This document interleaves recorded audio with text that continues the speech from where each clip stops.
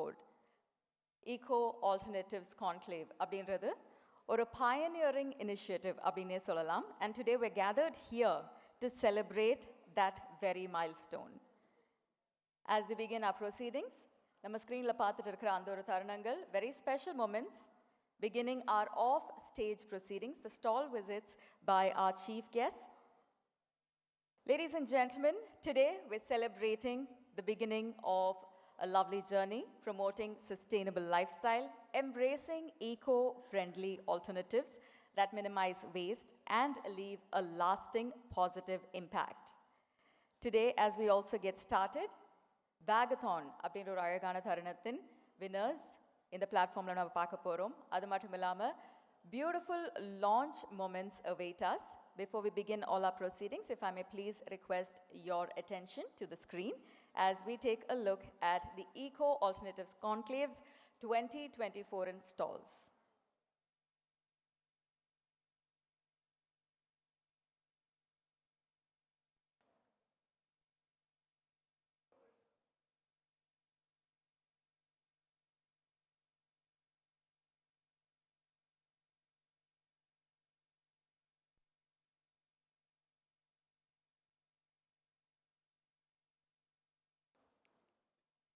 As we await the presence of our chief guests making their way, today's agenda, as we all know, has truly been thoughtfully designed to explore our policies, strategies, innovations, all of which that shape the landscape of eco-alternatives. We have many insightful conversations and discussions going to be taking place on stage here, many powerful panels, and all of which focusing on actionable insights that can drive true change. இந்த ஒரு மேடையில் நம்ம நிறைய அழகான தருணங்களை பார்க்க காத்துட்ருக்கோம். Through the course of today, we're going to be looking at our shared vision, ladies and gentlemen, as we take many steps forward in our journey towards the visionary goal of having a plastic-free state.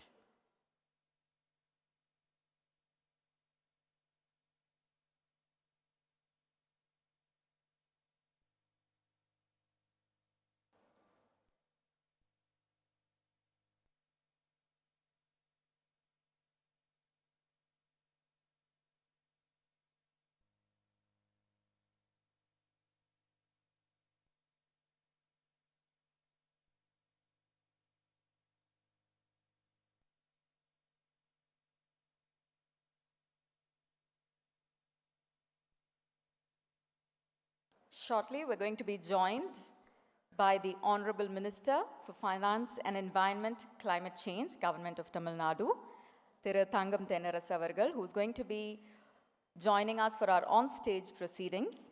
Also taking to our stage today, we're elated to have Principal Secretary to Government, Environment, Climate Change and Forest Department, Government of Tamil Nadu, Dr. P. Senthilkumar IAS avargal. Ladies and gentlemen, many beautiful moments on stage as we take a look into the world of sustainable lifestyles, one step at a time. We begin our on-stage proceedings shortly.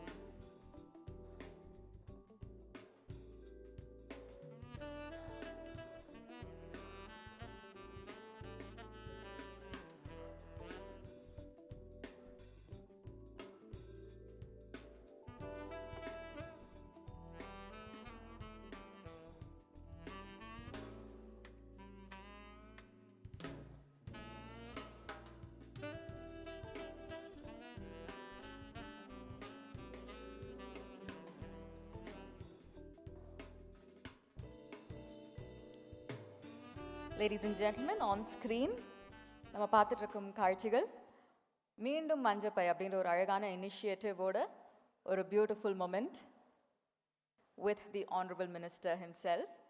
Our proceedings are about to begin. என்னோட நிகழ்ச்சியை ஆரம்பிக்க வைக்கும் முறையில் we have the Honorable Minister, ladies and gentlemen, joining us today. Minister for Finance and Environment, Climate Change, Government of Tamil Nadu, Thangam Tenaras avargal.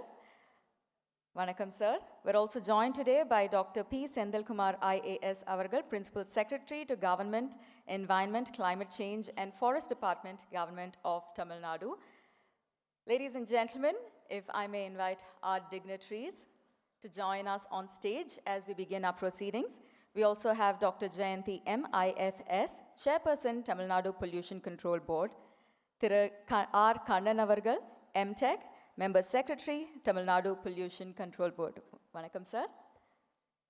Eco Alternatives Conclave 2024, ladies and gentlemen, is all set to begin. In your நிகழ்ச்சியை ஆரம்பிச்சு வைக்கும் முறையில் தமிழ் தாய் வாழ்த்து. May I please request all our guests to rise. நீராரும் கடலுடுத்த நிலமடந்த கெகிலொழுகும் சீராரும் வதனமென திகழ் பரத கண்டமிது தெக்கணமும் அது சிறந்த திராவிடனல் திருநாடும் தற்க சிறு பிறை நுதலும் தரித்தனரும் திலகமுமே அத்திலக வாசனை போல் அனைத்துலகும் இன்பமுற எத்திசையும் புகழ் மணக்க இருந்த பெரும் தமிழனங்கே தமிழனங்கே உன் சீரிலமை திறம் வியந்து செயல் மறந்து வாழ்த்துதுமே வாழ்த்துதுமே வாழ்த்துதுமே. நன்றி. Our stage is almost set. என்னோட நிகழ்ச்சியை ஒரு அழகான குத்து விளக்கை ஏற்றி தொடங்கி வைக்க போறோம். May I please request our chief guest, the Honorable Minister, to do the honors and join us and lead us with the lighting of the traditional kuttu vilakku.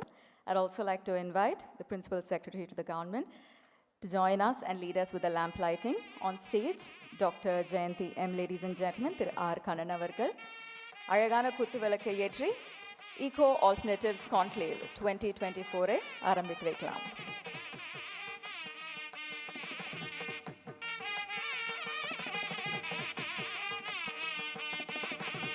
கூடவே உங்களோட நல்ல ஒரு பலத்த கரகோஷத்தோடையும் தொடங்கி வைக்கலாம் என்னோட நிகழ்ச்சியை.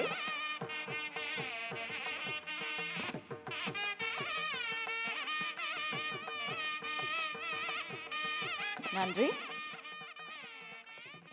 Once again, a very special welcome to our dignitaries on stage, including guests, delegates, speakers, எல்லாருக்கும் வரவேற்கிறோம். It's a profound privilege to welcome each of you to the Eco Alternatives Conclave 2024, a pioneering initiative by the Tamil Nadu Pollution Control Board. As we begin, we now request for a formal welcome address. Chairperson of the Tamil Nadu Pollution Control Board, Dr. Jayanti M. avargal. Good morning, ma'am.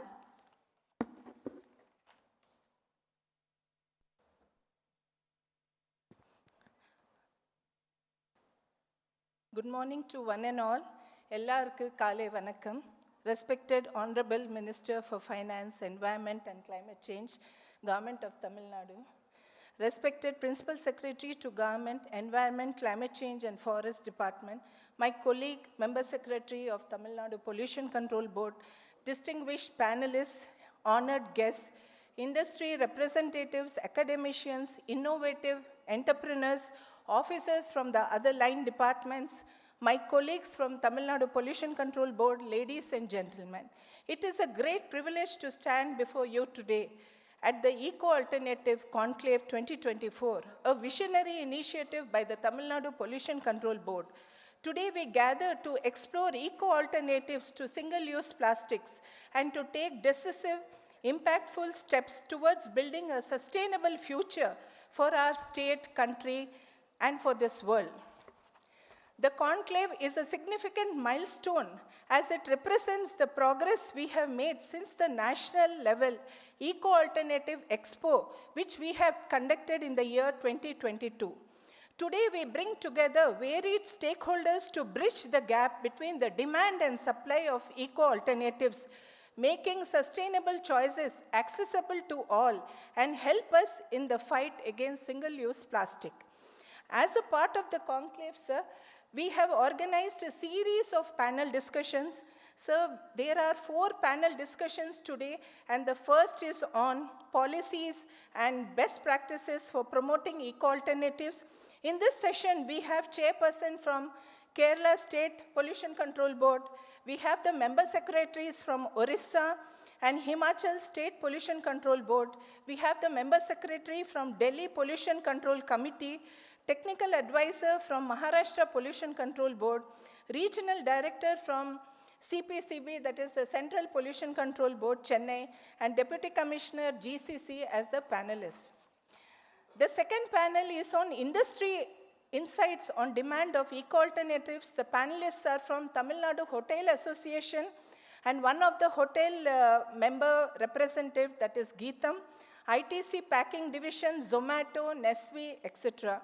The third panel will be on scaling the production of eco-alternatives to SUPs, where Chuck India, Johanna Leaf Plates, Punarbhava, Yakka BioGreen, and Yellowback Foundation from Madurai will be in the panel. The fourth and the last panel will be on supporting eco-alternatives businesses, finance and assistance, where Executive Director Guidance, Executive Director from Women Development Corporation, CEO from TN Rice, CEO Tansim, that is the Tamil Nadu startup, and GIZ will be in the panel. GIZ will have a perspective for the country as a whole, as they are working with Ministry of Environment, Forest and Climate Change, Government of India, with respect to single-use plastic ban. So we also have the moderators, which are from the PricewaterhouseCoopers. This is the consultant which we have hired for nearly 2 years from now, sir. And we are, I think, one of the PCBs in India where we have taken a consultant for waste management, sir. And they will be the moderators. And of course, our JCs, Dr. Ethirajan is also in one of the panel moderators, sir. Over the past few years, Tamil Nadu Pollution Control Board has made a commendable work in enforcing the ban on single-use plastic, championing the Meendum Manjapai campaign, and promoting eco-alternative practices across the state. This campaign, driven by community participation, is not only for reducing the plastic waste, but also inspiring a change in the mindset. Through Meendum Manjapai, we are encouraging each and every citizen to embrace sustainable practices as part of their daily lives. We have set up an eco-alternative exhibition showcasing a range of sustainable products. We are also releasing a Tamil Nadu Eco-Alternative Directory 2024, a comprehensive resource for individuals and businesses seeking eco-friendly choices. We will be also felicitating the prize winners for the Bathon 2024. I am confident that this conclave will serve as a vital platform for bringing together those who could make sustainable products with those who are already ready to adopt them. It is through these collaborations that we can create a thriving ecosystem for eco-alternatives, making them the norm rather than an exception. Once again, a warm welcome to the Eco-Alternative Conclave 2024. Together, let us make today a meaningful milestone on the path towards a sustainable future. Nandri Vanakkam. Thank you. Nandri, ma'am. Ladies and gentlemen, today we gather here with a shared purpose, like ma'am said, to redefine convenience and promote a sustainable lifestyle by embracing eco-friendly alternatives, minimizing waste, and leaving a lasting impact. அடுத்ததாக மேடையில் நம்ம பார்க்க போகிறது இங்கே வருகை தந்திருக்கும் சிறப்பு விருந்தினர்களுக்கு நன்றி செலுத்தும் அந்த ஒரு தருணம். We now have a felicitation ceremony taking place on stage. Please join me as I request Chairperson of the Tamil Nadu Pollution Control Board to present the Honorable Minister with our felicitations. Good morning, ma'am. May I please request you to do the honors? Ladies and gentlemen, our guest, Thiru Thangam Tennaras avargal, Honorable Minister for Finance and Environment, Climate Change, Government of Tamil Nadu.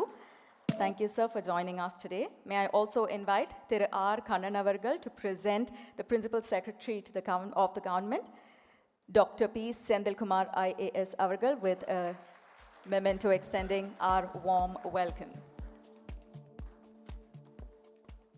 Thank you, sirs. Thank you, ma'am. With that, ladies and gentlemen, we now begin our official on-stage proceedings with a keynote address. For this, I would like to take the opportunity to invite Dr. P. Senthilkumar IAS avargal, Principal Secretary to Government, Environment, Climate Change and Forest Department, Government of Tamil Nadu. Ungaloda kaithataloda sir varaverkiren. Vanakkam, sir. அனைவருக்கும் வணக்கம். Honorable Minister for Finance, Environment and Climate Change, Chairperson, Tamil Nadu Pollution Control Board, Member Secretary, Pollution Control Board, Chairperson, Kerala Pollution Control Board, Member Secretary, Orissa Pollution Control Board, and Member Secretaries from Himachal, Delhi, Regional Directors, Central Pollution Control Board, officers from various states, experts, founder of Exnora, Mr. Nirmal, as well as academia representatives, industry representatives, NGOs, and staff of Tamil Nadu Pollution Control Board. So good morning again to all of you. So as we all know that Tamil Nadu has been a pioneering state in the ban of single-use plastics. As we all know that for single-use plastic ban to be effective, we need to create awareness, and also we need to provide cost-effective alternatives, and also ensure easy availability of these cost-effective alternatives. And then this, coupled with enforcement, will help us to reach the true objective of ban of single-use plastics. But if we see the current state of affairs, we have largely been successful in creating awareness. So even in among the public as well as various traders, we find that they are quite aware of the ban on single-use plastics. So even if somebody is using single-use plastics, they are using it very well, knowing that it has been banned, so they keep it surreptitiously and then use it. Thanks to Honorable Chief Minister, Tamil Nadu Pollution Control Board has launched this Meendum Manjappai, so to reintroduce this culture of reusable bags and as well as cloth bags. So this, coupled with various efforts taken by district administration, local bodies as well as industrial bodies, associations, NGOs, volunteers, and particularly youth support, this large-scale awareness has been created, but this has not resulted in 100% adoption of eco-friendly alternatives.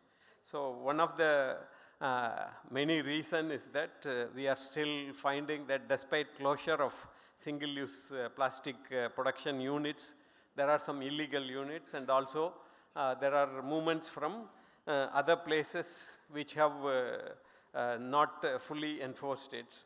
Then this, coupled with the growing economy wherein there is increasing culture of packaging and more importantly excessive packaging, especially even if we take dry fruits, we find that these are excessively packaged. Of course, food packaging, with the emergence of quick commerce as well as quick food deliveries, we find that we are excessively packaging, and of this many are single-use plastics, and this, of course, because of the convenience, quick commerce is also resulting in generation of single-use plastic, and even if it is not single-use plastic, whether all the plastic is recycled is again question. All this puts a lot of tremendous pressure on the local bodies, and this of course the Tamil Nadu Pollution Control Board as well as various industrial association and producers have taken a lot of initiative in extended producer responsibility for recycling of plastic waste, but whether that is still work in progress. So probably we need to re-engage them continuously so that this extended producer liability is taken to its logical end, so that there is pressure on the local bodies which ultimately have to find a solution for dealing with all the plastic waste.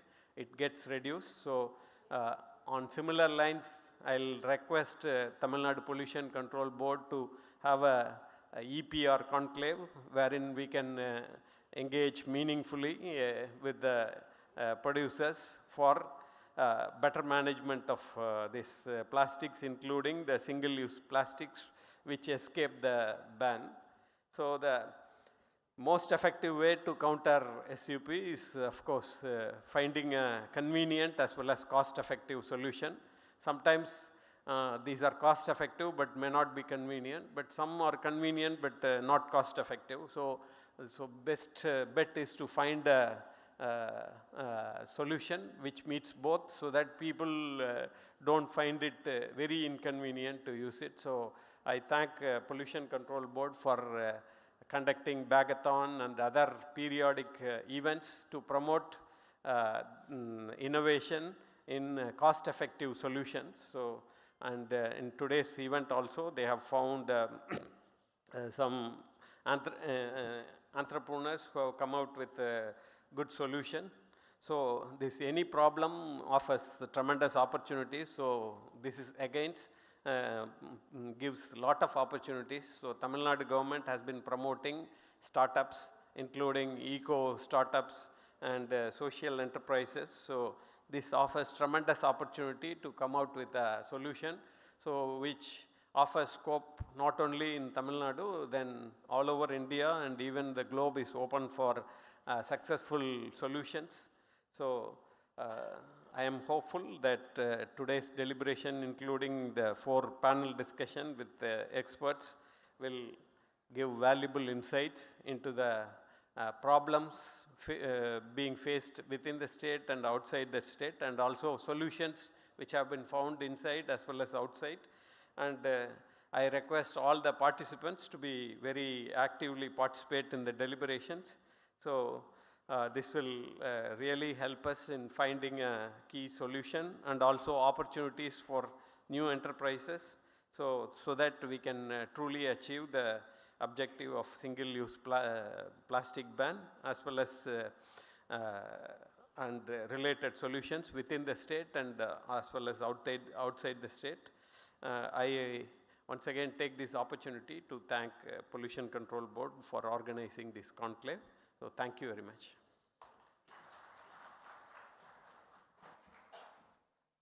Thank you, sir, for reminding us that we've always been steadfast in championing sustainable practice, and today represents yet another critical step in our wonderful journey.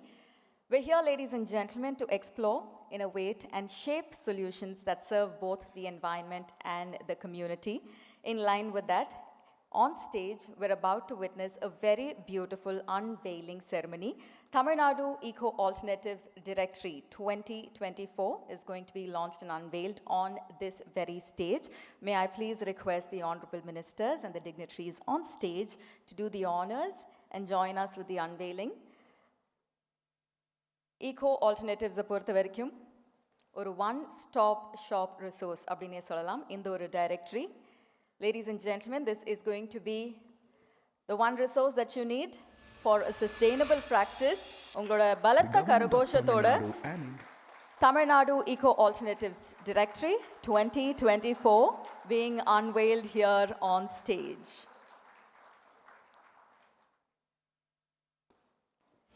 A wonderful resource You can take a look The at the government of screen. A Tamil wonderful Nadu resource, India ladies and have gentlemen. banned 28 single-use plastic (SUP) items with high littering potential, which contributes significantly to the pollution caused by plastic.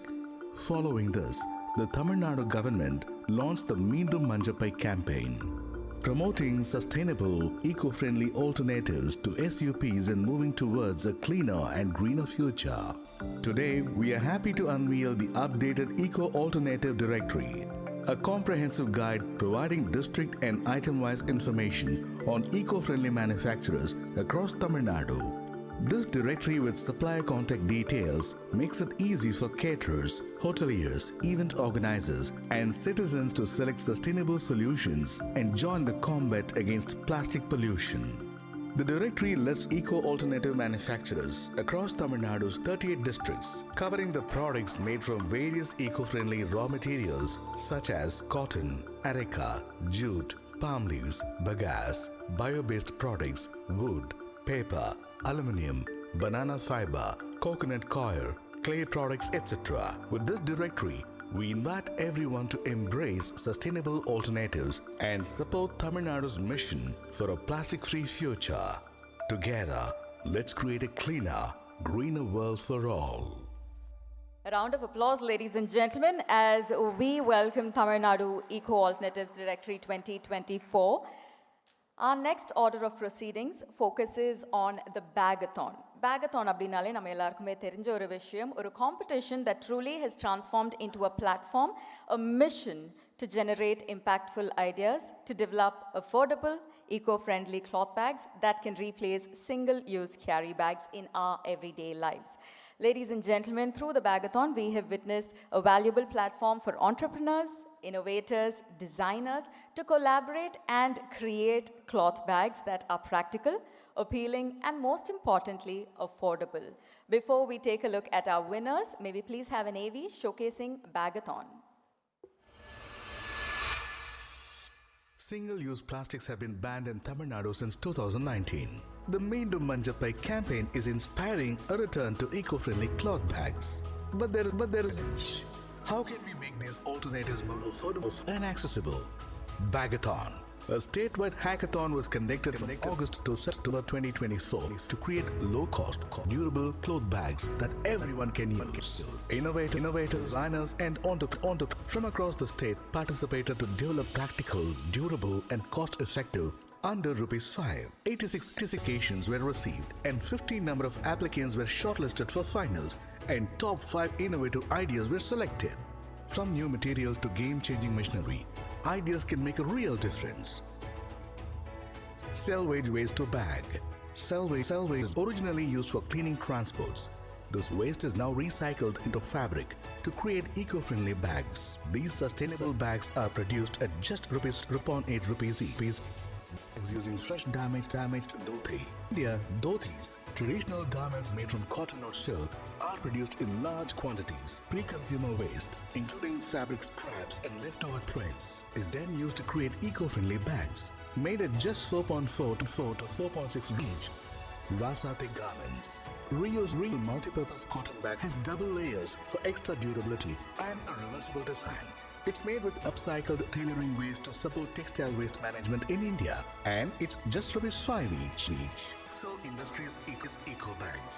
Industries plan to produce eco-friendly cloth bags for ₹5 to ₹6 by outsourcing stitching and automating production, reducing costs by 20%.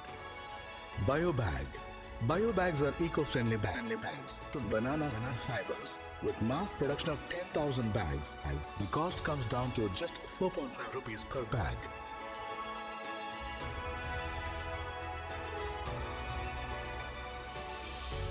A round of applause, ladies and gentlemen, for Together our to make the winners. future plastic-free, one eco-friendly bag at a time.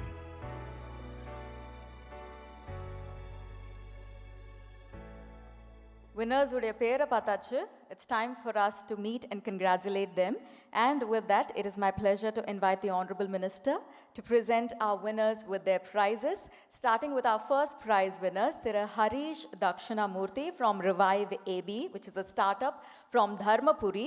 Harish அவர்களை நல்ல ஒரு கைத்தட்டல், ladies and gentlemen. Bathon அப்படின்ற காம்படிஷனில் முதல் பரிசை பெற்றதுக்கு.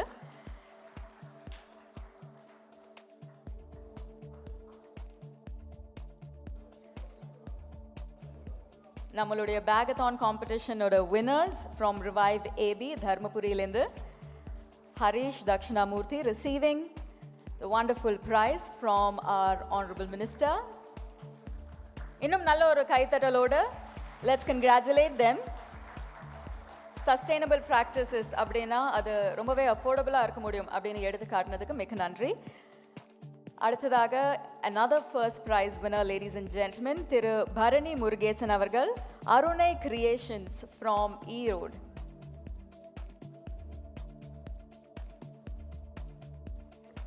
Congratulations to the winners. Thiru Bharani Murugesan ma'am, Bharani ma'am from Arunai Creations from Erode. First prize winners in the Bagathon competition. Plastic free state அப்படின்ற ஒரு visionary goal எடுத்துட்டு அதுக்கு இன்னும் ஒரு படி அருகில் இந்த ஒரு காம்படிஷனோட நம்ம போயிட்டு இருக்கோம். மேடையில் வந்து நம்ம first prize winners பார்த்துட்டு இருக்கோம். Congratulations. அடுத்ததாக second prize winners, please join me as I congratulate and welcome onto the stage Rasati Garments from Virudhunagar. உங்களோட பலத்த கரகோஷத்தோட அவங்களை வாழ்த்தலாம்.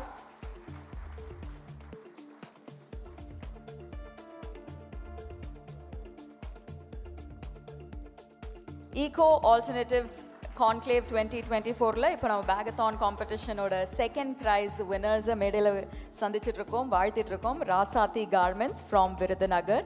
Congratulations. We have yet another winner in the second prize. I'd like to invite Vigneshwar Palaniswamy from Excel Industries, மதுரையிலிருந்து. Once again, single use plastics அப்படின்ற carry bag கான்செப்டை எப்படி அதையும் தாண்டி போகலாம், how to make our day-to-day life more eco-friendly அப்படின்றதுக்கான ஒரு எடுத்துக்காட்டு. Second prize winners in the Bagathon competition. Congratulations. Ladies and gentlemen, third prize winners மேடை கழிக்கிறேன். Dr. V. Chandran, PPVAC Engineering Solutions Private Limited, Chennai. Wishes to our second prize winners, Vigneshwar Palaniswamy. On stage, Dr. V. Chandran avargal receiving the third prize in the Bagathon competition 2024. நம்ம பார்த்த மாதிரி இது வந்து ஒரு competition மட்டும் இல்லை, it is a change in R life style that R winners are bringing about. So இன்னும் பலத்த ஒரு கரகோஷத்தை நாங்கள் எதிர்பார்க்குறோம். Thank you so much and congratulations to all the winners. With that, ladies and gentlemen, the moment that we have all been waiting for, நம்ம காத்துட்டு இருந்த அந்த ஒரு தருணம், it is time for the special address by the Honorable Minister for Finance and Environment Climate Change, Government of Tamil Nadu, திரு தங்கம் தென்னரசு அவர்கள். Ladies and gentlemen, தமிழகத்தின் மாண்புமிகு நீதி மற்றும் சுற்றுச்சூழல் கலா நிலை மாற்றத்துறை அமைச்சர். குட் மார்னிங் சார், வணக்கம்.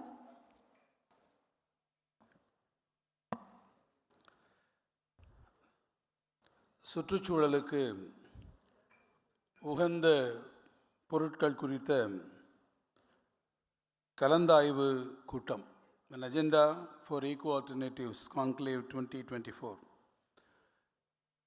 இந்த நிகழ்விற்கு முன்னிலையேற்று சிறப்பான ஒரு உரையினை நிகழ்த்தியிருக்கக்கூடிய சுற்றுச்சூழல் மற்றும் காலநிலை மாற்றம் வனத்துறையினுடைய செயலாளர் மதிப்பிற்குரிய முனைவர் திரு செந்தில்குமார் ஏஎஸ் அவர்களே, சிறப்பான இந்த நிகழ்ச்சிக்கு நல்ல வகையிலே ஏற்பாடுகளை செய்து இந்த கூடுகையை வெற்றிகரமாக நடத்தி கொண்டிருக்கக்கூடிய தமிழ்நாடு மாசு கட்டுப்பாட்டு வாரியத்தினுடைய தலைவர் பெருமதிப்பிற்குரிய முனைவர் ஜெயந்தி ஐஎஃப்எஸ் அவர்களே, மாசு கட்டுப்பாட்டு வாரியத்தினுடைய உறுப்பினர் செயலாளர் மதிப்பிற்குரிய திரு கண்ணன் அவர்களே, இந்த நிகழ்ச்சியில் குறிப்பாகவும் சிறப்பாகவும் கலந்து கொண்டு பல்வேறு பேனல்களில் தங்களுடைய கருத்துக்களை எடுத்து வைப்பதற்காக வருகை தந்திருக்கக்கூடிய கேரள மாநிலத்தினுடைய மாசு கட்டுப்பாட்டு வாரியத்தினுடைய தலைவர் திருமதி ஸ்ரீகலா அவர்களே, ஒடிசா மாநிலத்தினுடைய மாசு கட்டுப்பாட்டு வாரியத்தினுடைய செயலர் திரு முருகேசன் ஏஎஃப்எஸ் அவர்களே, டெல்லி மாசு கட்டுப்பாட்டு வாரியத்தினுடைய திரு ஜெயச்சந்திரன் எஃப்எஸ் அவர்களே, இமாச்சல் பிரதேஷ் மாசு கட்டுப்பாட்டு வாரியத்தினுடைய உறுப்பினர் செயலர் திரு அனில் ஜோஷி அவர்களே, அதேபோல் மகாராஷ்டிரா மாநில மாசு கட்டுப்பாட்டு வாரியத்தினுடைய டெக்னிக்கல் அட்வைசர் திரு நந்தகுமார் நாம்தேவ் கௌரவ் அவர்களே, சென்ட்ரல் பொல்யூஷன் கண்ட்ரோல் போர்டினுடைய மதிப்பிற்குரிய வரலட்சுமி அவர்களே, ரீஜனல் டைரக்டர் அவர்களே, அதேபோல் சென்னை கார்ப்பரேஷனுடைய regional deputy commissioner Kattaravi Teja IAS அவர்களே, நிகழ்ச்சியில் கலந்து கொண்டிருக்கக்கூடிய நம்முடைய சியா கமிட்டியினுடைய மதிப்பிற்குரிய உறுப்பினர்கள் உள்ளிட்ட இங்கே கலந்து கொண்டிருக்கக்கூடிய பல்வேறு தொழில் அமைப்புகள், சுற்றுச்சூழல் ஆர்வலர்கள், பலதுறை முனைவோர்கள், பத்திரிகை துறை நண்பர்கள் ஆகிய உங்கள் அனைவருக்கும் என்னுடைய அன்பார்ந்த வணக்கத்தையும், நான் குறிப்பிட்டவாறு பிற மாநிலங்களிலே இருந்து வந்திருக்கக்கூடிய விருந்தினர்களுக்கும் என்னுடைய அன்பையும் நான் தெரிவிப்பதிலே மகிழ்ச்சி அடைகிறேன். நாம் அனைவருமே அறிந்திருக்கக்கூடிய வகையில் இந்த கூட்டத்தினுடைய முக்கிய குறிக்கோளானது ஒரு முறை பயன்படுத்தப்படக்கூடிய பிளாஸ்டிக் பொருள்களின் பயன்பாட்டை முற்றிலுமாக தவிர்ப்பதோடு மட்டுமல்லாமல் அதற்கு உரிய மாற்றுப் பொருள்களை கண்டறிந்து அவற்றினுடைய பயன்பாட்டை அதிகரித்து அதன் வாயிலாக நம்முடைய காற்றினுடைய மாசினை குறைத்து சுற்றுச்சூழலில் ஏற்படக்கூடிய பல்வேறு மாசு குறித்த பாதிப்புகளை நாம் குறைத்து சுற்றுச்சூழலுக்கு முற்றிலும் உகந்த வகையிலே இருக்கக்கூடிய பொருளுடைய உற்பத்தியை நாம் பெருக்கக்கூடிய அந்த காரணங்களை ஆராய்ந்து அவற்றை ஊக்கப்படுத்தக்கூடிய ஒரு நிகழ்வாக இந்த நிகழ்வு அமைந்திருக்கிறது. அதை சார்ந்திருக்கக்கூடிய பல்வேறு துறை சார்ந்திருக்கக்கூடிய வல்லுநர்கள், குறிப்பாக அவற்றை செயல்படுத்தக்கூடிய படைப்பாளிகள், தொழில்துறை தலைவர்கள் அனைவரும் ஒன்றிணைந்து இந்த நிகழ்ச்சியை நடத்துவது சால சிறப்புடையதாக இருக்கிறது. அந்த நிகழ்ச்சியை ஒரு தொலைநோக்கு பார்வையோடு இங்கே ஒருங்கிணைத்திருக்கக்கூடிய தமிழ்நாடு மாசு கட்டுப்பாட்டு வாரியத்திற்கும் அதனுடைய மதிப்பிற்குரிய தலைவர் அவர்களுக்கும் உறுப்பினர் செயலர் அவர்களுக்கும் அதனுடைய துறையினுடைய ஏனைய அதிகாரிகளுக்கும் என்னுடைய மனமார்ந்த வாழ்த்துக்களையும் பாராட்டுக்களையும் நான் முதற்கண் தெரிவித்துக் கொள்ள விரும்புகிறேன். சுற்றுச்சூழலை பாதுகாக்கக்கூடிய இத்தகைய நடவடிக்கைகளுக்கு தமிழ்நாடு அரசு, குறிப்பாக நம்முடைய மாண்புமிகு முதலமைச்சர்கள் தலைமையில் இயங்கிக் கொண்டிருக்கக்கூடிய இந்த அரசு கடந்த 3.5 ஆண்டுகளிலே மிகப்பெரிய ஒரு ஊக்குவிப்பினை வழங்கியிருக்கிறது என்பதை நீங்கள் நன்றாக அறிவீர்கள். பொதுவாகவே தமிழ்நாடு அரசு சுற்றுச்சூழலில் அக்கறை கொண்டிருக்கக்கூடிய ஒரு அரசாக இருக்கக்கூடிய காரணத்தால் இப்படி ஒரு முறை பயன்படுத்தி அதை தூக்கி எறிந்து விடக்கூடிய இந்த பிளாஸ்டிக் பொருள்களெல்லாம் முற்றிலுமாக தடை செய்ய வேண்டும் என்கின்ற ஒரு எண்ணம் இன்று நேற்றல்ல, 2018ஆம் ஆண்டிலேயே தமிழ்நாடு அரசு ஒரு சட்டத்தின் மூலமாக அதை கொண்டு வந்து அதற்கான ஒரு அரசாணை, கவர்மெண்ட் ஆர்டரையும் அதற்காக வெளியிட்டு இத்தகைய பிளாஸ்டிக் பொருள்களை முற்றிலுமாக தடை செய்யக்கூடிய ஒரு முறையை நாம் கொண்டு வந்தோம். அந்த வகையில் ஏறத்தாழ 238 தடை செய்யப்பட்டிருக்கக்கூடிய பிளாஸ்டிக் உற்பத்தி செய்யக்கூடிய தொழிற்சாலைகள் அவற்றை நிரந்தரமாக நம்முடைய தமிழகத்திலே மூடுவதற்கான நடவடிக்கைகளையும் தமிழ்நாடு அரசு மேற்கொண்டிருக்கிறதை நீங்கள் மிக நன்றாக அறிவீர்கள். அதை மூடுவதோடு மட்டுமல்லாமல் அதை நிரந்தரமாக மூடிவிட்டு அது தொடராக அதை இயங்கி விடாமல் இருப்பதற்கான அத்தகைய அமலாக்க நடவடிக்கைகள், என்ஃபோர்ஸ்மெண்ட் அந்த ஆக்டிவிட்டீஸ் என்று சொல்லக்கூடியவற்றையும் நம்முடைய தமிழ்நாடு அரசினுடைய சுற்றுச்சூழல் துறை மிக சரியான வகையிலே இதுவரை முன்னெடுத்திருக்கிறது. என்னை பொறுத்த மட்டில் நாங்கள் கருதுவது, இத்தகைய அமலாக்க நடவடிக்கைகள் அல்லது தொடர் நடவடிக்கைகளினால் மட்டுமே சமுதாயத்திலே ஒரு பெரும் மாற்றம் உருவாகிவிடும் என்று நாங்கள் கருதவில்லை. Enforcement activities alone will not bring in any major changes in the society. We need to really find another viable alternatives for sustaining the entire momentum.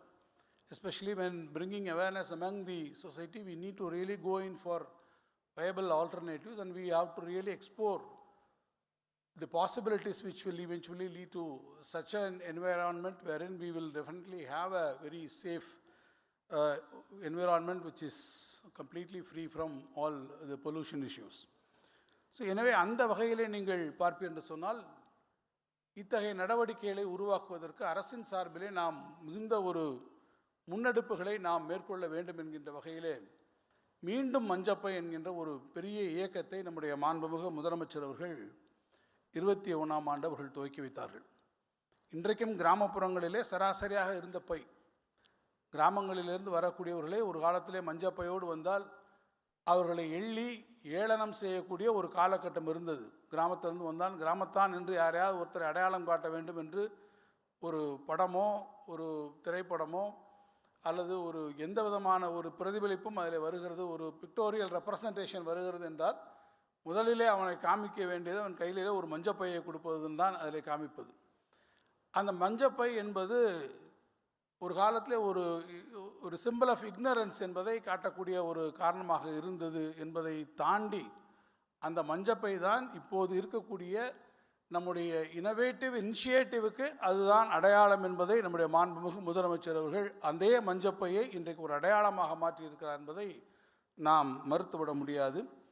இந்த மஞ்சப்பையை அறிமுகப்படுத்துவது என்பது ஒரு அடையாளப்படுத்துவதோடு மட்டுமல்லாமல் இதனுடைய பயன்பாட்டை எல்லா இடத்துக்கும் கொண்டு செல்ல வேண்டும் என்கின்ற அந்த திட்டத்தில் தான் நம்முடைய பொதுமக்கள் கூடக்கூடிய பல்வேறு இடங்கள், அது பேருந்து நிலையங்களாக இருந்தாலும் கடற்கரை போன்ற இருக்கக்கூடிய இடங்களாக இருந்தாலும் இந்த தானியங்கி இயந்திரங்கள் ஆட்டோமேட்டிக் வெண்டிங் மெஷின்ஸ் மூலமாக ஒரு 200க்கும் மேற்பட்டிருக்கக்கூடிய இடங்களிலே இந்த மஞ்சப்பை கொடுக்கக்கூடிய தானியங்கி இயந்திரங்களை நாம் இங்கே நிறுவி இருக்கிறோம்.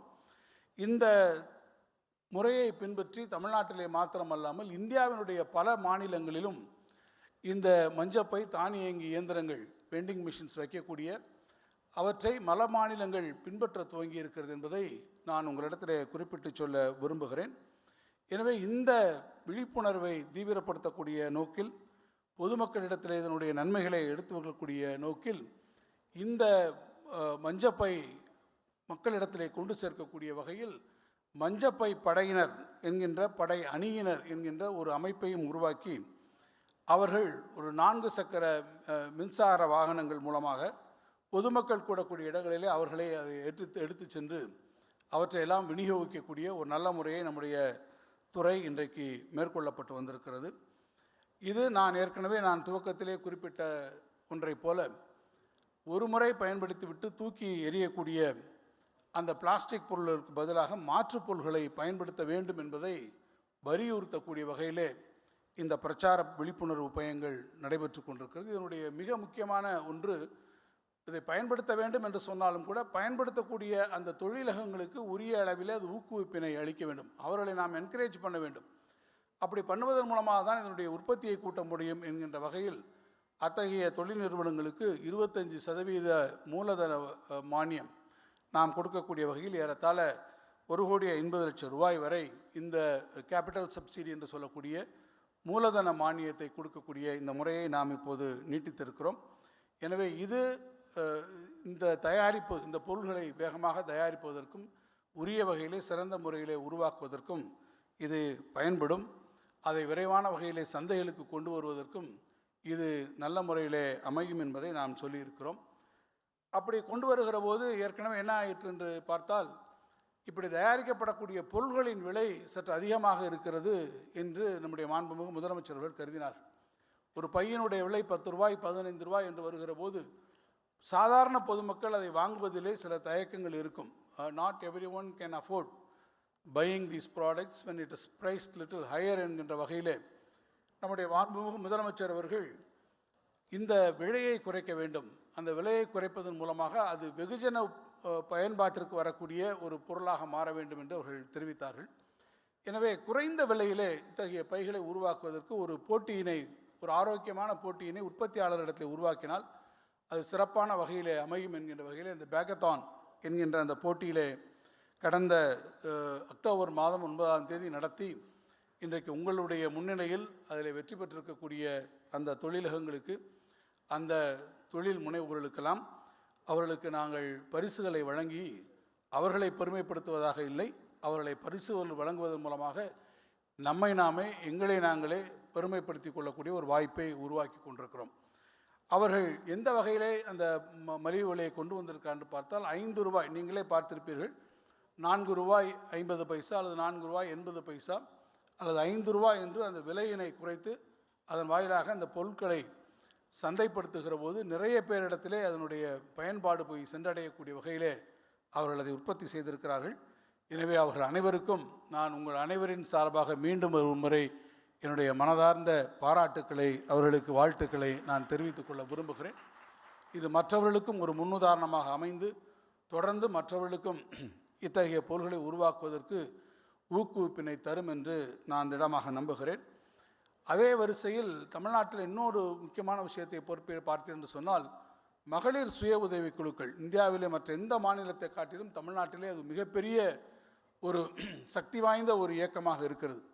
இப்போது இந்த சுற்றுச்சூழல் மற்றும் காலநிலை மாற்றத்துறையினுடைய சார்பாக அவர்களுடைய முழுமையும் இவற்றை நம்முடைய நடவடிக்கைகளிலே, நம்முடைய முன்னெடுப்புகளிலே அவர்களையும் இணைத்து கொள்ள வேண்டும் என்று இப்போது நாங்கள் கருதி அவர்களுக்கு இந்த காலநிலை குறித்திருக்கக்கூடிய கல்வி அறிவு திட்டமான காலநிலை போராளிகள், கிளைமேட் வாரியர்ஸ் என்கின்ற திட்டத்தை தமிழ்நாடு அரசின் நம்முடைய துறையினுடைய சார்பாக அறிமுகப்படுத்த இருக்கிறோம் என்பதை நான் உங்களிடத்திலே மகிழ்ச்சியாக தெரிவித்துக் கொள்ள விரும்புகிறேன்.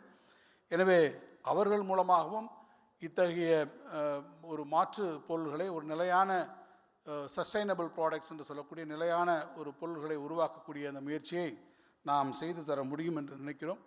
இத்தகைய சூழ்நிலையில் ஈடுபடக்கூடிய அந்த பெண்களுக்கு நாங்கள் ஏறத்தாழ ஒரு 100 ஆட்டோக்கள் அவர்களுக்கு வழங்கி அதன் வாயிலாகவும் இந்த பொருள்களை அவர்கள் சென்றடையக்கூடிய அளவிற்கு அவற்றை செய்ய முடியும். எனவே நான் உங்களை மீண்டும் ஒரு முறை கேட்டுக்கொள்வது, இந்த வாய்ப்பை பயன்படுத்தி இத்தகைய ஒரு முறை மட்டும் பயன்படுத்தாமல் இருக்கக்கூடிய பிளாஸ்டிக் பொருளுக்கு மாற்றாக நீங்கள் நிலையான ஒரு நடைமுறைகளை பின்பற்றி அதற்கான மாற்று வழிகளை ஆராய்ந்து அவற்றை எங்களுக்கு தர வேண்டும், இந்த நாட்டு மக்களுக்கு தர வேண்டும். அந்த வகையில் பிளாஸ்டிக் பொருளுக்கு பதிலாக துணிப்பொய்களையோ துணிப்பொருள்களையோ பயன்படுத்தக்கூடிய முறையை நாம் அனைவரும், இது ஒரு சோஷியல் ரெஸ்பான்சிபிலிட்டி என்கின்ற வகையில் சமுதாய கடமையாக ஏற்று அவற்றை நாம் முன்னெடுக்க வேண்டும் என்ற வேண்டுகோளையும் நான் இங்கே மீண்டும் ஒரு முறை உங்களிடத்திலே வைத்து, இந்த காலை வேளையில் இவ்வளவு பேர் இந்த நிகழ்ச்சிக்காக கூடியிருக்கக்கூடிய உங்கள் அனைவருக்கும் நான் என்னுடைய சார்பிலும் துறையினுடைய சார்பிலும் நன்றியை தெரிவித்து, அதே சமயத்தில் இங்கே நம்முடைய மாசு கட்டுப்பாட்டு வாரியத்தினுடைய நிர்வாகிகளுக்கும் அலுவலர்களுக்கும் என்னுடைய வாழ்த்தை தெரிவித்து, இங்கே வந்திருக்கக்கூடிய ஒவ்வொருவரும் இந்தியாவின் பல பகுதிகளிலிருந்து வந்திருக்கிறீர்கள். I find with happiness that many of the representatives come from various parts of the country, representing various states. I extend my heartfelt congratulations and extend my hearty welcome to every one of you for having spent your time and having come all over the way to Chennai for attending this function. Once again, I thank you very much for all your presence. Thank you so much. Nandri, vanakkam. Nandri sir, thank you so much for reminding us of the social responsibility that we have and how we can drive meaningful change. Sir Sonamadri, through the course of today, we're going to be taking a look at discussions, presentations, panels, all of which showcase this line of thought. But before that, it is now time for us to draw our inaugural session to a close. Please join me as I invite Thiru R. Kannan avargal, Member Secretary, Tamil Nadu Pollution Control Board, to deliver the formal vote of thanks. Welcome, sir.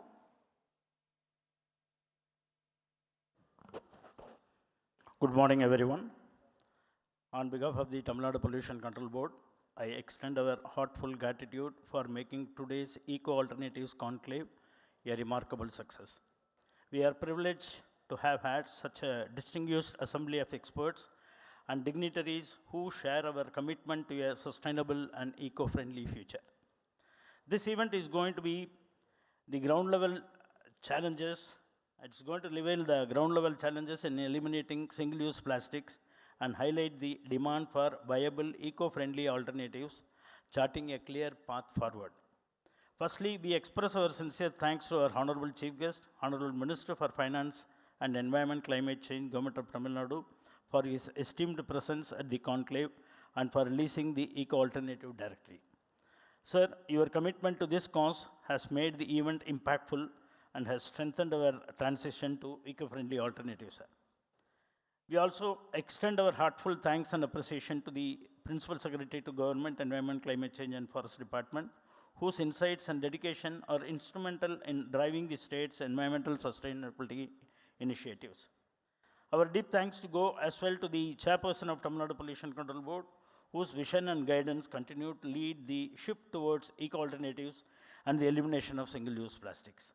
We gratefully acknowledge the valuable presence of our esteemed panelists, including representatives from Central Pollution Control Board and other state pollution control board, whose insights will enhance our understanding of sustainable practice and SUP bans.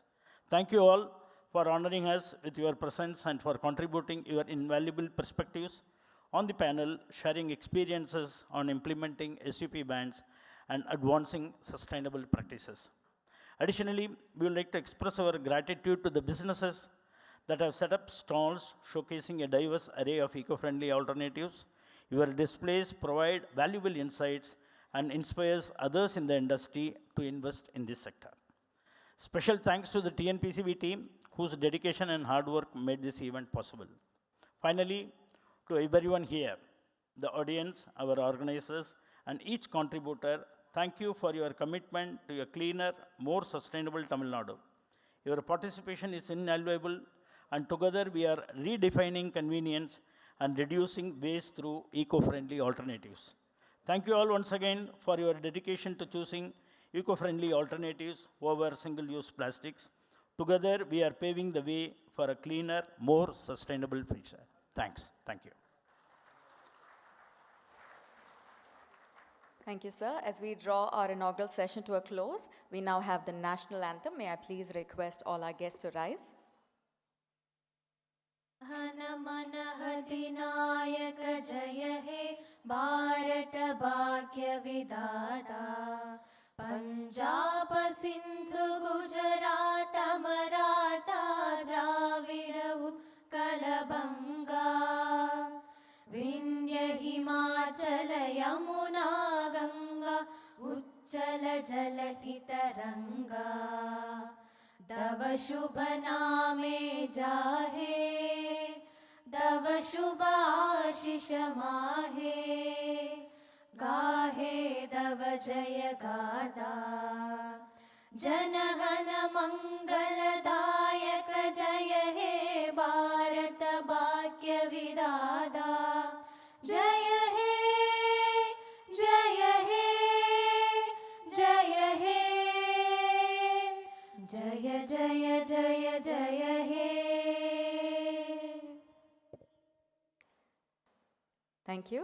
Ladies and gentlemen, with that, we would also like to share that the agenda for the rest of the day, Eco Alternatives 2024, அப்படின்ற பிளாட்ஃபார்மோட agenda, உங்களோட மேடையில் இருக்கிற உங்களோட டேபிளில் இருக்கிற அந்த ஒரு QR கோடை நீங்கள் ஸ்கேன் பண்ணிங்கன்னா உங்களுக்கு தெரியும். Please do scan the QR code on your tables to take a look at the agenda. Extending a very special thanks to our chief guests, our guests of honor, our dignitaries on stage, for their wonderful and valuable presence here at the inaugural session of the Eco Alternatives Conclave 2024.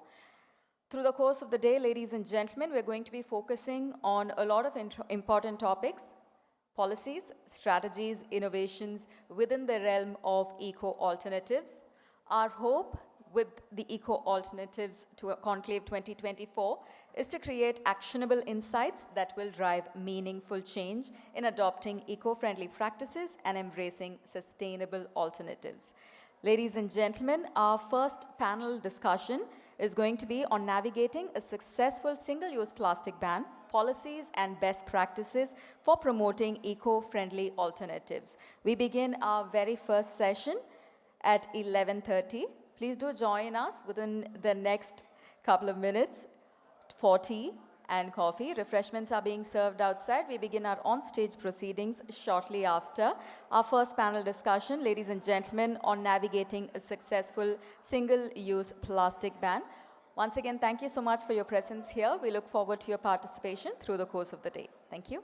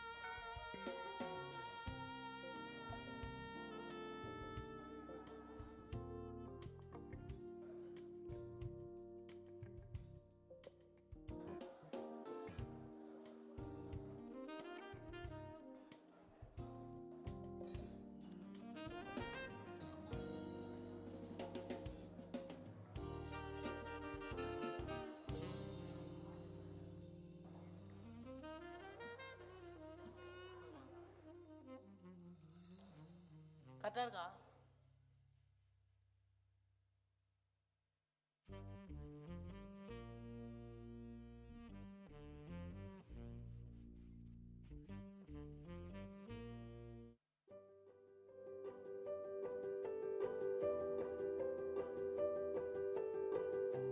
மாண்புமிகு தமிழ்நாடு முதலமைச்சர் அவர்களை மீண்டும் மஞ்சப்பை சின்னத்தை தொடங்கி வைக்குமாறு பணிவன்புடன் கேட்டுக்கொள்கிறோம். மீண்டும் மஞ்சள் பை என்ற விழிப்புணர்வு நிகழ்ச்சியை தொடங்கி வைப்பதில் நான் மிகுந்த மகிழ்ச்சி அடைகிறேன், பெருமைப்படுகிறேன்.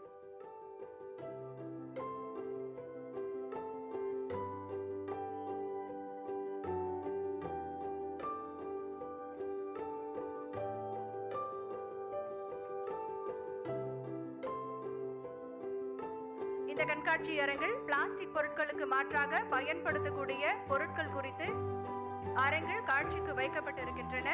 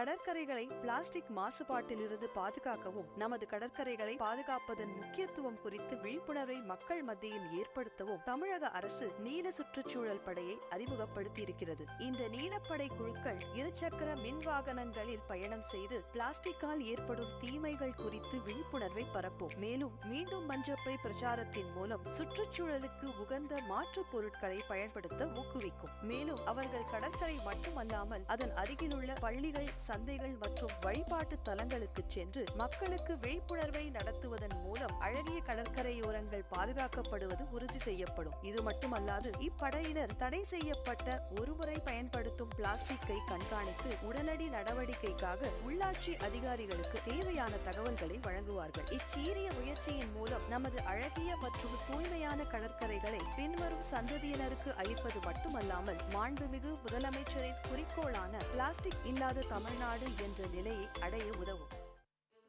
In a move towards environmental stewardship, the Tamil Nadu Pollution Control Board has launched the Manjapai Brigade in Chennai, comprising of 2 electric cars and 11 electric bikes, all customized to reflect the theme of the Mindam Manjapai campaign. This brigade marks a significant step towards a greener future. Deployed strategically within the Greater Chennai Corporation area, the Manjapai Brigade is actively engaged in raising awareness across various focal points such as schools, colleges, temples, markets, and other strategic locations. But its role doesn't end there. The brigade is at the forefront of monitoring and reporting the usage of banned single-use plastics through the Mindam Manjapai mobile application, ensuring swift action from the local authorities. In the past month alone, the brigade has seen over 70 shops in Chennai facing stringent penalties, with banned SUPs being confiscated, all thanks to the vigilant efforts of the Manjapai Brigade. Driven by a vision of reducing plastic usage and promoting eco-alternatives to plastic, responsible consumption, the Manjapai Brigade stands as a beacon of hope in the fight against plastic pollution. Together, let's embrace a future where sustainability is not just a choice, but a way of life.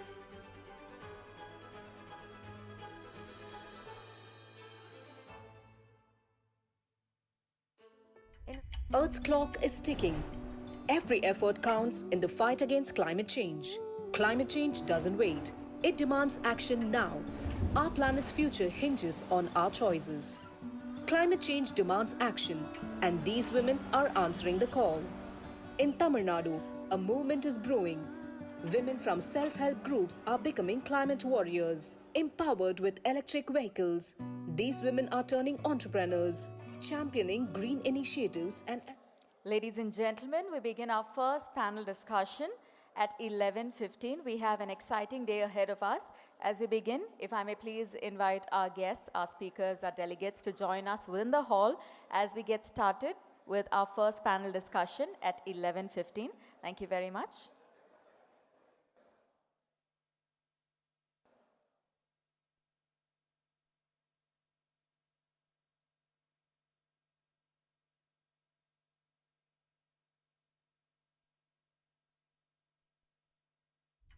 Earth's clock is ticking. Every effort counts in the fight against climate change. Climate change doesn't wait. It demands action now. Our planet's future hinges on our choices. Climate change demands action, and these women are answering the call. In Tamil Nadu, a movement is brewing. Women from self-help groups are becoming climate warriors. Empowered with electric vehicles, these women are turning entrepreneurs, championing green initiatives and advocating for change.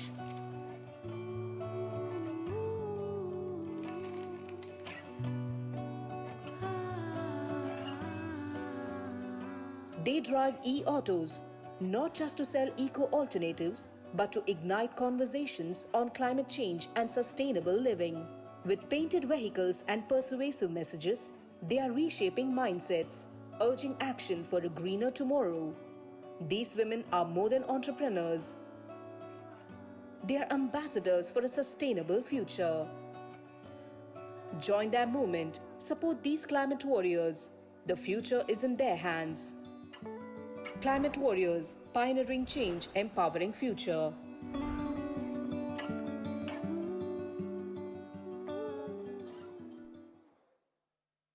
In a pioneering initiative, the Tamil Nadu Pollution Control Board has launched a coastal litter monitoring kiosk, the Manjapai Beach Kiosk at Besant Nagar Beach and Nelankarai Beach in Chennai. This facility serves as a beacon in the fight against marine plastic pollution while also raising awareness about the Mindam Manjapai campaign and Mission Life. Within the kiosk, visitors can learn about the detrimental effects of plastic pollution on our oceans and also explore sustainable alternatives to banned single-use plastics and the Mindam Manjapai campaign. The kiosk houses a Manjapai vending machine which enhances access to eco-friendly alternatives, ensuring the availability of cloth bags to the public, paving the way towards a sustainable tomorrow. The government has installed over 150 similar machines throughout the state, spreading the message of environmental consciousness far and wide. The kiosk has now become a dynamic community hub, fostering engagement and involvement, particularly among school students. Every week, school students, through weekly awareness programs, the kiosk has empowered over 5,000 individuals, sensitizing them to the SUP ban and the Mindam Manjapai campaign. Together, let's join hands to protect our precious coastal ecosystems. Take a stand against plastic pollution. Visit the Coastal Litter Monitoring Kiosk today. The solution to plastic pollution begins with you.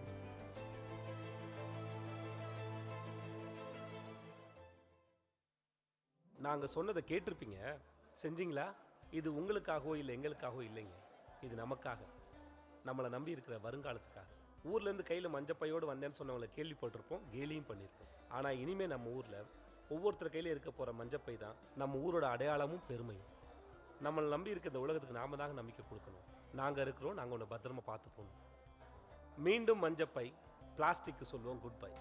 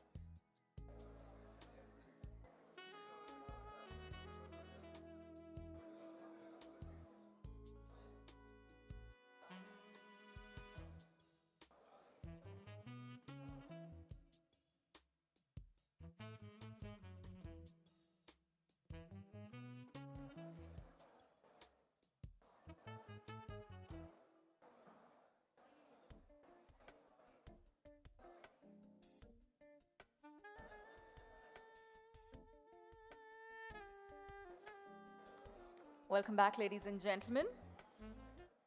Eco Alternatives Conclave 2024. Our first session is all set to begin. If I may please invite our guests who are outside in the corridor to join us within the hall. For all our guests who have already been seated, may I please request you to switch your phones to silent mode. Our first conversation is going to have a key focus on navigating a successful single-use plastic ban, the policies and best practices for promoting eco-friendly alternatives. As we get started, may I please invite our delegates and speakers who are outside in the corridor to join us within the hall. Thank you.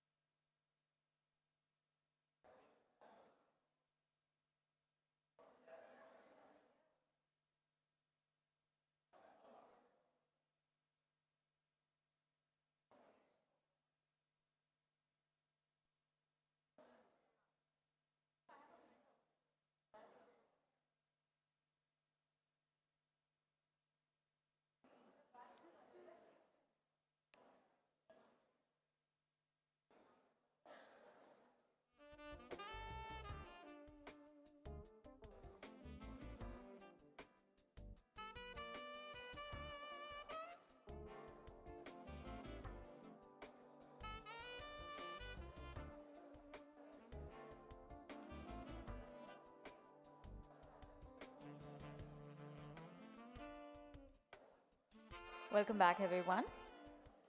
For all our speakers and delegates who are in the corridor, may I please invite you to join us within the hall as we begin our first panel discussion of the day.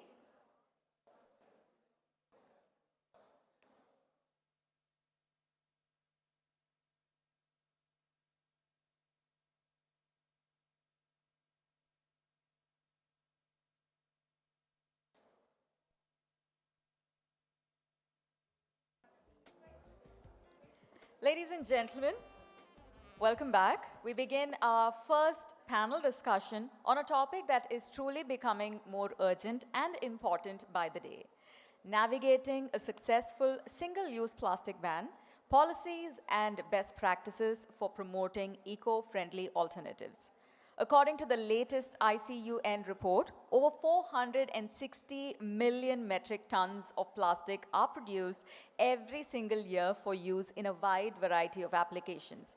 We also have an estimated 20 million metric tons of plastic litter end up in the environment annually. This is a staggering volume of plastic waste, and the growing tide of single-use plastics is truly choking our ecosystems, clogging our oceans, and threatening countless species of wildlife. This also underscores the urgency of addressing this particular crisis head-on. So while the challenge is vast, many regions are already taking bold steps towards solutions. Today, we're going to take a deep dive into those very steps, exploring what works, what challenges remain, and how we can all contribute to a more sustainable future. Our panel today, ladies and gentlemen, brings together experts and policymakers who have been directly involved in shaping and implementing these initiatives. It is now my honor to introduce our esteemed panelists. These are experts who have extensive experience in tackling public waste, implementing plastic bans, and promoting eco-friendly alternatives. Our first esteemed panelist, ladies and gentlemen, Mrs. S. Shrikala, who currently serves as a chairperson of the Kerala State Pollution Control Board, where she has been a driving force in shaping the state's environmental policies and initiatives. With an impressive career that spans 33 years, Mrs. Shrikala has played a pivotal role in advancing Kerala's environmental agenda. She also, at the State Pollution Control Board, has risen through the years, having started her career in 1991. She has served as the member secretary of the KSPCB from 2019 to 2022 before taking on her role as the chairperson. We're truly fortunate to have you here with us, ma'am. An experienced and visionary leader, ladies and gentlemen. Please join me in welcoming Mrs. S. Shrikala. Welcome, ma'am. Good morning. It is also my honor, ladies and gentlemen, to introduce to you our next esteemed panelist, Dr. K. Murugesan Avargal, a distinguished officer of the Indian Forest Service with over 25 years of experience in environmental management and policy, and an exceptional career that's been dedicated to preservation and sustainable management of India's natural resources.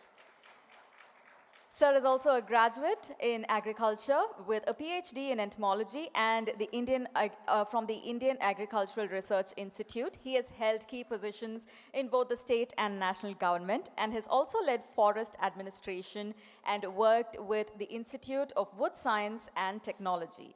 He's also served as Director, Environment Special Secretary in Odisha's Forest and Environment Department, and he currently holds the position of Member Secretary at the Odisha State Pollution Control Board. In addition to this, he also oversees the Center for Environmental Studies and the UNDP-funded project on enhancing climate resilience in coastal communities. His extensive expertise spans forest management, pollution control, and climate change resilience, making him invaluable when it comes to the voice in today's discussion.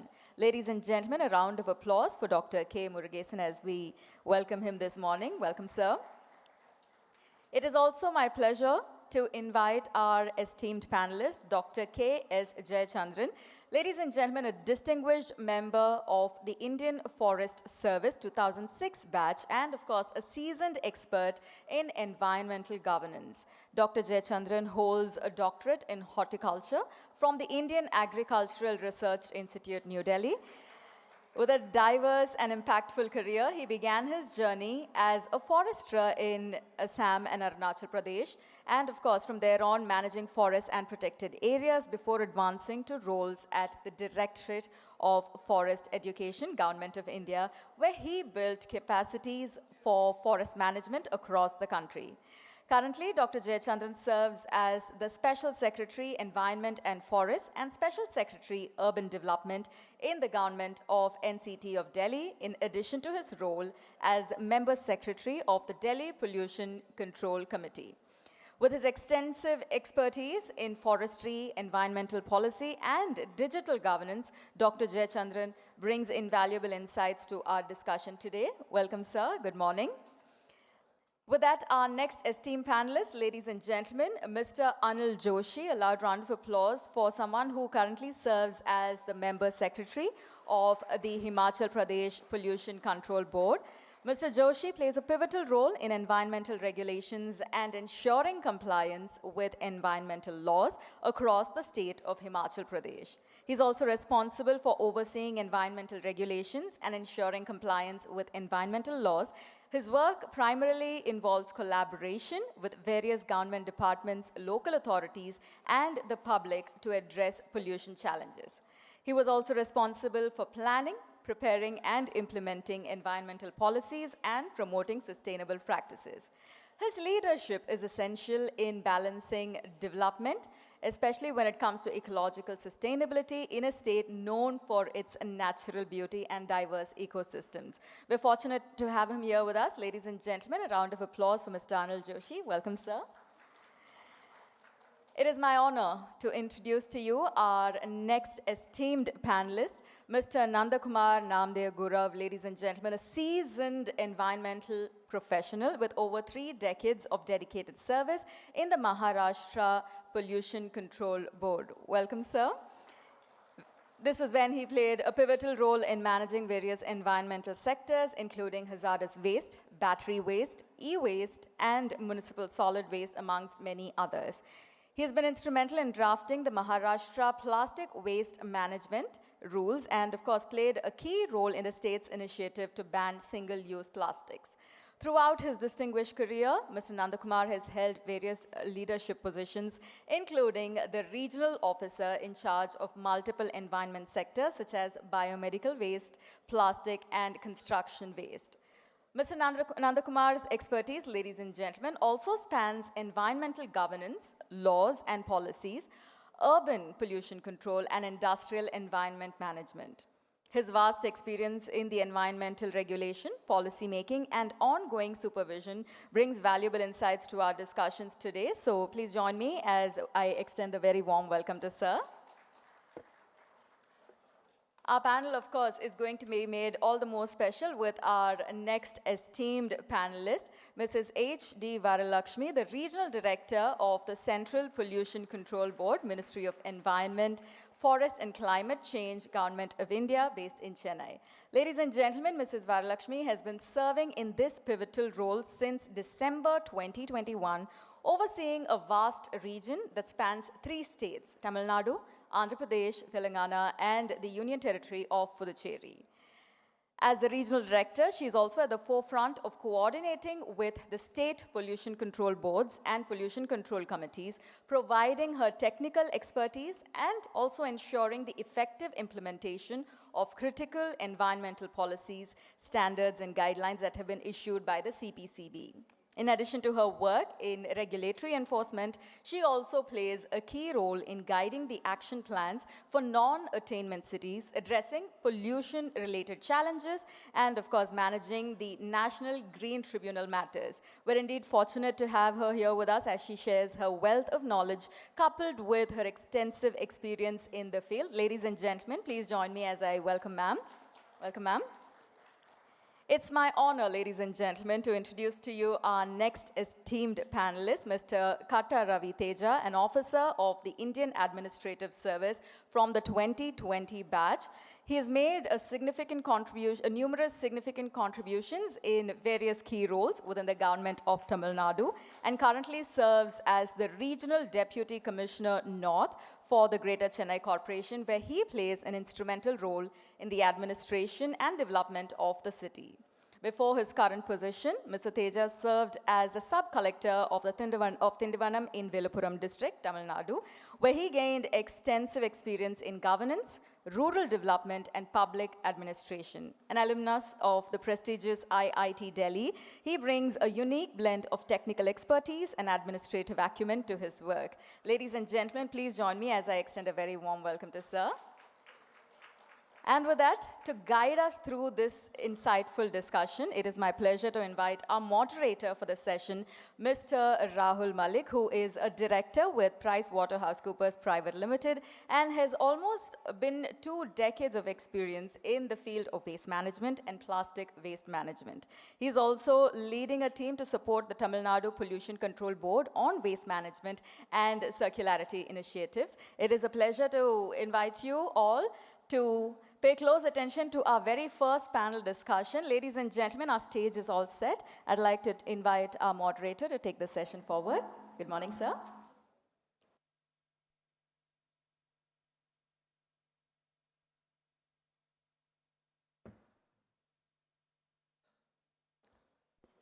Good morning, everyone. Thank you for being here for this very important and very timely discussion on navigating successful SUP ban and how the roles and responsibilities of policies that can be very instrumental in being so. I'm Rahul Malik. I am honored to be moderating today's session. As per the annual report 2021-2022, India generates around 4 million tons of plastic waste, and out of which around 0.4 million tons is from Tamil Nadu itself. And India as a country is quite focused in removing single-use plastic and ensuring that the current rules, the Plastic Waste Management Rules 2021, ensures that the SUP ban is implemented in the right way. As we gather to discuss the future of plastic waste management, it is inspiring to reflect the progress Tamil Nadu has made. One of the key milestones in this journey has been the installation of 185 plus Manjapai vending machines under the Bindu Manjapai campaign, which are playing a crucial role in encouraging the use of cloth bags and over plastic bags.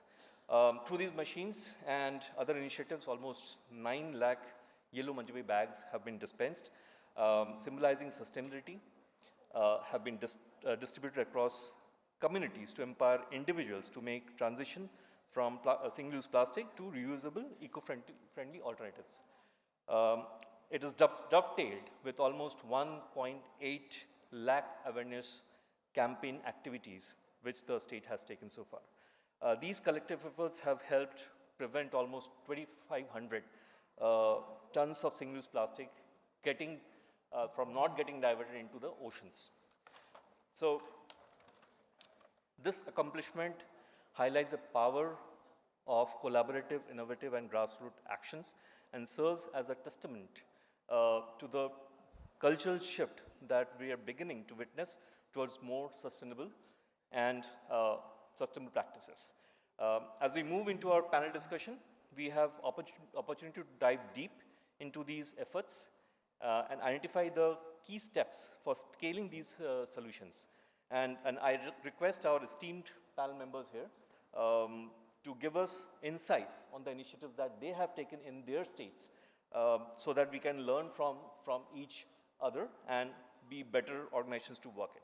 To ensure we stay within the time frame, we are keeping around 5 to 7 minutes for each of you panel members so that you can present, you can have a choice, or either you can speak from your seat or come at the podium and speak, so that we can manage the time within this time frame.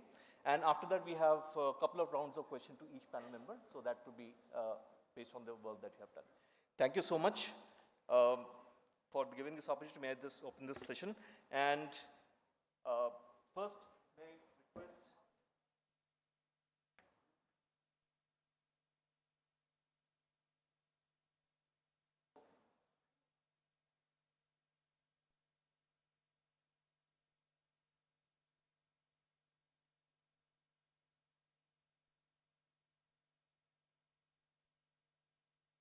Thank you, ma'am, for joining.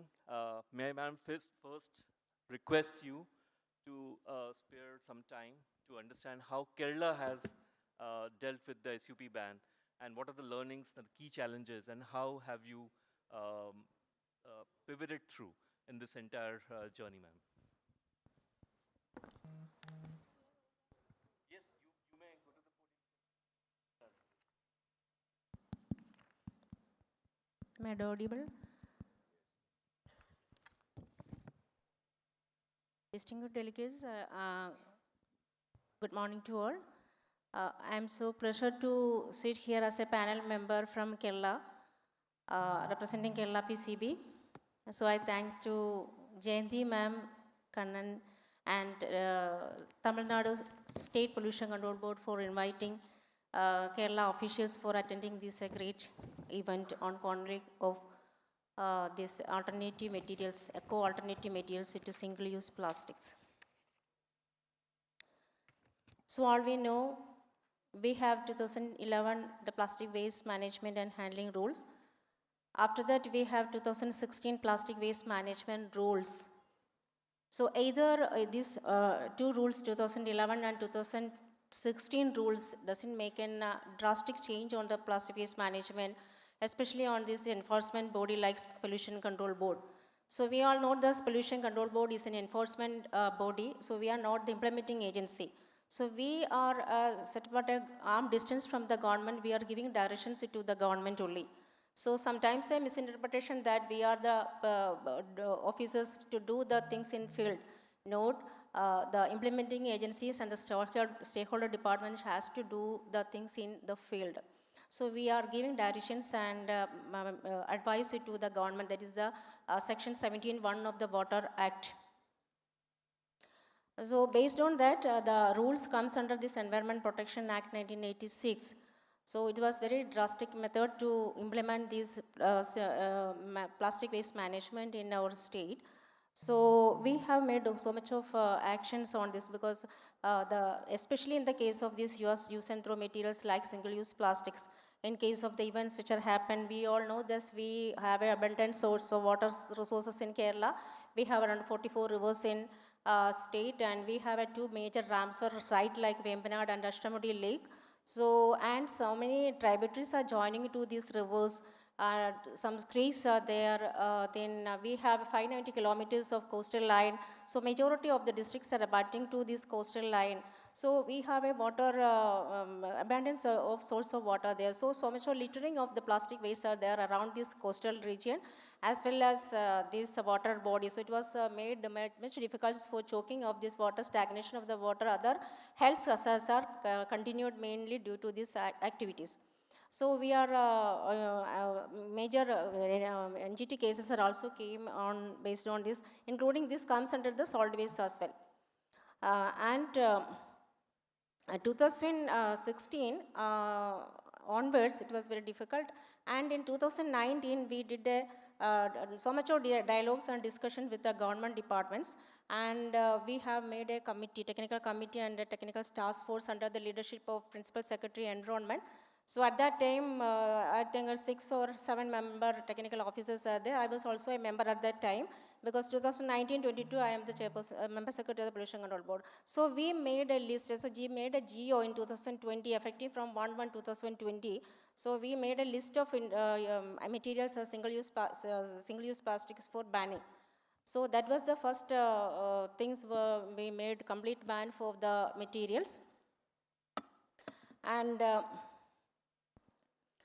2022, again, the GO has been amended, including some other materials which are banned by the central government. And that has been now is in force, and the government is formed a task, special code state level as well as the district level. We have 23 special codes are there. So under the leadership of, or the chairmanship of the Sujitwa Mission Director, and we are, I think, almost around, the squad has been, today 23 scores, we have around find out 22,800 violation, and we have done a 7,624 inspection exclusively for this plastic ban, single-use plastic ban itself. So a penalty imposed of around 83 lakhs, and around 88,000 kilogram of the single-use plastic has been seized. And these are the activities which are made as part of the enforcement. At the same time, we have to have the alternative materials, because enforcement or making penalty is not the right way to make these activities in a proper manner.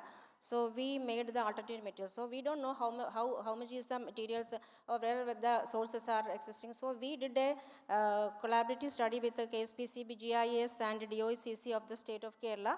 So we have made a data repository, and we have made this data is available in our website.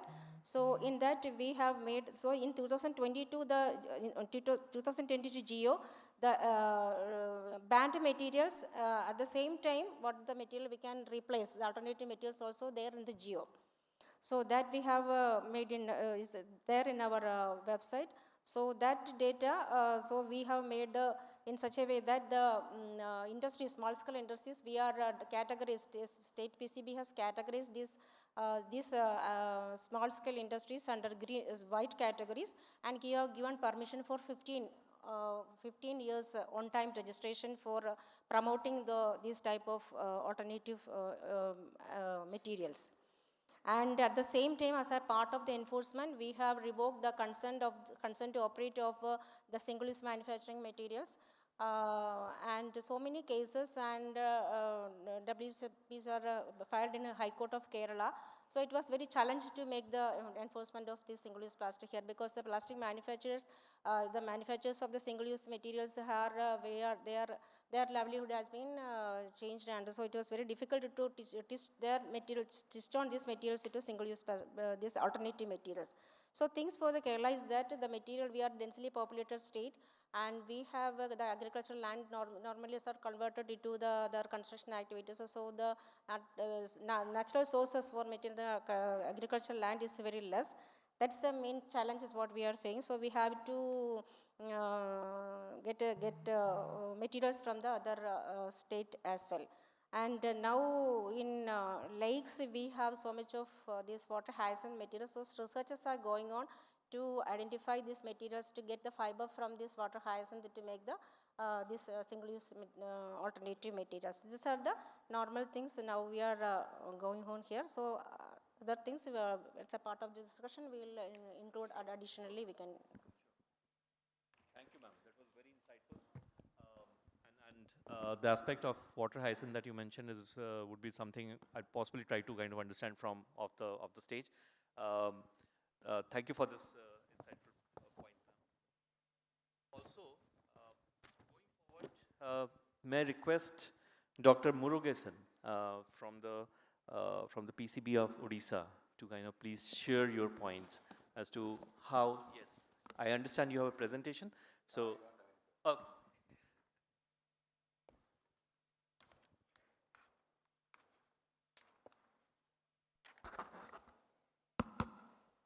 Thank you, Rahul. respected SIA Chairman, PCCF, Chairman, TNPCB Member Secretary, and the senior officers from the State Forest Department, Environment Department, and PCB, as well as the stakeholders who are attending from various organizations, need not be from the government sector, private sectors, as well as my co-panelist, Madam KPCB Chairman, and as well as my colleagues from the various pollution control board as well as the committee. A very warm morning to all of you. My career in 2017, I started with environment wing, and still I am continuing in the environment wing, even though I am an Indian Forest Service officer. So just I will narrate what are the things which had happened during from the year 2016. This plastic waste management rules came into existence, and till today what's happening in Odisha. Some of the points may be useful, which may be for a food for thought for your today's conference, because I don't see that this particular today's conference is not only for the betterment of the Tamil Nadu Pollution Control Board or the state of Tamil Nadu. It's my request to the chairman, TNPCB, that it should be taken as a, it should be suggestion should go to the MOFCC also. That will be beneficial. Otherwise, it's of because most of the people from the different states, they have participated. In Odisha, immediately after this 2016, 2018, even though the government of India never stopped this program, but in Odisha in 2018, first we banned in all the municipal corporations and the municipalities.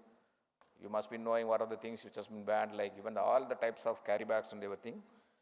And later, the second year, 2019, the government extended to all the all the urban local bodies. We call it as a notified area council, like that. Then in 2020, it's supposed to go to the entire state, but unfortunately, due to this corona and some issues, it got stopped. And there was a state-level task force was formed under the chairmanship of the chief secretary, and later on there was a district level task force also formed. In this regard, it's very important to see that there was, whenever you go for a joint trade, we faced a problem because the department, there was no person to coordinate, because Pollution Control Board does not have the regional office everywhere. So it was the first state to declare the headquarter DFO as the nodal officer, where the headquarter DFO has been kept as a nodal officer, and he is supposed to coordinate for all the issues related to the environmental issues. That was a welcomed decision. Even the Forest Association also the welcome. That was the one thing. And in 2022, as you know, the Government of India entered into that. As Madam has said that we also closed down. As you know, these single-use plastics, the carry bags, you don't need a big machinery to make these single-use plastics. A normal, normal point you can make up. But whoever is having the registered, who are getting the board, consent from the board, there are 2-3 industries which we have closed down. No one could go to the court also, at least in Odisha. So that has been totally banned.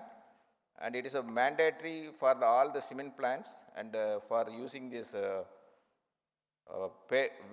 plastic waste from the municipalities. And we have done it for 4. And we are going for extend it for another 7 industries. That is one of the drive. And the state government has made, like the Honorable Minister said in the morning, we have also made the incentives. There is some sort of incentives for those people who are not only the big industries as well as to the MSME also. So that is being given also. And one of the issues, because we decided that let us concentrate on this wherever there is a mass gathering, where the people are gathering in a large number, where your generation of plastic waste is in a huge quantity. And that has been taken up. That's why last year we made one proposal. There we made this plastic-free picnic spots. So there it has been done. So we did in a pilot scale of 176 picnic spots in Odisha. And this year we are going to have it in 250 places. There it has been decided that we will be giving the Pollution Control Board as a initial token of money. Now this year we are going to ask the government also to give the budget. So there we have ensured that all these plastic bags are totally banned, and the SSGs, they are working, they have been asked to help them in providing utensils and everything, as well as a lot of your green material. So today also after during the tea break, we have seen a lot of green materials being also. And the second thing also, this you must be knowing this car festival in Puri Rath Yatra. So huge volume of plastic bottles. And last year, when we got down, I got down for this viewing this car Ratha. I could not land, keep my feet under the ground. And this year we engaged like a collaboration, because we found this Coca-Cola is making a huge number of water bottles. So we made it, and this year we have involved them. With them, we could collect something around 15 metric ton of plastic within 2 days. 15 metric tons of plastic bottles alone. Forget about the kabaddi wala or whoever is taking the plastic bottles unofficially. Even officially we could collect it. That was a huge thing. And we have found also the lot of marriage convention hall that is common in Tamil Nadu, also in Odisha also, where is the Kalyan Mandap we call it is, and there is a huge quantity of plastics, the single-use plastics you can find it, which was not under the concerned administration. So it has been decided that we will go for complete, we will bring it under the concerned administration. That has been approved by the chairman, because we have in the Odisha, we have got the advantage of Chief Secretary being the chairman of the board. So we have got it done also. And we learned this Mindu Manjapai program when last time we met the Madam Supriya Sahu as well as the chairperson at COP28 in Dubai, and we requested and they have extended, and we have initially we gave it for 6 places in Bhubaneswar. Now we are going to extend it, and it has been made mandatory for all the industrial township should have this disposable bag. Regarding this, in Odisha, the traditional practices which you get it is areca nut tea leaves, these leaf products. But in Odisha, you got 2 plates. One is that Siali leaf. You must have heard that Bahinia Vahili. That is being large quantity, it is coming to the Tirupati. So that also it is being available. And the another one is the sal leaf plates. It's available, so we don't have much problem. But areca leaf, of course, it is there. But SIGs is in huge number, so that we'll discuss later on also, because it has already crossed the 5 minutes time. And all the protected areas has been already banned. You can't have any plastic carry bags inside the protected areas. As well as the last but not the least, that public awareness program has been taken up in a large scale. That also has made an impact. But like compared to Tamil Nadu, the Odisha is not even the size-wise it's a big state, but population-wise it's a less. So it may take time, but sure, whatever we have taken initiatives that will give some fruitful action for the complete ban of these single-use plastics. So thank you all.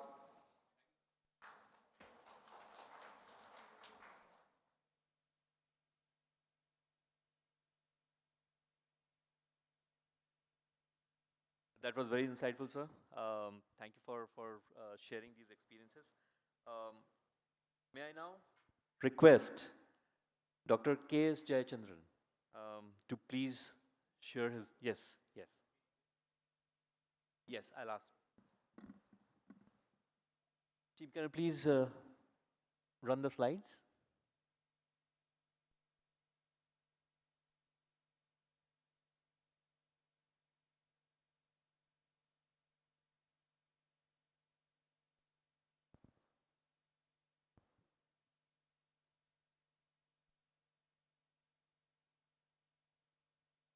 Yes, sir. I'll just have it on full screen. Yeah, thank you. Yeah. A very good morning to everyone. Thank you so much, Tamil Nadu Pollution Control Committee, for inviting us to present Delhi's best practices and policies as far as plastic waste management is concerned. We strongly believe that enforcement and awareness are the twin pillars in enforcing that eco-alternatives, they effectively enter the market. And that's why our stress is equally on these twin pillars of plastic waste management. One is awareness, and number 2 is the enforcement. I will quickly go through some 4 or 5 slides so that I am directly on the point and I don't digress from the theme of the discussions. Next, please. So these are the three major themes in which I will be discussing for the next 3-4 minutes. One is the waste generated, plastic waste generated in Delhi and how much we are processing and the gaps and the plan to fill them. And number two is the major theme of this conclave, that is the initiatives which we are taking for ensuring penetration of eco alternatives. And number three is the enforcement. Next, please. So this is the overall scenario of plastic waste generation in Delhi. So approximately 1,000 tons per day is generated as part of the total municipal solid waste in Delhi. Out of 1117, plastic waste is segregated at the material recovery facilities. So we have around 200 material recovery facilities, and we recover, they segregate the good plastics which have some value in the market. So around 265 tons of plastic waste is segregated at the material recovery facility stage, and 620 tons per day is going to the waste to energy plant. So we are deriving energy from around 600 tons of plastic every day. So that gives us a gap of around 225. So sadly, this is the saddest part of the entire universe, that this 225, we don't have any facility to either recover them at the material recovery facility, or you recover energy or derive energy from this 225 tons of plastic every day. So this goes to the landfills. So what are we going to do about this gap of 225 tons per day? Next slide, please. So this is the projections of Delhi's projection of population and the likely generation of plastic waste in the next 1 decade. And we have a very sound action plan about how we are going to treat this plastic waste in the coming decade. Primarily, they are through establishment of more recovery facilities and more waste to energy plants. Waste to energy plants is a bad idea, but then Delhi, because of paucity of land, we are resorting to centralized plastic waste treatments. And material recovery facilities and waste to energy plants is the only plausible and practical solution to Delhi's scenario. Next. And these major initiatives, 4 major initiatives, are the major force which is trying to actually push eco alternatives into the market. One is the RRR centers. So we got around 50 reduce recycle centers, reuse centers. So these are basically small shops, and anyone who has got used clothes, used bags, they can just drop in these shops, and anyone who needs them, they actually collect from them. So it's basically a facilitative counter wherein people give in free and they take free. So basically during the COVID time also, we saw there are walls of mask walls in several European countries. So we derived inspiration from that idea and have these RRR centers. And then we have around 1,000 Vikalp stalls. So what are these Vikalp stalls? We got low-cost alternatives in which entrepreneurs and the local bodies, they sell these cloth bags. Primarily it's cloth bags and paper bags. Then around 400 colonies are totally declared zero waste colonies. And then we got around 3 plastic roads on a pilot basis, but we are going to go on a very major scale in which you are actually mandating the urban local bodies to utilize 10% of the plastic waste generated on road construction, mandated. So the Delhi Pollution Control Committee is to give directions to all the urban local bodies to utilize 10% of the plastics on the roads. So that is a way forward, but on a pilot basis, we have done this 3 plastic roads. Next, please.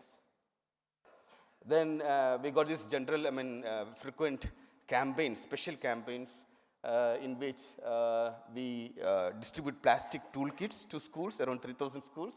And then cloth bags. We are in collaboration with the Tihar jail, and Tihar jail actually produces cloth bags at a very cheap rate. And during the enforcement, whatever plastic is seized, we send to the authorized recyclers, and they are converted into park benches. So seized plastic, they end up as benches in the parks. Next, please. Then Bartan Bandars. Bartan Bandars is also around 3,000 Bartan Bandars. We are installed across schools, colleges, and community centers. Then PET bottle crusher machines. Then plastic bags, Vikalp stores, and waste to wonder. These are other good practices which Delhi resorts to. Next, please. I already told this, I mean around 1,000 Vikalp stars in which we sell plastic bags at around 20 rupees. But then when he actually comes back, he gets back that 20 rupees refundable if he returns the bag. Next. So enforcement, very, very strict emphasis. As I told, awareness and enforcement is a twin pillars. So enforcement we generally do frequently every month, extensive enforcement drives. But still our weak point amongst all the banned SUP items is the plastic bags, because there is no way in which the inspectors can gauge, measure the thickness of the bag and say that yes, this is less than 120 microns. So that is the main problem which is faced by inspectors, and hence our weakness has always been the plastic carry bags. Apart from that, all the banned SUP items, Delhi is very strict and we have been largely successful. Next. And then there's a Green Delhi application which we use. Citizens can lodge grievances relating pollution, including plastic sale manufacturing on the Green Delhi application. It has been largely successful. Next. Thank you so much.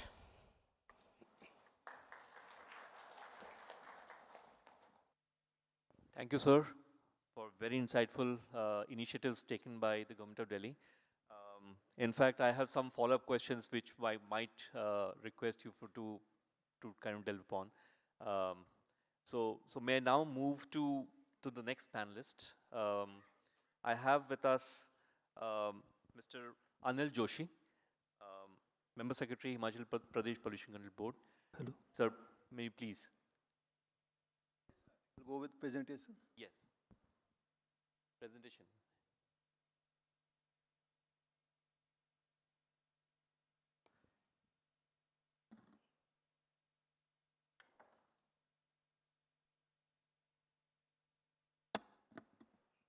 Good morning. Just a backdrop, I was just going through one news in the morning that was saying that even Chandigarh is turning out of the second worst air quality scenario is holding. 347 is hitting. It's considered to be a very clean sort of city and well-planned city. But I think finding all around such pollution scenario is really point of concern for all of us. And I think thanks that we are giving this opportunity just to share what exactly we are doing back to our states and just to know much what is happening all around, picking up the best. This is Himachal. If you talk about solid waste generated, basically I'm just talking about municipal solid waste generated. And this figure is taken 3 or 4 years back. I'm just picking up this figure only. Although CPCB, as per assessment of the CPCB, I think we would be touching around 450 TPD in municipal areas. We have processing sort of status that says that almost we are clearing what we are generating. And then I'll say that in regarding the plastic waste generation, that is the point of concerns over here. It is sort of 24 TPD, but maybe this is the data other than the peak tourist season, and we do have 3 or 4 times more than what we do have in the normal sort of months when we pick up such data. Next. Yeah, I'm just giving you a journey. I think Himachal did initiations in context with addressing to this pollution issues, biodegradable, non-biodegradable issues. It was way back in 1995 that Himachal enacted this HP Non-Biodegradable Garbage Control Act. And that is talked about that we need to focus on regulating non-biodegradable garbage. So it was in 1999 that the Himachal government put complete ban on the colored polythenes. And then 2004, there was a ban on non-biodegradable carry bag, less than 70 microns. And it was in 2009 when Himachal has put complete ban on carry bags irrespective of the sizes. So that was the first sort of takeoff when Himachal, even that point of time, said that irrespective of micron sort of issues, I think we'll straight away put complete ban onto that. And at the same time, there was sustainable plastic management plan that was even formulated at that point of time. It talked about that whatever we need to take up as a part of addressing to this issue, I think we should plan up things, taking all stakeholders along, and then whatever actions required to be done, that is to be implemented accordingly. It also talked about that how we're going to have a safe disposal of the waste. So that was probably, I think I would say that the baseline, based on it, Himachal would be working on it every year. And it was 2018 then Himachal put complete ban on thermocol cutlery. And even that point of time, it was decided that all government offices will not going to use plastic PET bottles. And then again, this was 2019. It was very crucial from all such point of view that first Himachal put ban on plastic cutlery even that point of time. And the second important, I think, that policy that was floated even that time, that was buyback non-recyclable single-use plastic. That policies was even meant for collecting what is there all around and involving all stakeholders, local households, rag pickers, and minimum support price was fixed for them, and rupees 75 per kg, they are being paid for that. So that was the policy. It was to be implemented through different centers all over the state, where one could go over there, handing over this plastic, non-recyclable single-use plastic, and getting money out of it. Or of course, that addressing to the livelihood of the people who are employed. I think many people came forward for that. And at the same time, these rag pickers, I think that was the challenge also, because we were just fighting even that point of time that rag pickers, they are the informal rag picker, I would say that, rather than really coming into the normal flow of whatever the plan says all around. They would pick up things, and at their own, they resort to all different means for its disposal. So that was the point of concerns, and even that policy even today, as on today, also exists, and it's supported a lot on whatever I would say that we're looking forward to have the implementation of 2009 Sustainable Plastic Management Plan. And of course, 2029, this Plastic Waste Management Amendment Rule came into the picture. And that's why I'm saying that way back before the Government of India put restriction on certain things, Himachal was, even by that time, was already taking care of all such things. And it was in 2022, I think, in that point of time, again, 13 single-use plastic items banned, and we put certain restrictions on plastic PVC panels also, like sort of 100 GSM, less than that, not to be allowed, and even non-woven bags also. In context with the non-woven bags in Himachal, rather than going with 60 GSM, that was earmarked from a Government of India point of view, that limit, Himachal put 80 GSM for that. So that was we started implementing on it in 2023, that non-woven plastic carry bags. So this was the journey right from 1995. Until date, we are working on this set sort of whatever we are having, resources, whatever the contents of that plan, I would say that is Sustainable Plastic Management Plan. We'll keep on even improvising that plan every year based on whatever the review comes from the different stakeholders, and according that plan gets reviewed. Next. Yeah, that was, I just referring to, this was a buyback policy that was launched in 2019. And it was addressing to different stakeholders, especially the households who were really, at least I would say that the households who were not really understanding what to do with the waste. They were made to, they were rather allured to hand over the waste to the people who were engaged for that. And also the rag pickers also, it was part of that scheme that rag pickers could also come forward properly handing over that waste so that it is to be properly disposed of. So that was even that point of time, that was the point of concern, that how that can be properly disposed of. So this is 3307 tons through that buyback policy. We could collect the plastics scattered all around. Next. Yeah, in terms of circular economy, I would say that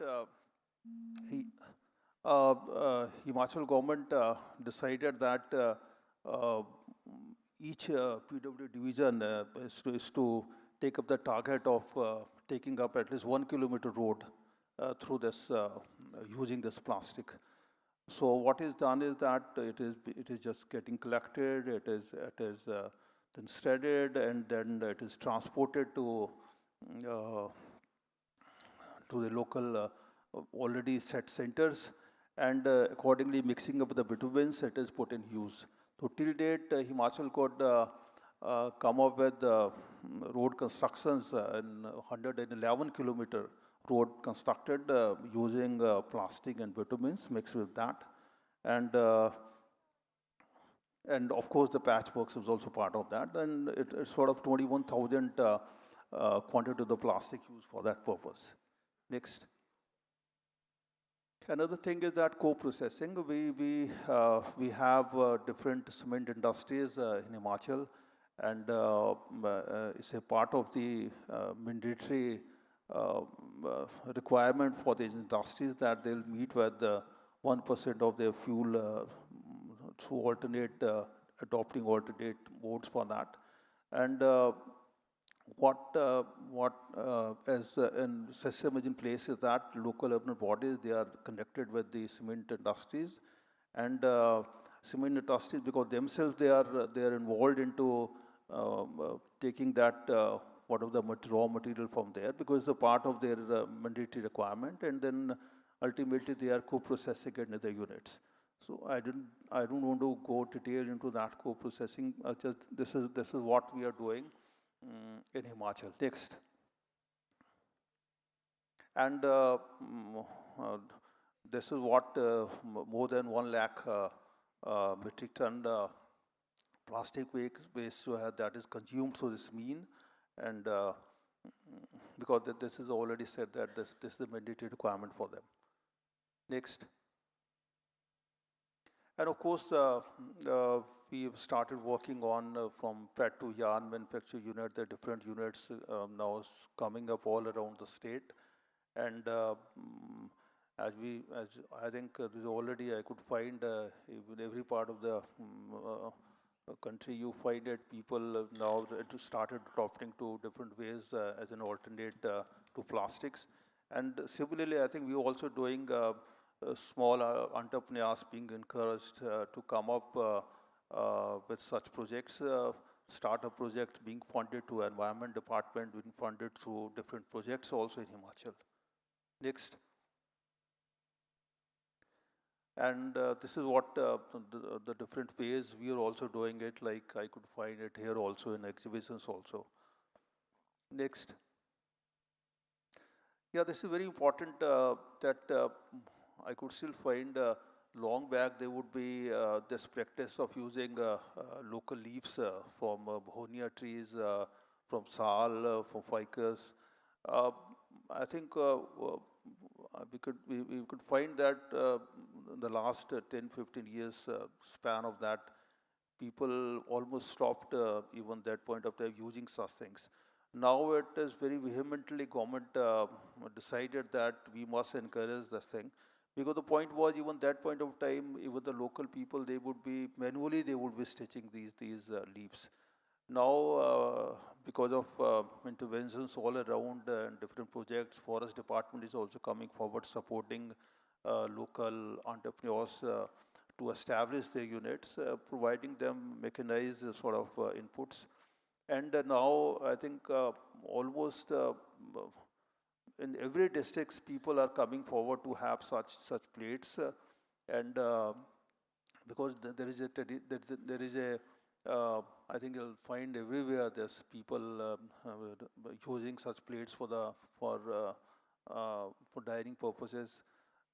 It's turning out to be quite effective way of addressing to alternate to plastic. Next.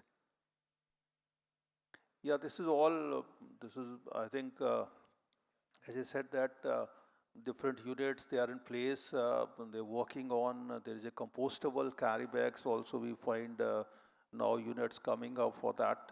And there are units dealing with the paper cups and flat.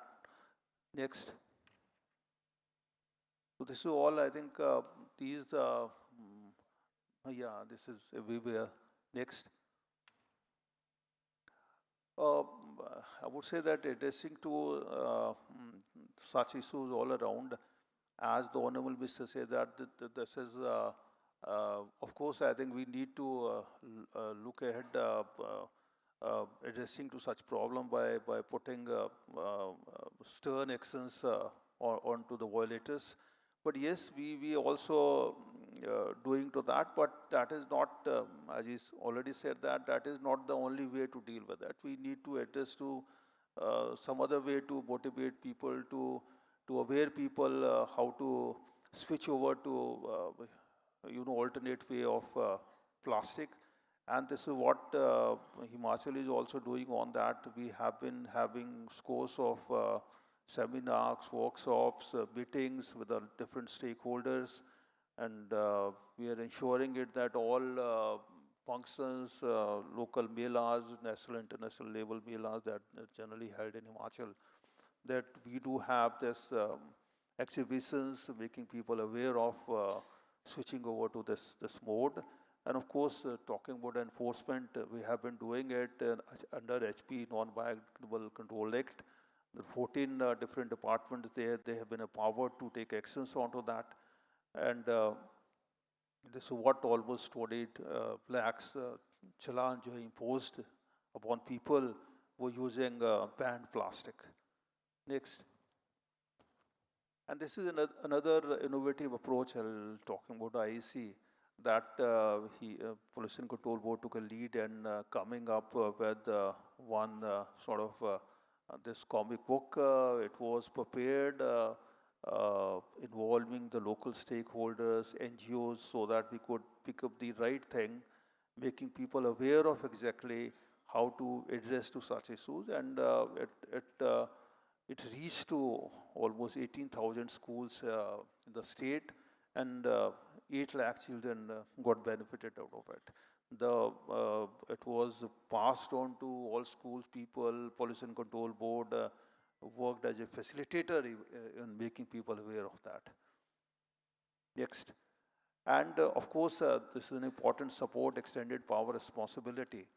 We have the support of pollution, this is plastic waste management rule, that under this protocol, we need to ensure that whatever plastic is being released, it is taken back and properly recycled. And of course, there are few issues onto that, geoneutral issues. Whatever plastic you are releasing, you have options to meet with the target from any part of the country. So Himachal High Court took a lead on it. That is what I would like to emphasize over here. It says that I must know that if anybody who's has setups in different states, more than one state, it would be mandatory to that unit that whatever the plastic percentage of plastic is releasing in Himachal, it will ensure that it is collected back through this mechanism. Will ensure it that whatever, as per the mandate of the Act, required that he need to establish a system, collection centers in taking this local urban body into loop, and just ensure it is it is taken care of by the units within the Himachal itself. And that was the mandate of it. We could come up with registrations of PPOs and plastic waste processes. And on the direction of the Honorable High Court, we issued notices to around 3,000 units all over the country, which were to a certain extent meeting with their target. We would be contributing for release of plastic for Himachal. Next. Just to say a few things on it, that of course that from Himachal point of view, we find that yes, it's a challenge of segregations of this waste, but we could come up with the assistance of local NGOs also in all of the places that now we could make people aware of segregating things, whatever the assistance required in making local sort of arrangements in their vehicles required for carrying of waste. There is a segregations, sections for that. And of course, we have this problem, at least in hilly areas, like we cannot ensure that recycling facility exists each and every part of the state. And that was the challenge, and then taking from one corner of the state to the place where this is existing. It is quite sort of cost generating sort of way. It's a challenge for us, and that's why we are encouraging people to come up establishing the facility. We found that where the government was not in position to set up the facilities, many NGOs came forward and they established such facilities. And of course, Himachal has started working with different PPOs, local government bodies, and Environment Pollution Control Board, local administration. They're working together, just ensuring it. Whatever EPR protocol says that it is properly implemented, that protocol. Yeah, of course, I'm just talking about UL base because you have seen that EPR, many of the places like in Ghaziabad and many other places, people are using this mechanism for the sustainability of that system. Of course, this is another point that informal sector people were indulging in collections of waste. We are working, seriously working on that. Scores of meetings already we have taken up with the informal sectors, making them to understand why they need to be in a formal way to handle such waste. So we could just find it even other than the plastic waste also, e-waste also, the informal sector, they was barely handling such waste. So with the scores of meeting with them, now we found that many of the informal people, we made them to get them so formal, getting them so registered and coming up with the department, with the Pollution Control Board, for collective sort of actions onto that. And of course, this is a challenge for us, whatever the tourism activities all around, we found there are tourist places which is already government has already put them no plastic zone, such spots. Honorable High Court has recently passed directions that last month only, that we need to ensure that visitors who are visiting such areas, they have to give green tax for that.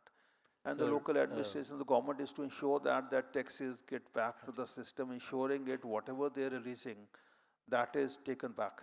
And whatever, even the money is to put in use for setting up the centers so that plastic is taken back from there and it is not put unattended all over. So that was an important challenge for us, and this is being monitored by the Honorable High Court also, that all tourist spots, special plan is to be prepared. This is already done, and accordingly actions is being taken on it, both punitive actions also, and as well as the meeting is required to be taken up with the different stakeholders, with the tourists also. Sir, that is being done. Thank you we very have to much. quickly summarize because we have just, any last point that you want to highlight, sir? On your presentation, any last point that you want to highlight? Yeah, I think this is what I may say that already on a defined set of plan, we are working on it, and we are ensuring it that every year that plan is revised based on what are the feedback we get, and rather than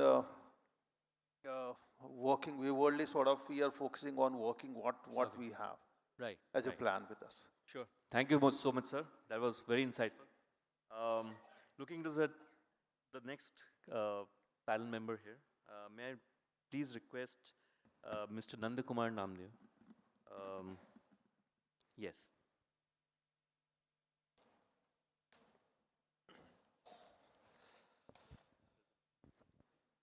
Mr. Namdev has a presentation. Can you please run?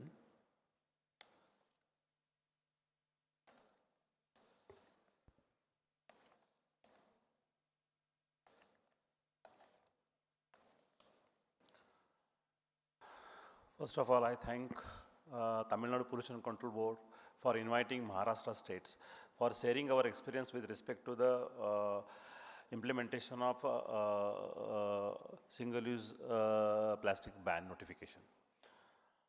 The initiative taken by the Tamil Nadu Pollution Control Board to publish a directory of manufacturers and suppliers of eco-alternative material for single-use plastic is a very appreciable and will be a great importance to all of us to promote the use of eco-friendly alternatives and control the use of single-use plastic. The Maharashtra, I will restrict my presentation only for 5 minutes because time is running out, I think so, okay? I will give a brief background about the notification issued by the Maharashtra Pollution Control Board. Though the Himachal Pradesh is a pioneer in banning the single-use carry bag, the Maharashtra has issued a notification in March 2018 by banning the not only single-use carry bag, but along with that the other cutlery items like plates, cups, straw, etc. Another important peculiarity of the Maharashtra notification is that we have empowered different 21 authorities to enforce the plastic ban notification. So, under these notifications, other authorities also, besides the Pollution Control Board and local bodies, all other authorities can also initiate the actions against the violators. That is District Collector Office, Jilla Parishad Office, Public Health Education, Police, Sale Tax, Forest Departments, all others are also empowered to initiate the actions against the violators of the SUP ban. Another important features of the Maharashtra notification is that we have constituted 2 committees. One is the expert committee under the chairmanship of the Principal Secretary, Environment Department, in order to take the feedback of the what is status of the implementation of SUP ban and is there any improvement is required for modifications or suggestions required for the changes in the notifications. This expert committee consists of the representative from the All India Plastic Manufacturing Associations, Maharashtra Plastic Manufacturing Associations and retailers associations also. So we are taking the feedback from them. Another important, we have constituted a Empower Committee under the chairmanship of Honorable Ministers in order to amend or review the implementation of the said notifications. Under Maharashtra plastic notifications, under section 9, there is a penal provision that for first offense it is 5,000, second 10,000 and third is 25,000 and 3 months imprisonment.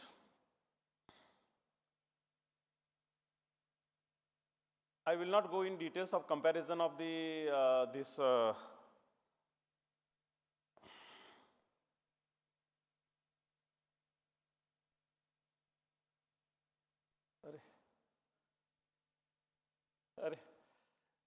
please go back.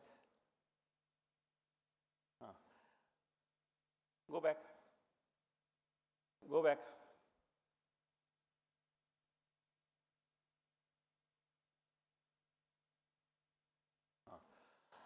The plastic bag, it is completely banned irrespective of the size. As per SUP notification 2021, 120 micron is allowable. I will not go in details of these, but here in Maharashtra, just like Tamil Nadu and Himachal Pradesh, we are banning the single-use carry bag. Besides this, in I think Tamil Nadu, they are allowing the compostable carry bag, but in Maharashtra, we are also not allowing the compostable carry bag. Because of it is very difficult to differentiate between the compostable carry bag and the plastic carry bag. It is very difficult to implement. A number of representations have been received from the manufacturers that please allow us to give the permission for the compostable carry bags. We have not decided to give the permission for compostable carry bags also. Besides this, one of the important feature is of the Maharashtra that printing of buyback price on plastic packaging. This is mandatory. Every plastic packaging which is allowable plastic packaging, there should be buyback price is mandatory, which is not mandatory as per the 21 notification of the MOEF. The state has prepared a comprehensive action plan by Urban Development Department for elimination of single-use plastic with specific themes. Constituted 36 district level special task force under the chairmanship of district collectors and 9 city special task force for million plus population cities under the chairmanship of municipal commissioners. Squad constituted at each district level and city level for vigilance. Plastic waste management cell is created at ULB level, at each ULB level. Now, we have collected more than 17.38 crores penal from the violators, and we have issued closure downs, closing the industries 429, which were manufacturing the banned plastic items. And we have seized 129 plastic items. Almost 8.65 lakhs visits have been visited to the shops and establishments. All ULBs have identified nodal officers. Workshops were organized with CPET for stakeholders for alternatives SUPs. Workshop for officers of the staff is also organized. Now, we have issued circular before MOEF notification that we have amended the consent to operate of leading brand owners to give action plan for use of minimum 20% recycled plastic in non-food and non-pharma products. Direction have been issued to the plastic raw materials manufacturer in the state not to supply raw materials to the banned SUP items. Another important that though we are not done with respect to the alternatives, but we have distributed 21 lakh cloth bags through school children's in the state of Maharashtra. That cloth bags were made up by our Mahila Bachat Gat of villages. Now, another important that we have MIDC, Maharashtra Industrial Development Corporation, has earmarked a special area in Nasik district to establish a plastic waste recycling industries, where we are giving some incentives for the plastic waste recycler. Because Malegaon in Nasik district, Malegaon is a place where more than 100 plastic waste recyclers are there.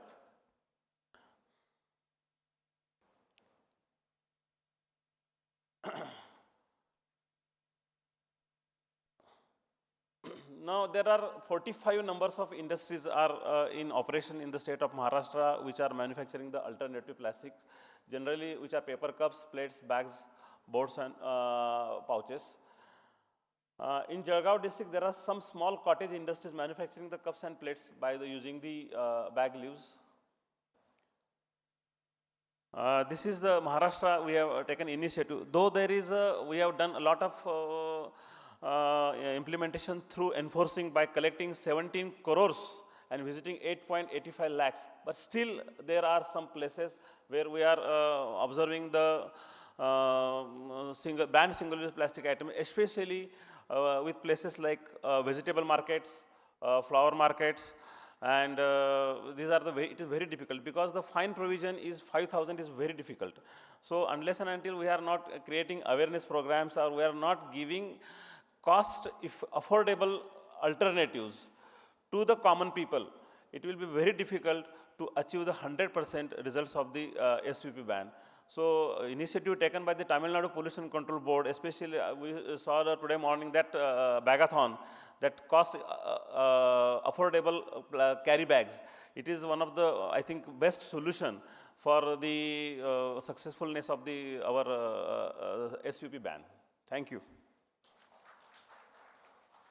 Thank you so much, sir. And you're exactly on time, sir. Exactly on time. And it was very insightful. In fact, I would like to learn more about how Maharashtra managed more than like 21 lakhs bags to be kind of disseminated and how the recharge program was managed. So that will definitely worth learning. Thank you so much. May I now request Tirumati H.T. Varalakshmi Madam, Deputy Director, Regional Director, Central Pollution Control Board, to please share her point of views on this aspect.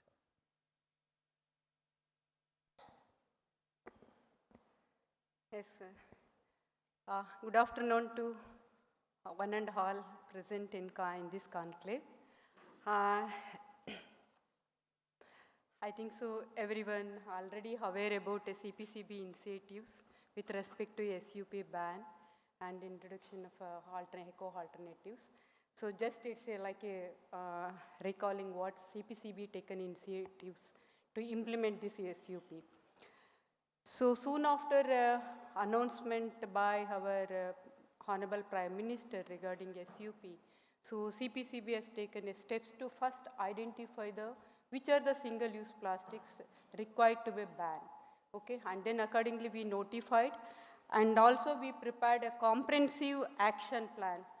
In the comprehensive action plan, like three are there. One is supply side intervention, and demand side intervention, and enabling measure. So after that, we issued directions to SPCBs. First we identified 15 raw material, that plastic raw material which are supplying to the SUP manufacturers. We identified 50 number of industries and we issued a direction and asked those industries to not to supply any raw material to any single-use manufacturers, SUP manufacturers. And also we issued a direction to all SPCB PCCs to revoke, modify or registration issued to banned SUP manufacturers. And also issued a direction to e-commerce. E-commerce companies like Big Basket, Amazon, Flipkart, 30 e-commerce companies we issued a direction. So not to sell or use SUPs. And also we issued a direction to state UDD to take necessary action for implementation of SUP ban, including promotion of SUP grievance app among the citizens.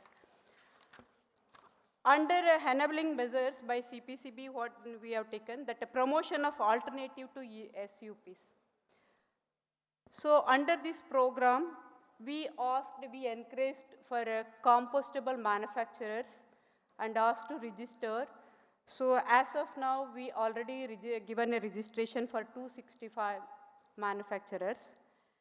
And also we organized training programs for MSMEs to promote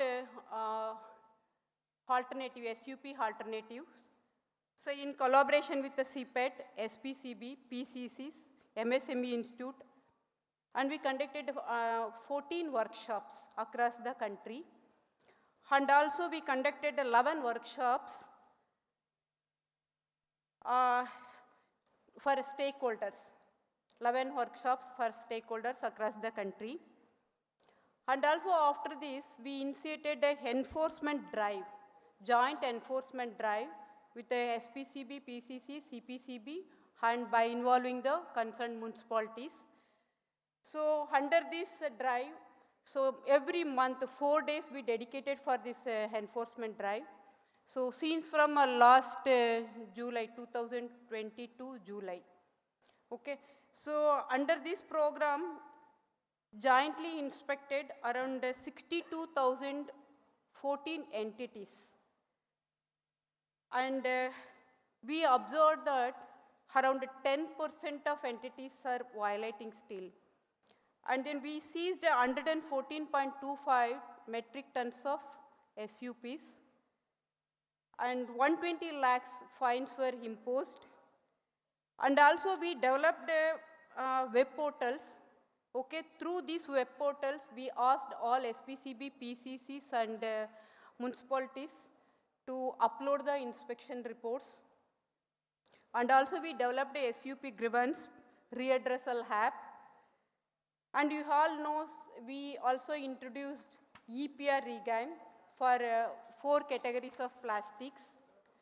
And also we initiated even under EPR auditing since from I think so almost 6 months. So we audited around CPCB alone, audited around 130 PWPs. And also we introduced, now you all know that SUPs, where it will hand with the MSW. So for that we prepared one SOP, and then we already circulated to all SPCBs to characterize, to see the improvement. As per when we have identified SUPs, we observed that in the MSWs around 6 to 7% are the SUPs. So now after implementation of SUP, whether is there any improvement or still it is continuing. To cross-verify, we prepared one SOP and we placed it in the public domain. Then after receiving comments and suggestion only, we finalized that SOP, and then we circulated to all SPCB and PCC in the last July 2024. And also we also, all regional directorate office of CPCB conducted by identifying one major cities, and we assessed the characterization. And also we asked all SPCB, PCCs also. And also we asked CPET. CPET also we are requested to take this activity. And also we assigned this work to NCSCM, National Coastal Sustainable Management. We asked them also to do this activity to see whether any improvement is there or not. So these are the few activities, initiatives taken by CPCB to see the improvements and implementations with respect to SUPs. Thank you. I think so we already... Thank you so much, ma'am. This is absolutely precise on time and to the point. And maybe off the stage, I'll try to understand how possibly CPCB is planning to have some kind of standardization of the alternatives that we are talking about. Yes. But thank you for your time. Thank you, ma'am. Thank you.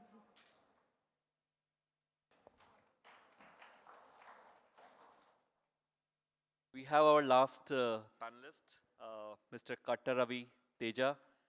He is a Regional Deputy Commissioner, Greater Chennai Corporation.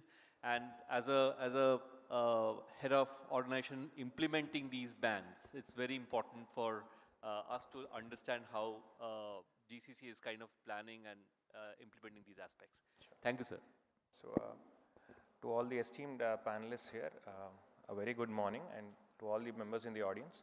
It's indeed a great honor to be a part of this esteemed panel here and having a discussion on the ban of single-use plastic. Just before I start, I just wanted to start with an anecdote. So I come from, so I represent the northern region of Chennai, and this is the older part of Chennai. Like every city has the northern part as the older part. So, so even in Chennai, we have a lot of areas which have been from, right from medieval times and even during British times. So if you go to these areas, you will find a lot of markets with small vendors and a lot of shops which are very congested and all. So one such area is Saukarpet, and I am sure people from Chennai would know that area. So when they called me for single-use plastic ban, I got reminded of that one incident when I went for this plastic ban. So Saukarpet, for those, for Delhi, it is something like Chandni Chowk. For Hyderabad, it is something like Sultan Bazaar, Begum Bazaar. So just a reference for those who know. So these areas are very congested. So once I went with my vehicle, to have a drive of plastic ban. So then I saw that the shops which are well established and have been running for a very long time to some extent they were able to avoid the use of plastic ban, and forcefully when we were searching their drawers and all, we could still find bundles of plastic bags that they were using, the SUPs. So we fined them. We fined them some hefty amount, I mean 15,000, 20,000 per shop. Then when I was going on the road, there were the small vendors who were selling these lemons. So that vendor saw me and he saw the enforcement team. So he immediately tucked all those bags and put it under his leg so that we could not see. So then it caught my eye and went and I asked him, what is under your leg? So then he silently had to show all the single-use plastic with him. So at that point of moment, I think that is where I realized that there's a lot of difference between the rules and the implementation. And for all practical purposes, that person can't afford anything beyond single-use plastic because of the affordability and the accessibility. And there's no point fining, as per rules, it was about 100 rupees that we had to fine for small vendors. But then when I found that there's no alternative for him, I felt there's a much more bigger issue here. It's not just about fining that person. I think it is a multi-pronged approach that we have to use in implementation of this ban. So in continuation of that, then we found out this chain, like where did this person get those bags from, who was the distributor, who was the manufacturer, and that's how we found out multiple issues after that particular scenario.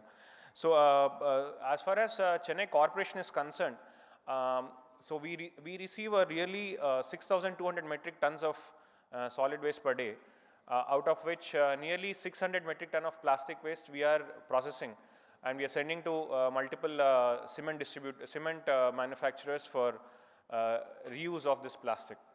Apart from that, on enforcement side, we have formed after the plastic waste management rules of 2016.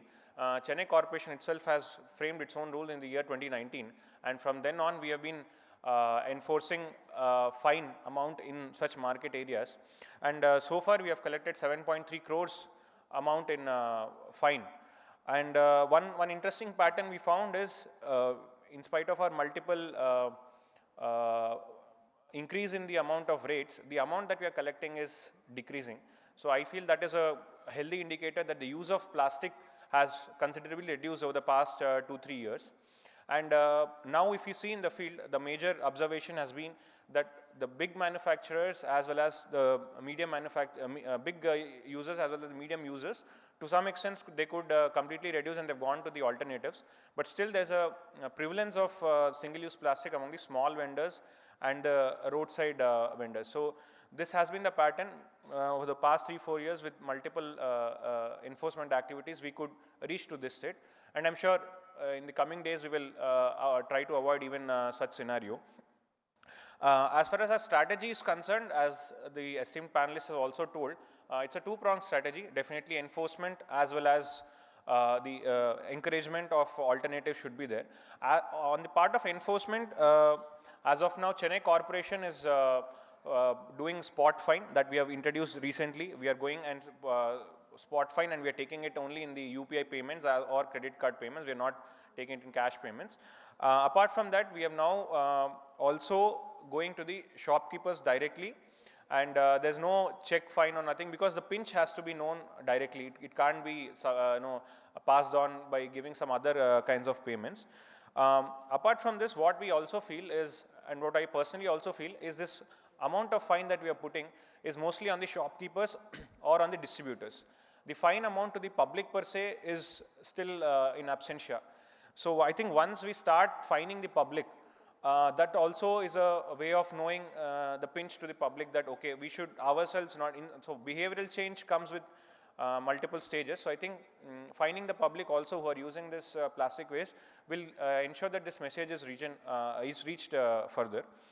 And on the aspects of alternatives, so Chennai Corporation has now, on the directions of the PCB, we have formed a task force also, which has multi-department team, right from police, commercial tax, RTO, environment department, then our own local body officials. We have formed a task force which will be looking into these issues. And as far as alternatives are concerned, we are in touch with the environment department for increasing this Meendum Manjappai bags. But apart from that, it was heartening to see here a lot of startups have presented their solutions on alternatives, eco-alternatives. So we have chosen 200 locations across Chennai to try out these vending machines as well as to promote this cloth bags. So we are in touch with the Tamil Nadu Pollution Control Board, and I would welcome all the startup founders also who have multiple solutions. I was interacting with two of them just before the session. So if you can offer us solutions, we are ready to support you in all possible ways. And also I feel in terms of enforcement alone, if you see, the kind of metrics that we are using and the kind of review we are doing can be more streamlined, and which needs an interdepartmental coordination. For example, when we do the prohibition of liquor in districts, we always see what is the amount of alternate products that are being increased, as well as the regular or the illegal liquors sales we see.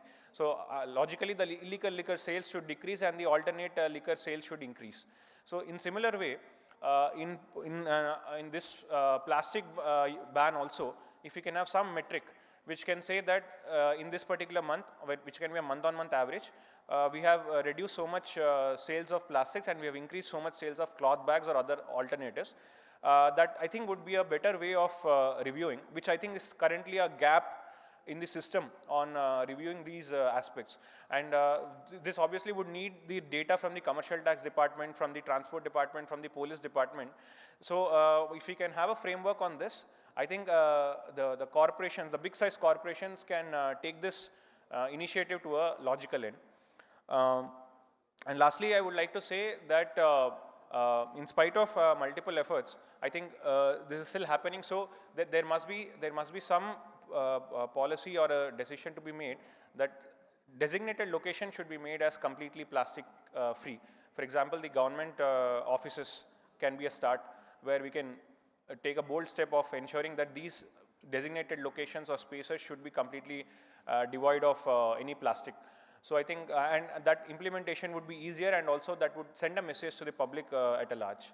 So with these words, I would like to conclude, and I would like to thank Tamil Nadu Pollution Control Board for giving me this opportunity. Thank you.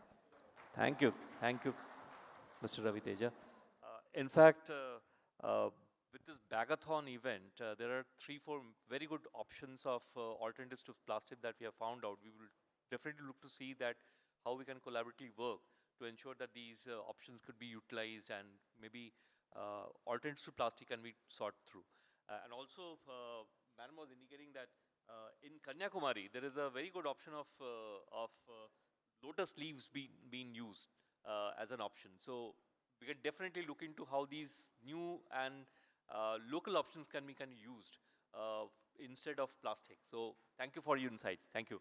And we'll like to end this session here. And what we'll do is we'll take these insights from each participant, summarize it, and create a note to MOFCC to look into that how, as an alternative to plastic, how this initiatives and learnings can be taken up. And also, as Madam has indicated, Shrikala Madam indicated that cross-learning is very important, and as she generously agreed to share all the information that Kerala has done to Tamil Nadu, so that with cross-learning we grow together. Thank you so much for everyone for your time. Thank you so much.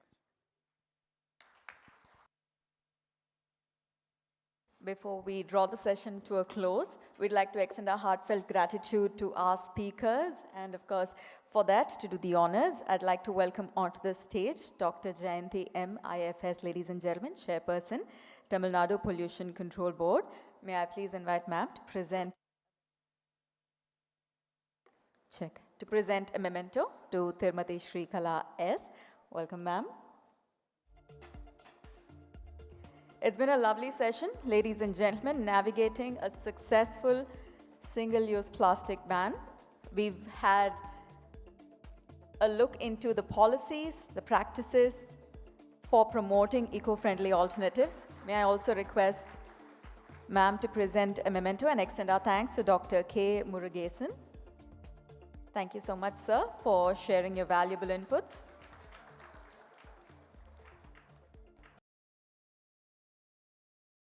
Vichandran, if I to please receive our symbol of thanks. And if I may also invite ma'am to present Thiru Anil Joshi with a memento extending our thanks for sharing his valuable insights. I'd also take the opportunity to invite Thiru R. Kannan Avargal, Member Secretary, Tamil Nadu Pollution Control Board, to present our speakers with a memento extending our thanks. Thiru Nandakumar Avargal, if I may request sir to do the honors and present Mr. Nandakumar with a memento extending our thanks. Tirumati H.D. Varalakshmi Avargal, thank you so much, ma'am, for sharing your valuable insights and making this session all the more memorable. I'd also like to request sir to present a memento to Thiru Katta Ravi Teja. Thank you, sir. And of course, a very special memento extending our heartfelt thanks to our moderator, Thiru Rahul Mallik Avargal.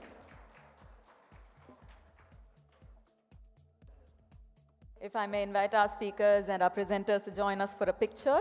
This definitely calls for a photo op. Ladies and gentlemen, our very first session focusing on navigating a successful single-use plastic ban. Of course, we've taken a look at the challenges, the solutions, the strategies, all of which can make our plastic-free future a reality. Please join me as I invite you to put your hands together, extending our wonderful thanks to all our speakers, our moderator. Thank you very much. It's been an impactful first session. Thank you, ma'ams. Thank you, sirs. Ladies and gentlemen, as we have heard, achieving a sustainable shift away from single-use plastics requires collaboration, innovation, and ongoing commitment from government, the industries, communities, and most importantly, each one of us. By prioritizing eco-alternatives and embracing responsible practices, we also collectively contribute to healthier ecosystems and a cleaner, greener world. Ladies and gentlemen, our next session focuses on industry insights on demand for eco-alternatives. The current status, of course, what we need is what we're going to be throwing a spotlight on. While we set the stage, let me say that this particular conversation is going to be incredibly relevant because it tackles industry insights into the demand itself for eco-alternatives. We also get to explore the current status directly from some of the most impactful sectors as they navigate toward more sustainable practices. While we take the opportunity to set the stage, I'd like to say a few words about our panelists, starting with Thiru Venugopal Avargal, Chennai Hotels Association, who represents the hospitality sector. He's also been actively involved in advocating for sustainable practices within the hotel industry across Tamil Nadu. The Chennai Hotels Association was formed during 1920 to represent the grievances of hoteliers on the whole, and this particular sector will be absolutely crucial because we're going to be taking a look at how it interacts with high consumer traffic and must also balance consumer convenience with environmental responsibility.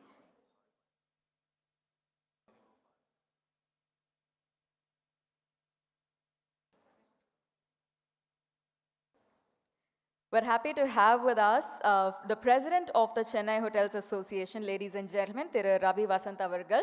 Thank you so much for joining us, sir. Ladies and gentlemen, with that, I'd also like to say a few words about our upcoming speakers as we set the stage. Tirumati Anjali Ravikumar, Chief Sustainability Officer, Zomato, who oversees sustainability initiatives at Zomato, India's leading online food delivery and restaurant discovery platform, as we all know it. She's also a Harvard Kennedy School alumna, and she's been driving impactful sustainability efforts since 2 decades.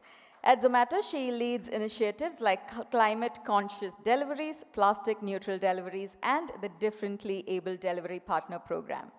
Zomato's sustainability efforts, ladies and gentlemen, also include transitioning to eco-friendly alternatives for plastic, reducing single-use plastic, and her leadership also drives Zomato's mission to build a more sustainable and inclusive food ecosystem for both the people and planet. From our FMCG sector, we have Thiru C.A.S. Chidambara Vinayagam Avargal, Deputy General Manager, Product Development ITC Limited, who with a remarkable 34 years of experience in printing, Packaging and Paper Boards, is also a graduate in printing technology from Anna University with a PG in business management. He's also led pioneering sustainable paper-based innovations.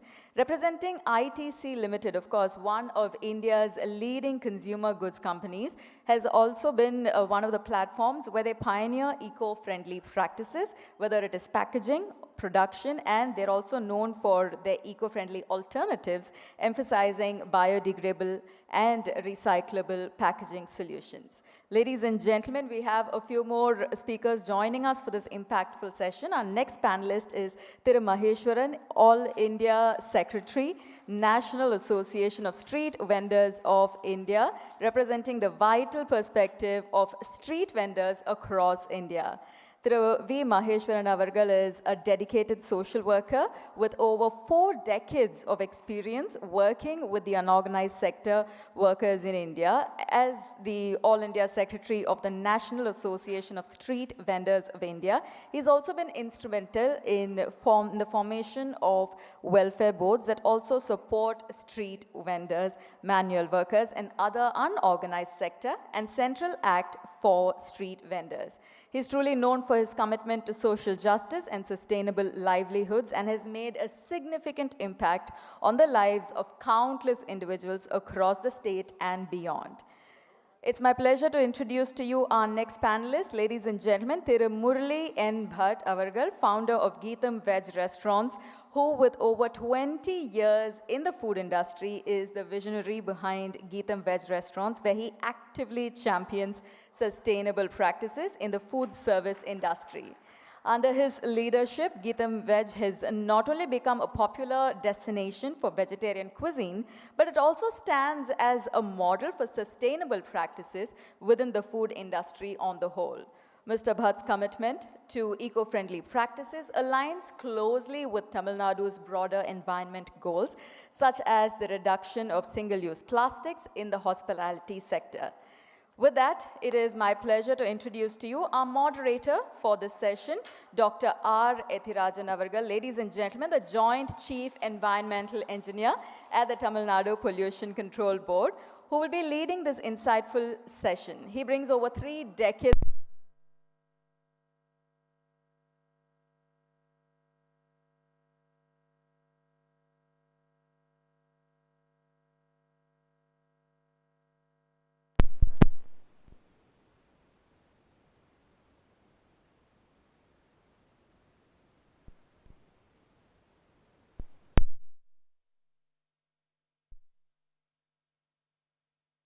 Check.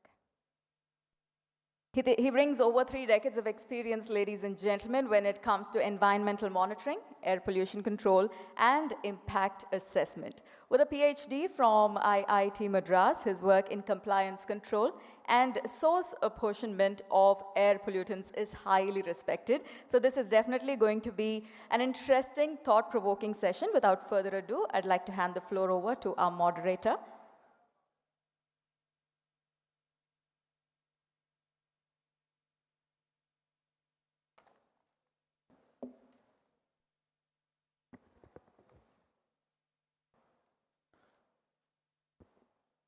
Distinguished panelists, respected Chairperson, Tamil Nadu Pollution Control Board, respected senior officials from Central Pollution Control Board, other state pollution control boards, respected officials from other government departments, representatives from alternative manufacturing sectors, and friends from Pollution Control Board. Good afternoon. I am very happy to welcome you all to the second panel discussion of this conclave. This conclave is happening in the midst of several reports being published by leading research organizations who are working on behalf of various government agencies and United Nations. These reports are telling that India is one of the largest producers of plastic waste, which are not managed properly and finally finds its way into the environment. One of the reports says, in 2024 alone, India is likely to dispose 3.9 lakh tons of microplastics into the environment, particularly in the aquatic environment. It is out of total 31 lakh tons of estimated quantity of microplastics that is going to go into the environment in 2024. Number is not so important because we know for ourselves that there is the need for better management of plastic waste in India, and in that context, this conclave assumes very greater importance. In Tamil Nadu, both Government of Tamil Nadu and Tamil Nadu Pollution Control Board have been doing several activities, one after other, for better management of plastic waste. Some of the activities are first of its kind in India, be it the banning of certain plastics. We called it as use and throw away plastics, which is now commonly known as single-use plastics in 2019 itself. And most of them are finding place in the latest Government of India notification. Be it the organizing of the first exhibition to showcase the products of eco-alternative manufacturers to the consumers, for interactions between the consumers and the eco-alternative manufacturers, be it organizing campaigns for creating awareness among common people at the district level, at taluk level, at village level. We have been doing a lot of works. In fact, after our chairperson assumed office in Tamil Nadu Pollution Control Board, plastic waste management has been the most talked subject in our office. But this journey is a very long journey, and we know it is also a very hard journey. You have been with us all these days, and hope you will also be with us till we reach our goal and achieve our target. Now, to set context to this particular panel discussion, I just want to highlight three important things. The first one is plastic is one of the most wanted material in the world today.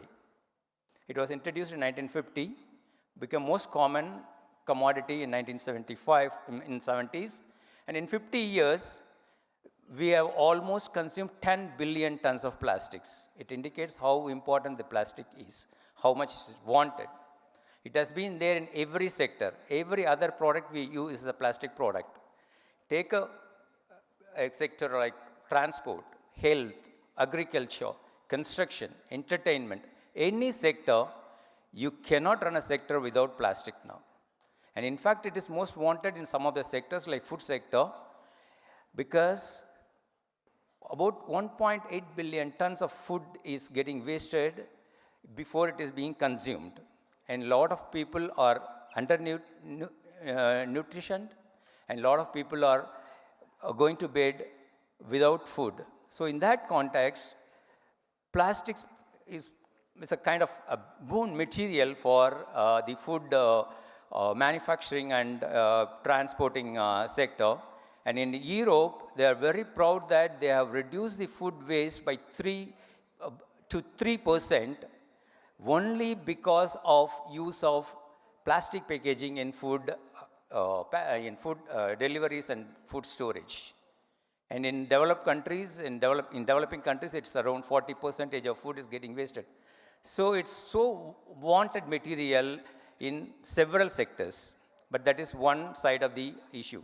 The other side is, out of 10 billion tons of plastic waste we consume so far, 7 billion tons has become a primary plastic waste. And so much of plastic waste is getting into all components of environment. We have found plastics in the deepest part of the world, Challenger Deep. We have found plastics in the pristine mountain glaciers. We have found plastics in breast milk. So plastic is everywhere. We really do not know what these plastics are causing in terms of health effects to human being. It's a matter of time before which we will know. So it has become such a big menace and such a big issue for all the countries in the world, whether it's a developed country or developing country, whether it's in tropical or subtropical region. Every country in the world is facing the problem of managing single-use plastics. So this is the second issue. The third issue is the major problem of plastic is because of mismanagement of single-use plastic. So Government of India and most of the countries in the world are now either trying to manage single-use plastic in the form of banning certain products, and in the form of encouraging recycling of single-use plastics. So in our case, we have banned certain single-use plastics. As CPCB regional director said, we have identified certain ways that can be immediately banned, because we need to understand what are the environmental impacts of alternatives for the single-use plastics if that is banned, and what are the present utility index of those plastics that are going to be banned. So those things should be taken into account before we take a decision to ban a plastic waste. In that way, we have banned certain single-use plastics. But the estimate says only 0.6 million tons of plastic waste generated in India is contributed by the banned single-use plastics. So we have banned single-use plastics, which is contributing to only 0.6 million tons of total waste. Total waste may be 4 or 4.5 million tons. And still, we are finding a lot of single-use plastic banned items available everywhere. So that means we have banned only a very small portion of the total waste generated out of single-use plastic waste, and even the ban is not complete. So that is one issue. The second issue is most of the plastic waste generated is because of the plastic packaging waste. And more than 40% of the total plastic consumed is going into plastic packaging. And most of these plastic packaging are single-use plastics. But we are not able to ban it. Even the banned, we are not able to 100% achieve it. The other single-use plastics, we are not able to ban it because of various reasons. So these single-use plastics are again going into the environment. We have to control it. So to control that, now the Government of India has introduced EPR.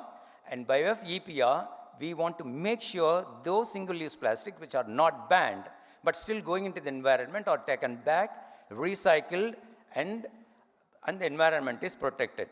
But if you go by the statistics of the EPR happening in our country, we are supposed to have 100% EPR by 23-24 for all PI BOs. Now, it's the EPR target for 23-24 is 4.5 million tons, but we are already generating in the form of single-use plastic packaging more than 9-10 million tons. So there is a huge gap in terms of waste going into the environment, even if you have EPR. There's a plastic ban, still we are not able to achieve it. There is a EPR, still we are not achieving the target. So all indicates that there's still a lot of gap, and we need to understand where the gaps are. We need to hear from people who are really on this job. These are the panelists who are actually dealing with the plastic packaging, who are actually dealing with the alternatives, who actually know what can be done to reduce this. So let us hear from this panelist, and probably at the end of the discussions, we will know where the problem is, and if the problem is known, probably we will be able to identify solutions. So we have, since we are already 15 minutes late in starting our session, so we wanted to give you 5 to 7 minutes for each panelist. But now I think it's 5 minutes. If you restrict to 5 minutes, that will be, we will be able to wind up in time, and we will allow people to go for lunch in time. So I request the panelists. There is no specific question for the panelists at the start of the discussions. I want every panelist to discuss about the various initiatives you have taken in your organization to reduce single-use plastics if it is not a banned one, and to completely avoid single-use plastic if it is at a banned one. And what are the challenges you are facing, and what are the achievements you have made so far. So if you can arrange your presentation that in that line, then it will be useful for the participants. So thank you very much. I first request Professor Raj Kumar, Chennai Hotel Association. Venugopal? Okay. Now, Chennai Hotel Association, he will be giving his insight into it. Thank you.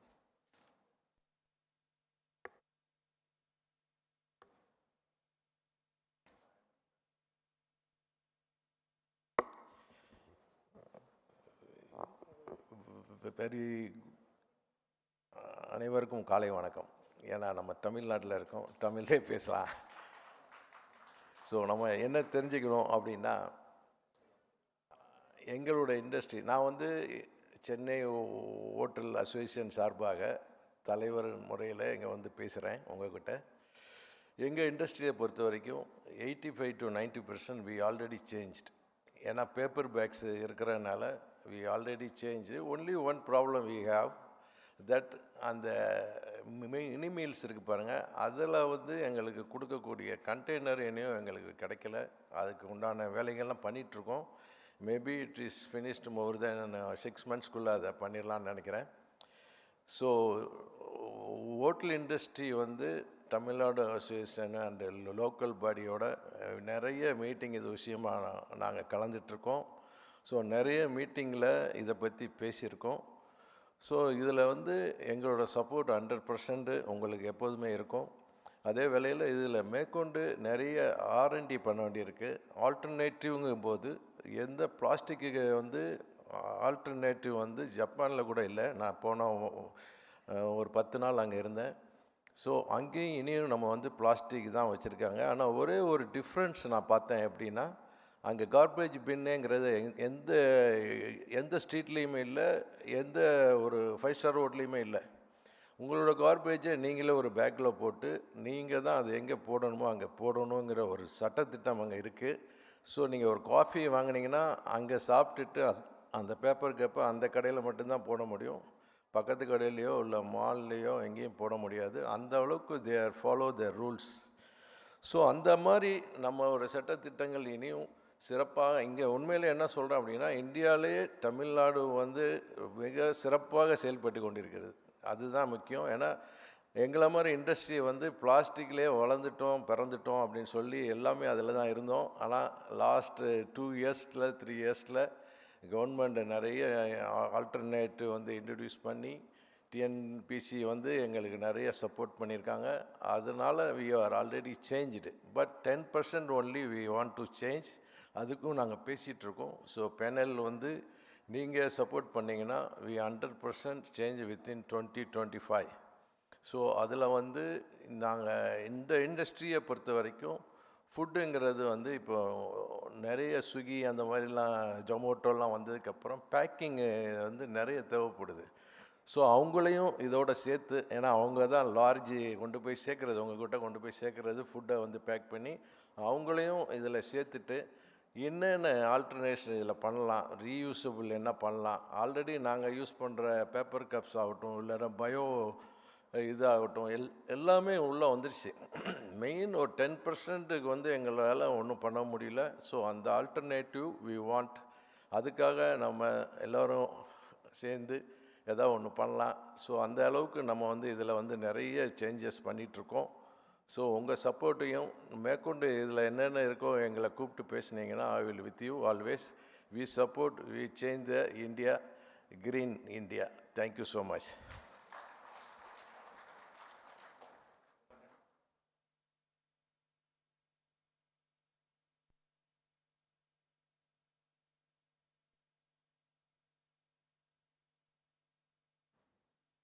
Hello. ரொம்ப சொல்லுங்கள் sir. ஒரே ஒரு சின்ன விஷயம் விட்டுட்டேன்.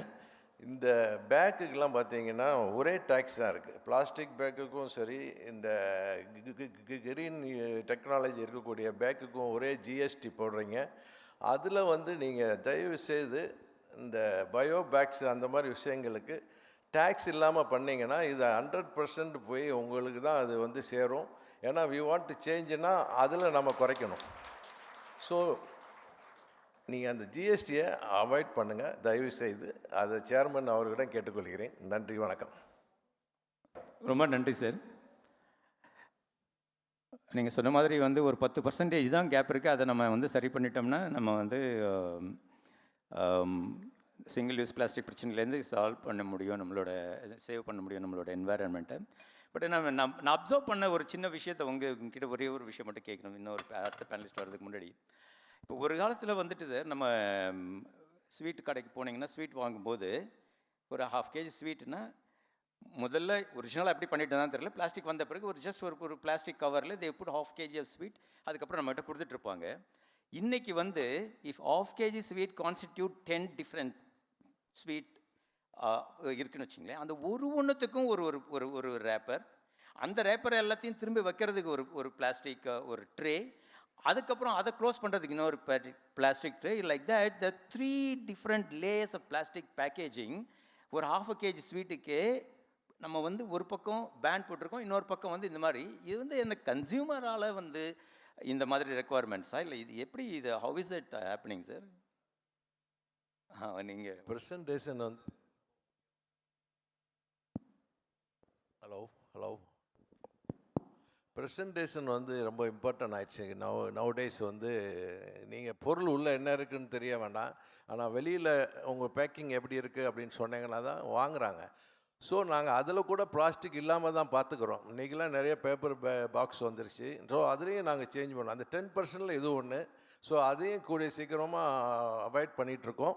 இப்போ already நாங்கள்லாம் change பண்ணிட்டோம். எல்லாமே பேப்பர் கவரில் தான் கொடுக்குறோம். ஸோ நிறைய பீப்புள் வந்து இதுக்கு எப்படி போகிறதுன்னு தெரியல, அவ்வளோதான். அந்த போகிறது தெரிஞ்சிடுச்சு, அதுக்கு தகுந்த மாதிரி ஒன்று வந்துடுச்சு அப்படின்னா வி வில் சேஞ்ச் இட். அந்த ப்ரெசன்டேஷன்னால தான் இந்த மாதிரி செய்ய வேண்டியிருக்கு. Thank you sir, thank you.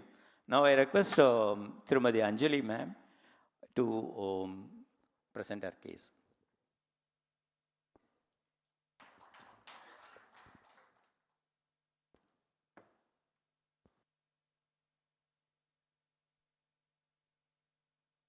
Wonderful. Thank you to the Tamil Nadu State Pollution Control Board for inviting Zomato. We're very, very thrilled to be here, and we are also, want to congratulate Tamil Nadu for being so progressive and for taking the necessary steps to save the planet and people, of course, because finally it's all connected. This is a short presentation of what we are doing. So our mission is better food for more people. And what many people don't know about Zomato is that we also run one of the largest private non-profit feeding initiatives called Feeding India. So sometimes when you check out on the Zomato app, you have an option to contribute to Feeding India. Feeding India is a private NGO. We support them through marketing. They have delivered already 170 crore meals to children so far. So thank you for all of those who have contributed to Feeding India. Just to move on, if you can, is it possible for me to control the presentation? If you can just move to the next slide. So we have a mission of waste-free deliveries. We do have that mission. We have already started undertaking plastic recycling of, you can say we have undertaken voluntary EPR. Doctor was talking about EPR. We have started undertaking voluntary EPR for our restaurant partners. So if you know how Zomato works, you place an order on the app and we assign a delivery partner to pick up your order from a restaurant. The restaurant will seal the package. They will do the packing in their choice of packaging, and they will seal it and give it to the delivery partner. So you can say, in that sense, we are a courier service.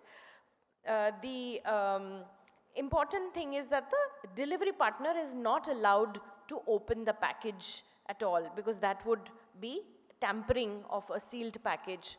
But what we have realized is, yes, food delivery does result in a lot of packaging material. Therefore, we have made a commitment on behalf of lakhs of restaurants that work with us. More than 250,000 restaurants work with us across the country. We have committed to recycle all the plastic that they use for packaging through voluntary EPR. We have already recycled 30,000 metric tons of plastic in 2 years.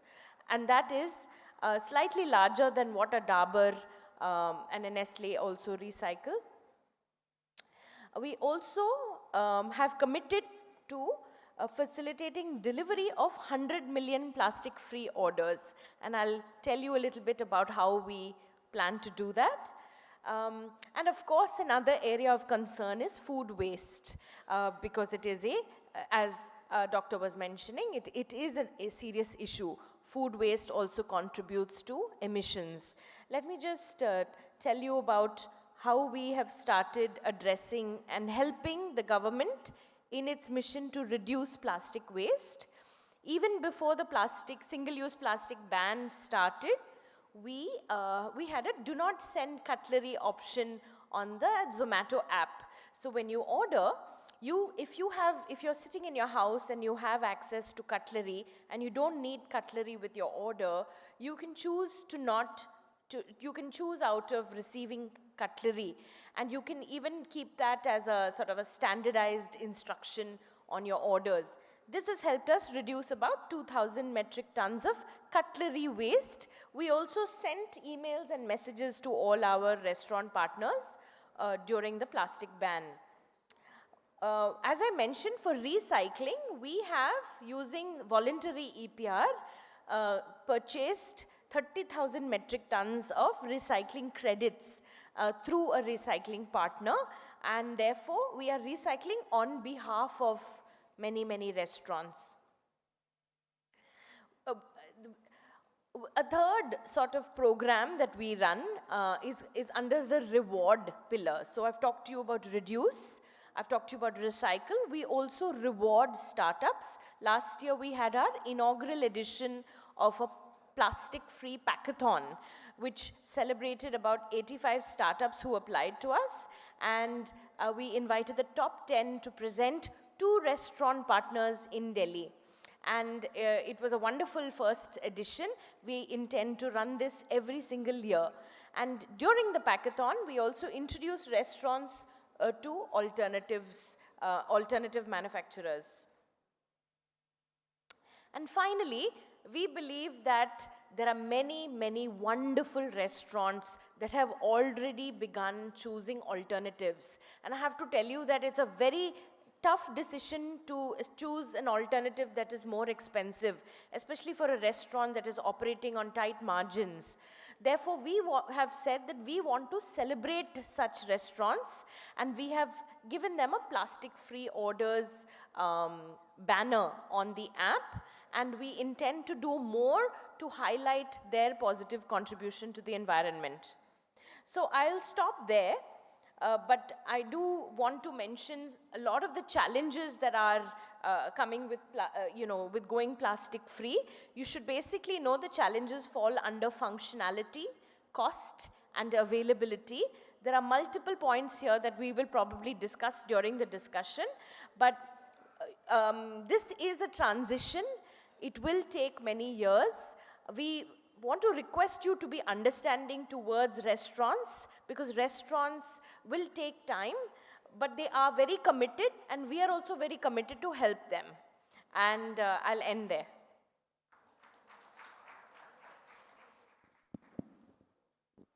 Thank you very much, madam. Very short and nice presentation. I just got 2 simple questions.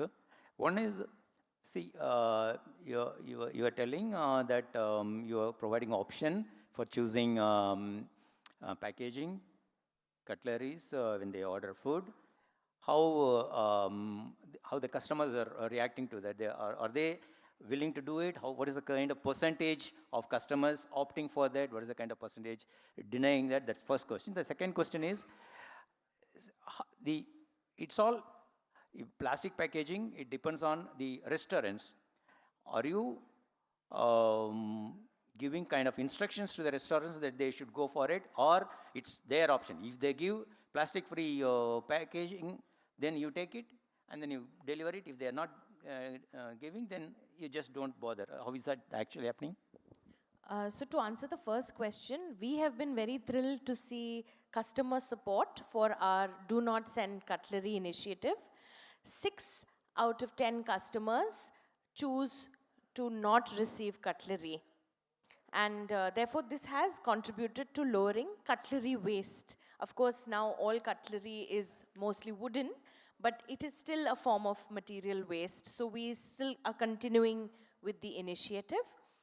To your second question, which is around whether we instruct restaurants, we do not instruct restaurants on the material they need to use. What we advise is to use packaging that suits their cuisine, because Indian cuisine, which we all love, it has a high proportion of hot liquids, right? Rasam, sambar, the butter chicken gravy. We are a very gravy-based cuisine. Raita, chutney, and this cuisine cannot travel well if it is not sealed properly. And therefore, we advise restaurant partners, please choose packaging to suit your cuisine. The burger and pizza companies, they don't have too much problem. They are able to go for paper-based options. But biryani restaurants, anyone who's using gravy, chai, coffee, this does not travel well so far. There are sealability problems. So we do not prescribe any material, but we advise them and we introduce startups to them, especially through Hyperpure. So we have a business called Hyperpure that has a range of packaging options. We have a lot of biodegradable options. In fact, last year we sold 50,000 metric tons of sustainable packaging to restaurants.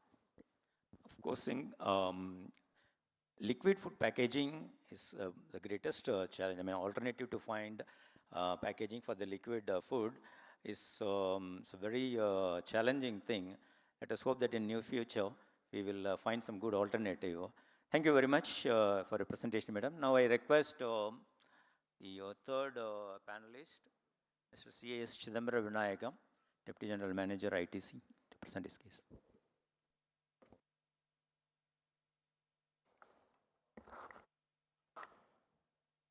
Let me start with a thank you note to TNPCB for giving this opportunity, and my esteemed panelists who are all on the stage, and also the interested parties who are there in the audience to listen to my this thing. So we know that there are a lot of needs and the current status. I mean, that's what we are going to talk about. So at least 2 panel members have expressed the needs, what is required in that food packaging. So we as a provider of this packaging material, we have some solutions. Today, if you look at the product, the requirements of the application, if you look at it, as Madam mentioned, it need all the food which is packed are all with oily, greasy, and that is typical of the Indian cuisine which is there. Also, we know that the packaging reduces the food waste, and that's a great contribution of this food packaging so far to the industry, and we continue to strive so. From ITC, we have actually 2 kinds of solution. One for the complete recyclability, that is from the flexible packaging side, and we also have compostable solution, which is we call it as BioSeal for the paper and paperboard containers are concerned. We have both these options. I'll introduce one after another. When we started this journey in IDC with the paper and paperboard alternative, we started with generally with PE coating. That was almost about 15 years back. Further to that, we also have developed products with PLA coating or PVS coatings, and also other alternatives. So the problem was when we are using solutions like PLA coating or PBS coating, one is the coating GSM need to be very high, and these materials are very, very expensive, and that is increasing the product of the increasing the product cost or the packaging cost. So we have come out with new technology where we can do coatings to a large extent. We can reduce the coating.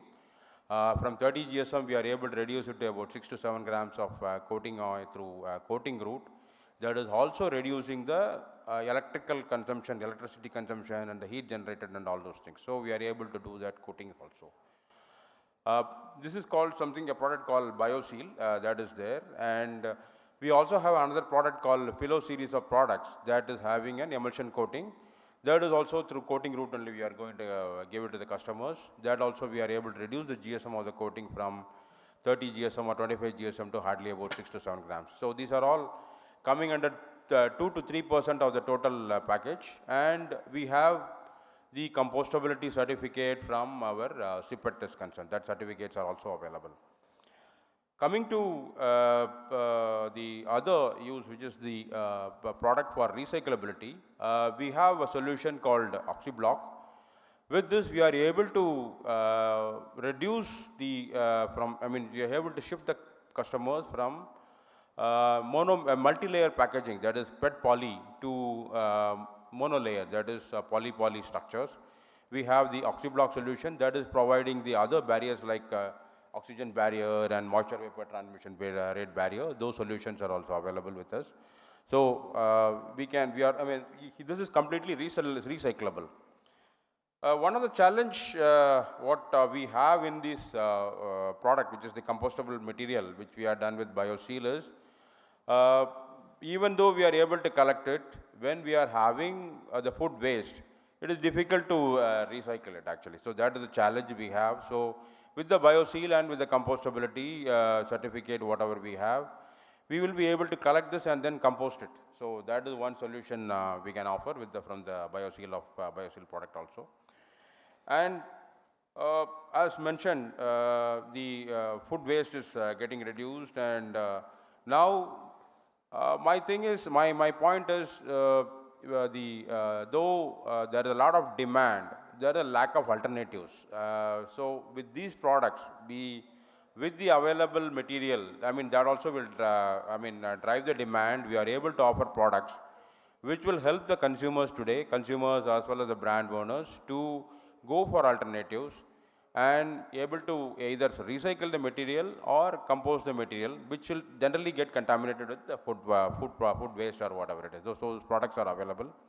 So we have some samples. If any of you are interested, you can contact us. We will be able to provide you some samples to take it forward. And we have, what I require is, from my industry, what we require is the ease of granting license to these compostable products. If I request from this stage to make it easier, it will be very, very beneficial to the industry for offering this product. As more offering comes to the market, then the demand also will come, and that will also reduce the other single-use plastics material which are there in the market. So that's our request. Thank you very much.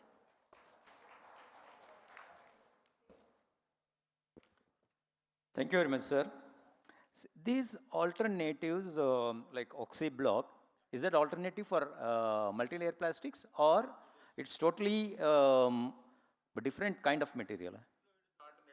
So you have got a base plastic and then you coat it instead of other plastic. Yeah, see what we can, currently if you see the market, it will be PE plus PET, PE. Okay, so that's there multi-layer. are the multi-layer consider this thing. So what we have, by having this OxyBlock in the one of the films, we will be able to get into a mono material. That is PE plus PP or PE plus PE, all those are this thing. And then this can easily go for recycling. It can go for recycling and without any problem. So that coating will not affect recycling. Yeah, exactly, yes. We have that, yes. But what is the, okay, so this is alternative, but what is the other solution for multi-layered plastics?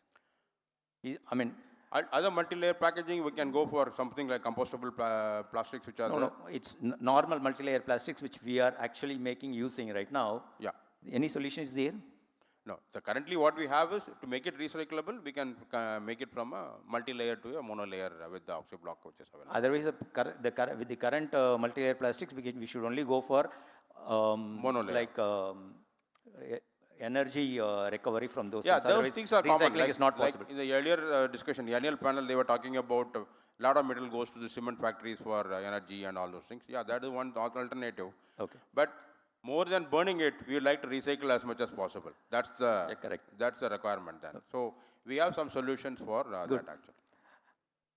I think you are actually in a right path, because multi-layer plastics are one of the biggest challenges, like packaging for food waste. So hope you will come out with a good alternative. Thank you very much, sir. Now I request through Maheshwaran, All India Secretary, National Association for Street Vendors, to present his case.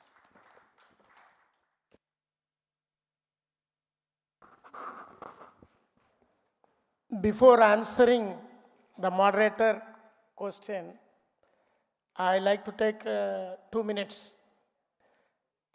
Other 3 minutes I will answer to that particular question.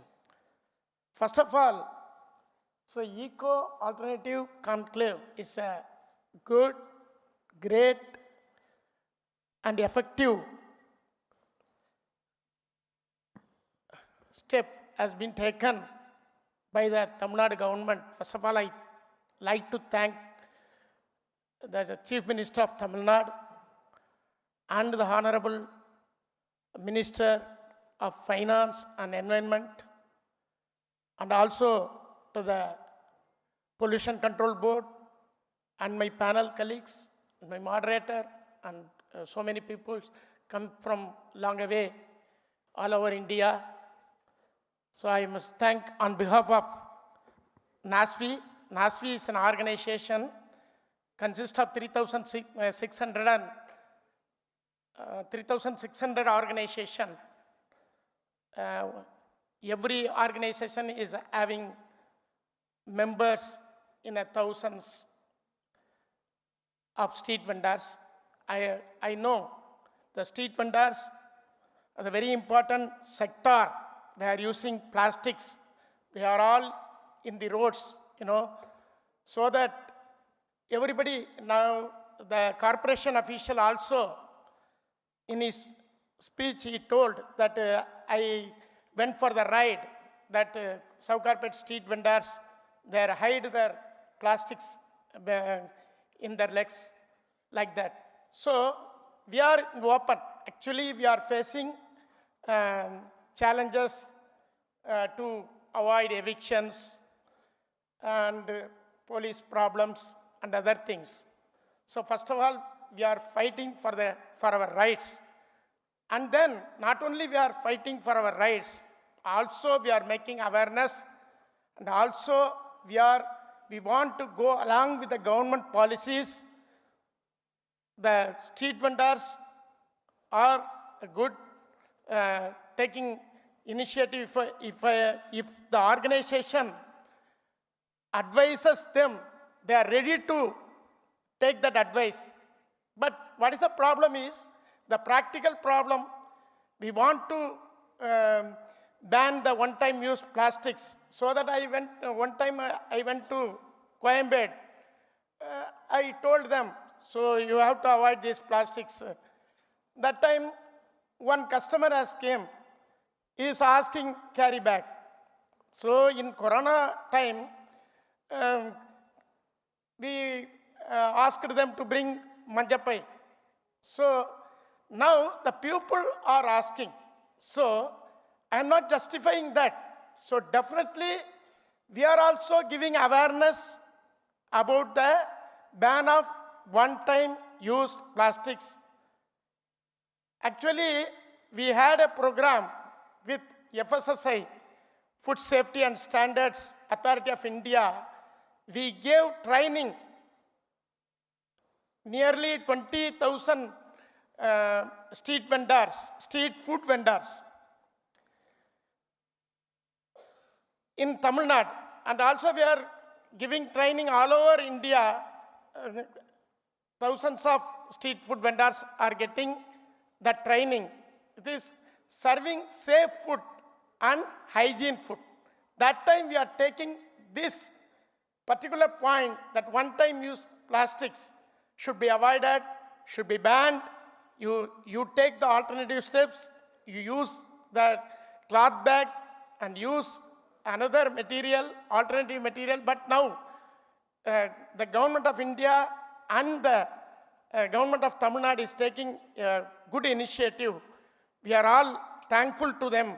Definitely, we will give awareness to the street food vendors. Actually, we know the harm, how harm it is. The plastic leads to cancer. If we pack the food products in plastic, it leads to cancer. It is choking, blocking the drainage, so that the alternative has came now. So low cost, in a low cost, cost effective also, it is very important. So now we are having all the facilities to move for the alternatives. So we are also want to move to the sustainable practices, so that definitely we will cooperate the government and the Tamil Nadu Pollution Control Board. And in the banning of one-time use plastics, now our only one request to the government of Tamil Nadu and Pollution Control Board, we also tried to get the NGO who are funding to the street vendors to give some cloth bag. So it cost, now the cloth bag cost 5 rupees. The plastic bag cost only 50 to 1 rupee. So that the street vendors also struggling. They are also telling that the product within the carry bag, so if we pack in vegetables, everybody looks that. So that we gave them alternative idea. You pack it in the cloth bag and put one vegetable sample before that bag. So definitely people will understand and they will buy the product from you like that. So that our request to the government and Pollution Control Board to allot some funds for the street food vendors, to give the alternative packing materials to the street vendors. It will be very useful. Once again, I am expressing my thanks to the government and Pollution Control Board. Thank you very much. Thank you very much, sir. It's a very important sector, and you are dealing with that sector, because in single-use plastic management, dealing with the street vendors is very challenging one. Of course, their contribution looks like they're throwing it, but the contribution in terms of total waste discarded into the environment is not that much. But still, they are actually discarding banned items. For example, நீங்கள் இப்போ அவங்களோட deal பண்ணுறீங்க, இப்போ நீங்கள் சொன்னால் அவங்க understand பண்ணுற அளவுக்கு இருக்காங்களா? Because every morning if you go to Marina Beach, you can at least collect 10,000 minimum number of cutleries, like a spoon, it's all banned. Adukku alternatives are available. It looks like the alternatives are also reasonably cost effective-ஆ இருக்கிற மாதிரி தான் இருக்குது. But still அதை வந்து அவங்க use பண்ண வைக்க முடியல, அவங்க யூஸ் பண்ண மாட்டேங்கிறாங்க. இப்போ சப்போஸ் பொல்யூஷன் கண்ட்ரோல் போர்டும் நீங்களும் சேர்ந்து கொலாபரேட் பண்ணி ஒரு பைலட் ஸ்டடி மாதிரி, at least Marina beach and Besant Nagar beach, we want all the vendors to use only other banned cutlery இல்லாமல் பண்ண வைக்க முடியுமா? அந்த அளவுக்கு அவங்க கோஆப்ரேட் பண்ணுவாங்களா உங்களுக்கு? We are ready to collaborate and with our Pollution Control Board. Actually, I have representatives here. I brought representatives from NSC Bose Road. That corporation officer told that NSC Bose Road representative is here, and Marina representative also here, and one of the vending committee member. It's a town vending committee members also here. Please stand up. Marina, NSC Bose Road, and this vending committee member is dealing with all over Chennai corporation areas, so that we can definitely find out the alternative and to give the practices, sustainable practices we can make. Definitely we are ready to do that. Thank you very much. We are ready. Thank you. Thank you sir. நம்ம செப்பரேட்டாக நம்ம deal பண்ணலாம். நம்ம will see எதர் ஏதாவது பைலட்டில் வந்து சக்ஸஸ்ஃபுல்லாக பண்ண முடியுமான்னு. Thank you very much. Now I request Murali, the last panelist, to share his views on.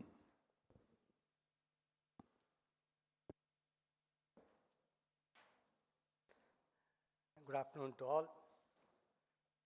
I am from Geeta. See, almost எங்கள் ரெஸ்டாரண்ட்டில் வந்து பார்த்தீங்கன்னா dining almost we have changed. Right now we are using steel plates with leaves. So almost இப்போ எங்களோட challenge வந்து பார்த்தீங்கன்னா எங்களோட 20% of our deliveries. Problems அங்கே தான் எங்களுக்கு இனி still we are having some problems. See, once the government on the single-use plastics வந்து ban பண்ணும்போது okay, it was very difficult and we have changed. There was a lot of alternatives and compostable plastics and other things all came. See, right now almost எங்களுக்கு வந்து liquid, there is only the rasam and sambar gravy. இதில் தான் we are using the reusable plastics, but அதையும் we want to change. So அதுக்கும் alternatives, suppose if some ITC is giving or some startups having some any options, sure we'll implement. Then one more thing sir told, in sweets, see right now it's a very early stage, there's a plastics and all. Right now we all change it to papers, so there's no plastics in the industry.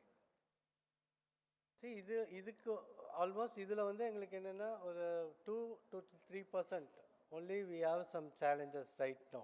There also we are using only the plastics only we are using, not the single use. We have totally we have come out with the things. Adukku we are seeing some alternative. If anything else, yes we can. Then one more thing, just we want to point it out here, for food waste. See, we have controlled our food waste. எங்களோட meals செஷனில் வந்து பார்த்தீங்கன்னா we have fixed one price. So there is a lot of developments, lot of improvements. See, அந்த ஃபுட்டில் வந்து பார்த்தீங்கன்னா again, if people are asking any additional rice or something, we'll serve them. But மெனுவில் வந்து we'll charge. But normally the customers is taking the 1 or 2 or 3 times the additional rice or something, we won't charge them. But again, if there is any waste, we'll charge them. Because there is initially there was a lot of quarrels, but right now there is an excellent this thing, and it has maximum it has reduced. Then as Geetam, we are all implementing one more CSR. Maximum within couple of months we are going to implement. We just want to start with bottles. There's a plastic bottles. We are just designing on machines. Already I think last 2-3 years back the corporation has introduced one machine. I don't think why they have withdrawn or something. Again we are working out with the things. See, if anybody is coming and giving one bottle, we just want to give some around 5 to 6 times the bottle cost as a discount to the restaurant. We'll just want to implement in our restaurant as CSR activities. I hope within a couple of months we'll implement. We'll also see some good developments. So in the products, liquid products, if any advice, definitely we'll take, and the restaurant industry is ready to implement. This is my points. Thank you for the opportunity. Thank you very much, sir. In fact உங்கள் சைட்லேருந்து தான் வந்து நிறைய problem இருக்கும், எங்களுக்கு என்ன பண்ணுறதுன்னு தெரியல அப்படின்னு சொல்லுவீங்கன்னு எதிர்பார்த்தோம். ஆனால் இஷ்யூ இல்லைன்னு சொல்கிறீங்க. இப்போ நாங்கள் அப்சர்வ் பண்ண வரைக்கும் எனக்கு தெரியல கீதம்லேருந்து வர ஃபுட் எப்படி வருதுன்னு. Suppose if you get a parcel meal for example from any restaurant, then we at least ஒரு பேஸ் ஒரு பிளாஸ்டிக் பிளேட் இருக்குது, அதில் certain things like vegetables, rice இதெல்லாம் இருக்கும். And then there will be 4-5 cups of different sambar, rasam அந்த மாதிரி இருக்கும். ஒரே ஒரு சேஞ்ச் அப்சர்வ் பண்ணது நாங்கள் before ban and after ban is that instead of putting it a regular carry bag, they use the compostable carry bags to put this package. அதுதான் நிறைய இடத்துல பார்க்குறோம். இப்போ உங்கள் ரெஸ்டாரண்ட்டில் இப்போ அது வந்து ஒரு இஷ்யூவாக இல்லையா? Because it's not a banned one, of course it's not a banned one, but it's absolutely a problematic single use plastic because everything is going into the environment, it's causing problems. So அது நீங்கள் வந்து ஒரு issue identify பண்ணல இல்லையா? இல்லை வந்து pan இல்லாதால okay that's நீங்கள் allow பண்ணுறீங்களா? எப்படி சார் அது? அதான் சார், இப்போ எங்களுக்கு வந்து பார்த்தீங்கன்னா ஃபார் அவர் எங்கள் இப்போ dosa and other varieties and all இப்போ நாங்கள் வந்து அந்த இதே வந்து லீஃபில் தான் பேக் பண்ணி தரோம், லீஃப் வித் பாக்ஸ். குட். சரி, எங்களோட இப்போ இஷ்யூவே வந்து என்னென்னா liquids. Otherwise we are very clear. Even boxes வந்து நாங்கள் already the paper we have already converted. Only எங்களோட இஷ்யூஸ் வந்து only in sambar and rasam and the gravies. Otherwise, we have all come out with leaf. For those எல்லாம் பார்த்தீங்கன்னா with the leaf and that's a box. Good. Only in the products மாத்திரம்தான் we are seeing we also tried some of the things, but it's not working out. Good. But see, from the presentations of panelists, the overall observation is that there are a lot of changes taking place, and people are not facing it as a ஒரு இது வந்து ஒரு resistance மாதிரி இல்லை. Everybody wants to change. Only thing, since proper alternatives are not available, people are finding it difficult. Otherwise, everybody is interested to change. Everybody is interested in protecting the environment. That's a very good thing. So, just one or two questions. I think we can finish with that. If anybody interested in asking any questions, Madam is there, and then we can take one or two other questions, and then we can finish with that. Avanga mic kodungappa, please.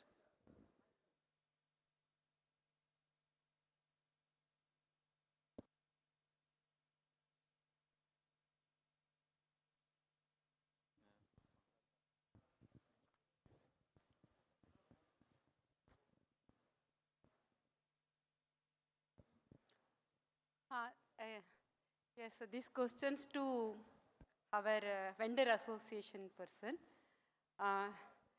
Sir, actually, really, I am very happy to see you in this forum. Okay. Sir, நான் தமிழில் கேட்குறேன் உங்களுக்கு. Okay, sir. Sir, actually, still நாங்கள் CPCB joint inspection பண்ணிட்டு இருக்கிறோம்.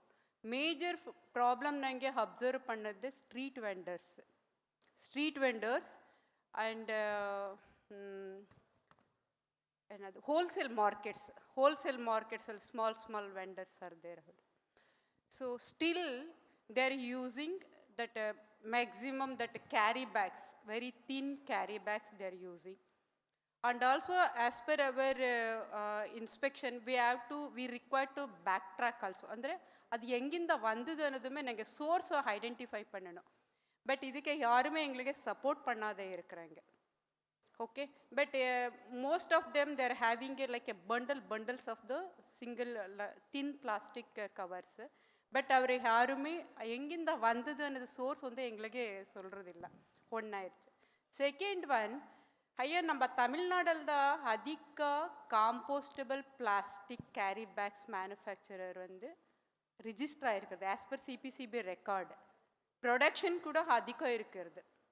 ஏன் நீங்கள் அதை யூஸ் பண்ணுறதுக்கு ஆஸ் ஏ அசோசியேஷன் ரெப்ரசன்டேட்டிவாக நீங்கள் ப்ரமோட் பண்ணக்கூடாது? அது ஒன்று. Third one, flower vendors, all flower vendors still. But நாங்கள் பழைய இது பார்த்தீங்கன்னா லீவ்ஸில் தான் கட்டி கொடுப்பாங்க. ஏன் அந்த கான்செப்ட் வரலாம்? ஸோ ஏன் அதை இம்ப்ளிமெண்ட் பண்ணுறதுல என்ன ப்ராப்ளம் உங்களுக்கு?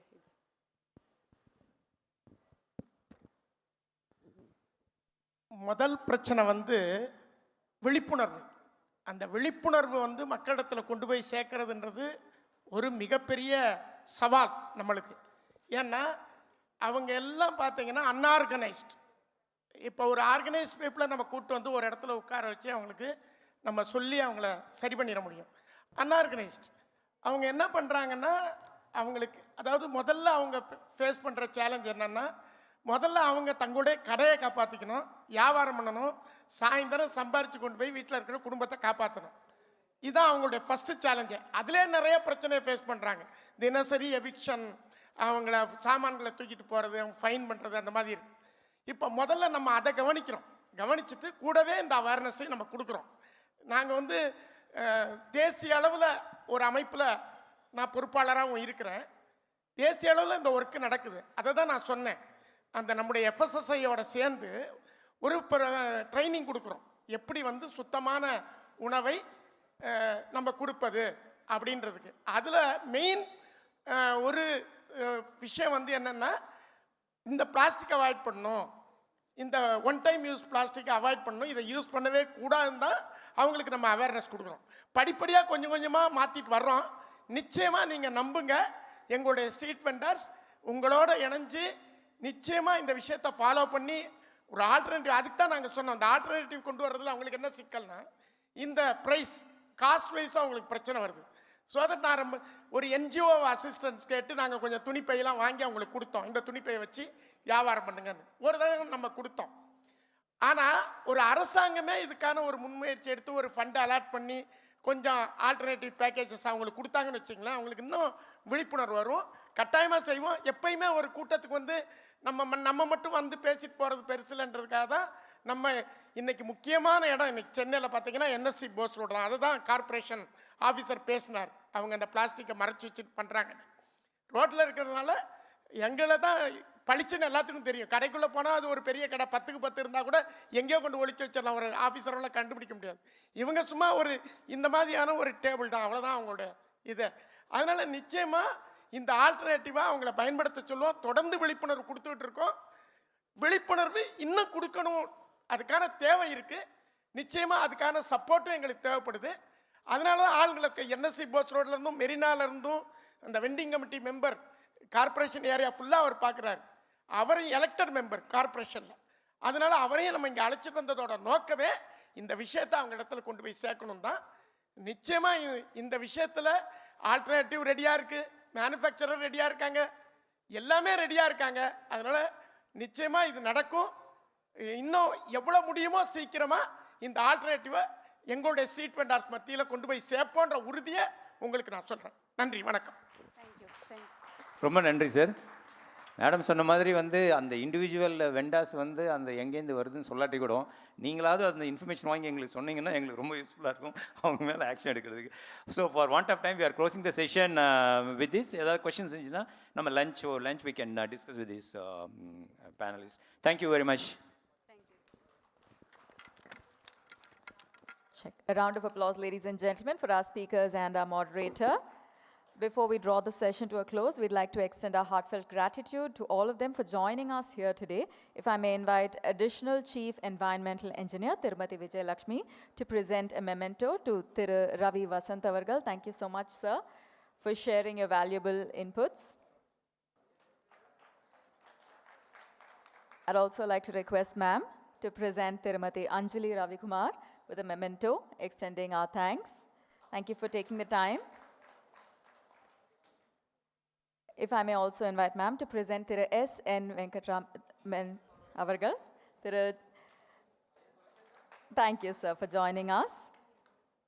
At this juncture, I'd like to invite Joint Chief Environmental Engineer Tirumati Sarasavani to present mementos to our speakers. Thiru Mageshwaran avargal.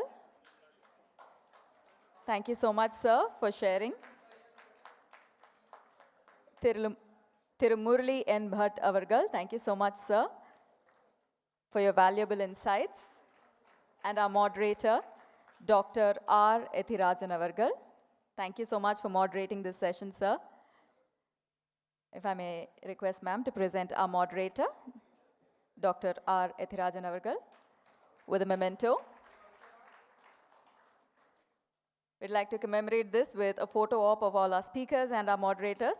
Ladies and gentlemen, please join me as I congratulate and thank our panelists for a session that truly showed us the valuable insights into not just the challenges and opportunities, but the practical actions that are needed to drive a greener future.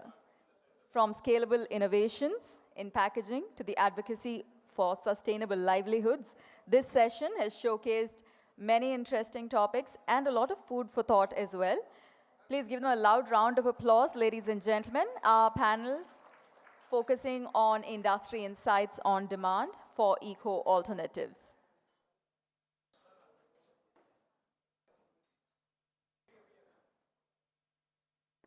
With this, we take a break from our on-stage proceedings. Thank you, sirs. Thank you, ma'ams. We take a break from our on-stage proceedings, ladies and gentlemen, as we break for lunch.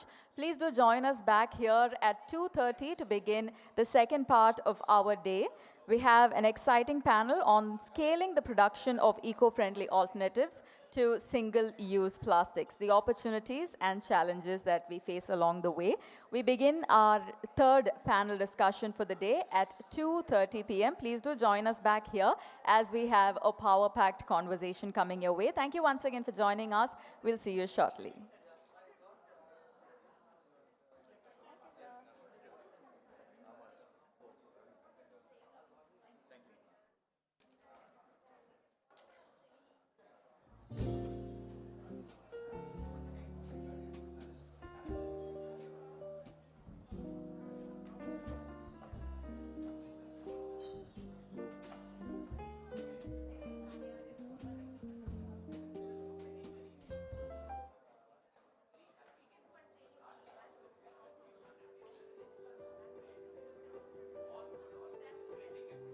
மாண்புமிகு தமிழ்நாடு முதலமைச்சர் அவர்களை மீண்டும் மஞ்சப்பை சின்னத்தை தொடங்கி வைக்குமாறு பணிவன்புடன் கேட்டுக்கொள்கிறோம். மீண்டும் மஞ்சள் பை என்ற விழிப்புணர்வு நிகழ்ச்சியை தொடங்கி வைப்பதில் நான் மிகுந்த மகிழ்ச்சி அடைகிறேன், பெருமைப்படுகிறேன்.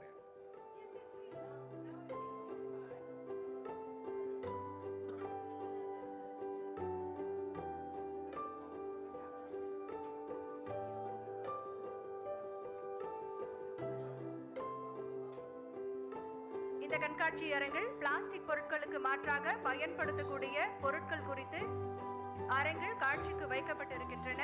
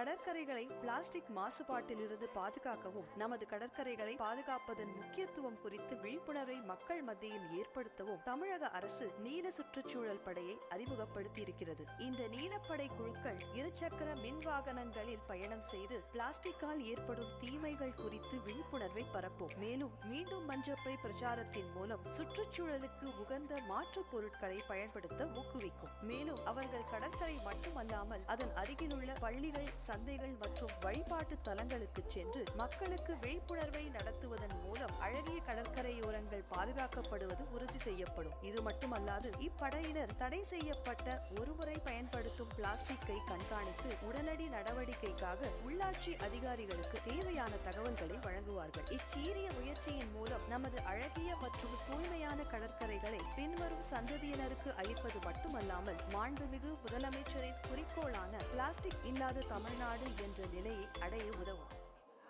In a move towards environmental stewardship, the Tamil Nadu Pollution Control Board has launched the Manjapai Brigade in Chennai, comprising of 2 electric cars and 11 electric bikes, all customized to reflect the theme of the Mindam Manjapai campaign. This brigade marks a significant step towards a greener future. Deployed strategically within the Greater Chennai Corporation area, the Manjapai Brigade is actively engaged in raising awareness across various focal points such as schools, colleges, temples, markets and other strategic locations. But its role doesn't end there. The brigade is at the forefront of monitoring and reporting the usage of banned single-use plastics through the Mindam Manjapai mobile application, ensuring swift action from the local authorities. In the past month alone, the brigade has seen over 70 shops in Chennai facing stringent penalties, with banned SUPs being confiscated, all thanks to the vigilant efforts of the Manjapai Brigade. Driven by a vision of reducing plastic usage and promoting eco-alternatives to plastic, responsible consumption, the Manjapai Brigade stands as a beacon of hope in the fight against plastic pollution. Together, let's embrace a future where sustainability is not just a choice, but a way of life.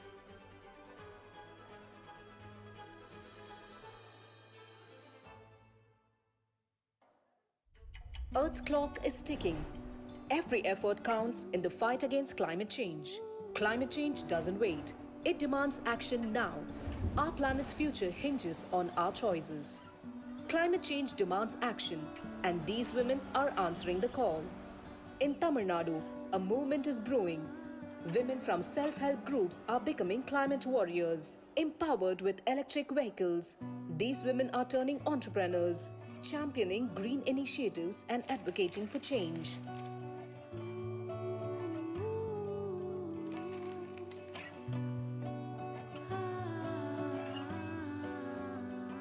They drive e-autos, not just to sell eco-alternatives, but to ignite conversations on climate change and sustainable living. With painted vehicles and persuasive messages, they are reshaping mindsets, urging action for a greener tomorrow. These women are more than entrepreneurs. They are ambassadors for a sustainable future. Join their movement, support these climate warriors. The future is in their hands. Climate warriors, pioneering change, empowering future.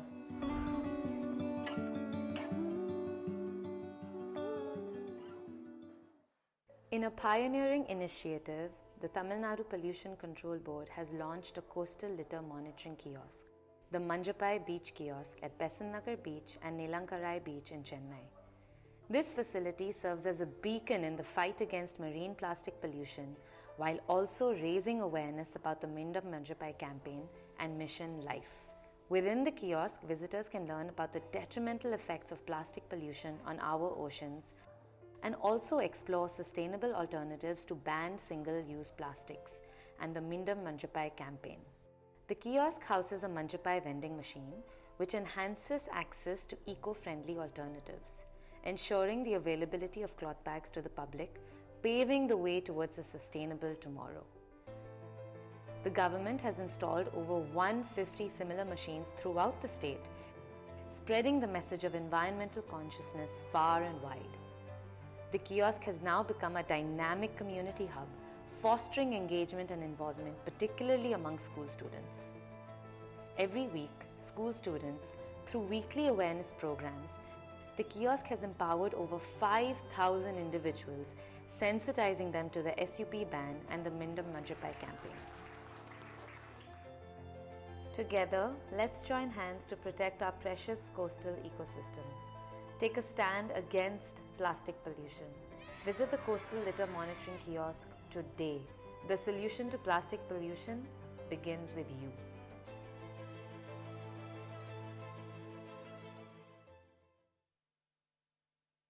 நாங்கள் சொன்னதை கேட்டிருப்பீங்க, செஞ்சீங்களா? இது உங்களுக்காகவோ இல்லை எங்களுக்காகவோ இல்லைங்க, இது நமக்காக, நம்மளை நம்பி இருக்கிற வருங்காலத்துக்காக. ஊர்லேருந்து கையில் மஞ்சப்பையோடு வந்தேன்னு சொன்னவங்களை கேள்விப்பட்டிருப்போம், கேலியும் பண்ணியிருப்போம். ஆனால் இனிமேல் நம்ம ஊரில் ஒவ்வொருத்தர் கையில் இருக்க போகிற மஞ்சப்பை தான் நம்ம ஊரோட அடையாளமும் பெருமையும். நம்மளை நம்பி இருக்க இந்த உலகத்துக்கு நாம தாங்க நம்பிக்கை கொடுக்கணும். நாங்கள் இருக்கிறோம், நாங்கள் ஒன்று பத்திரமா பார்த்து போகணும். மீண்டும் மஞ்சப்பை, பிளாஸ்டிக்கு சொல்லுவோம் குட் பை.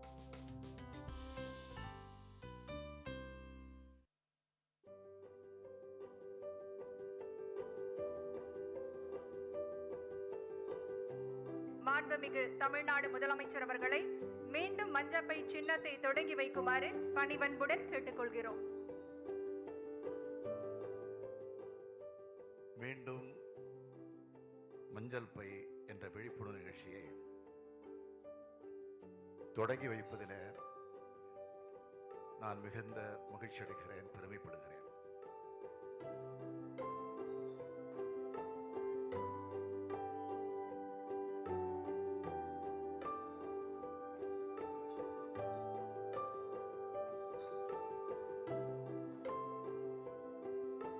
இந்த கண்காட்சி அரங்கில் பிளாஸ்டிக் பொருட்களுக்கு மாற்றாக பயன்படுத்தக்கூடிய பொருட்கள் குறித்து அரங்கில் காட்சிக்கு வைக்கப்பட்டிருக்கின்றன.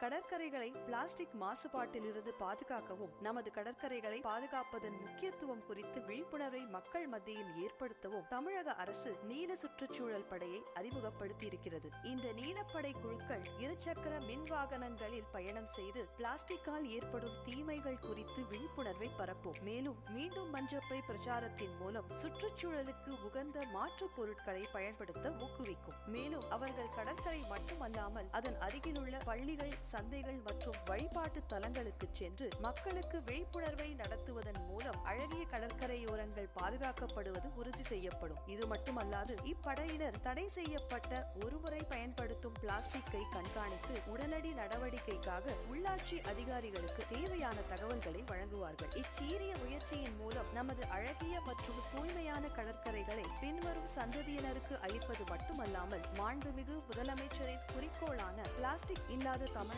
என்ற நிலையை அடைய உதவும்.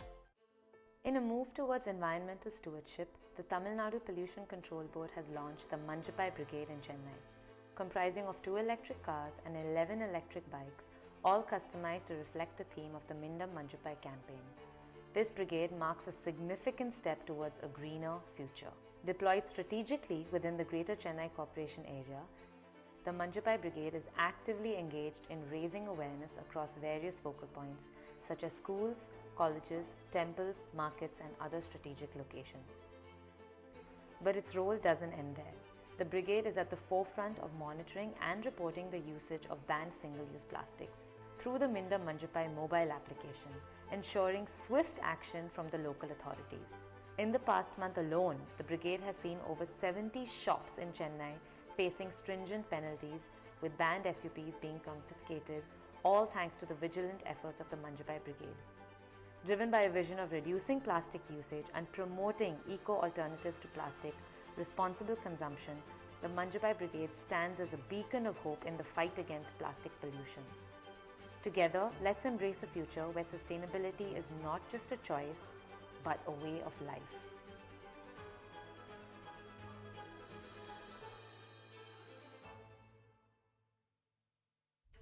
Earth's clock is ticking. Every effort counts in the fight against climate change. Climate change doesn't wait. It demands action now. Our planet's future hinges on our choices. Climate change demands action, and these women are answering the call. In Tamil Nadu, a movement is brewing. Women from self-help groups are becoming climate warriors, empowered with electric vehicles. These women are turning entrepreneurs, championing green initiatives and advocating for change.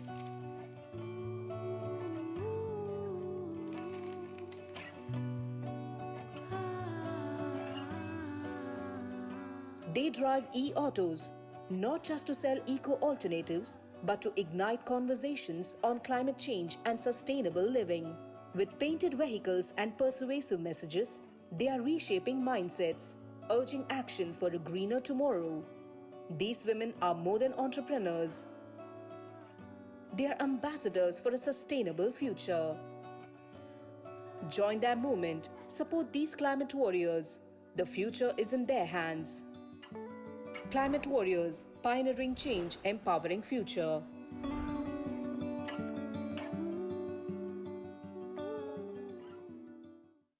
In a pioneering initiative, the Tamil Nadu Pollution Control Board has launched a coastal litter monitoring kiosk, the Manjapai Beach Kiosk at Besant Nagar Beach and Nilankarai Beach in Chennai.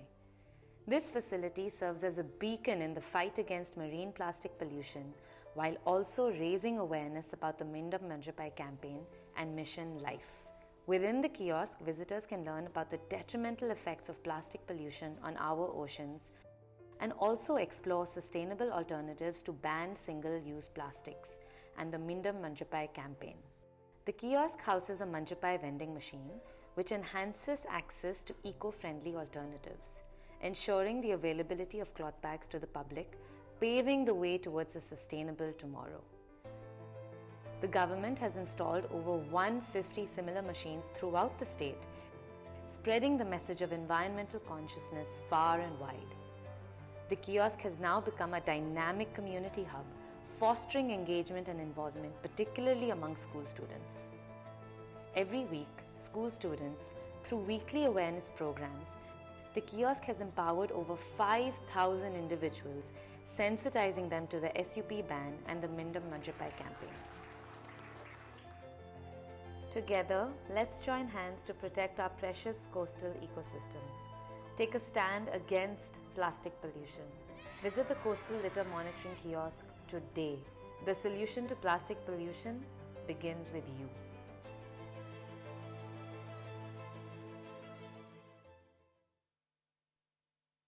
நாங்கள் சொன்னதை கேட்டிருப்பீங்க, செஞ்சீங்களா? இது உங்களுக்காகவோ இல்லை எங்களுக்காகவோ இல்லைங்க, இது நமக்காக, நம்மளை நம்பி இருக்கிற வருங்காலத்துக்காக. ஊர்லேருந்து கையில் மஞ்சப்பையோடு வந்தேன்னு சொன்னவங்களை கேள்விப்பட்டிருப்போம், கேலியும் பண்ணியிருப்போம். ஆனால் இனிமேல் நம்ம ஊரில் ஒவ்வொருத்தர் கையில் இருக்க போகிற மஞ்சப்பை தான் நம்ம ஊரோட அடையாளமும் பெருமையும்.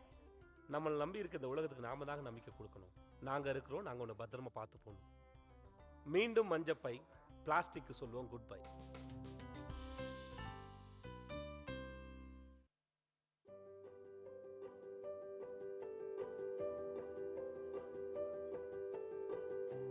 மாண்புமிகு தமிழ்நாடு முதலமைச்சர் அவர்களை மீண்டும் மஞ்சப்பை சின்னத்தை தொடங்கி வைக்குமாறு பணிவன்புடன் கேட்டுக்கொள்கிறோம்.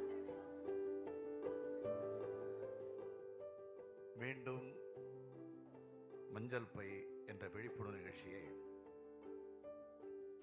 தொடங்கி வைப்பதில்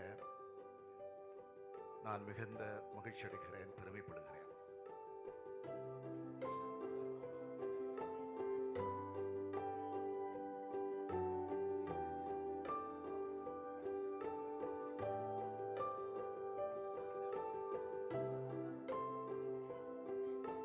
இந்த கண்காட்சி அரங்கில் பிளாஸ்டிக் பொருட்களுக்கு மாற்றாக பயன்படுத்தக்கூடிய பொருட்கள் குறித்து அரங்கில் காட்சிக்கு வைக்கப்பட்டிருக்கின்றன.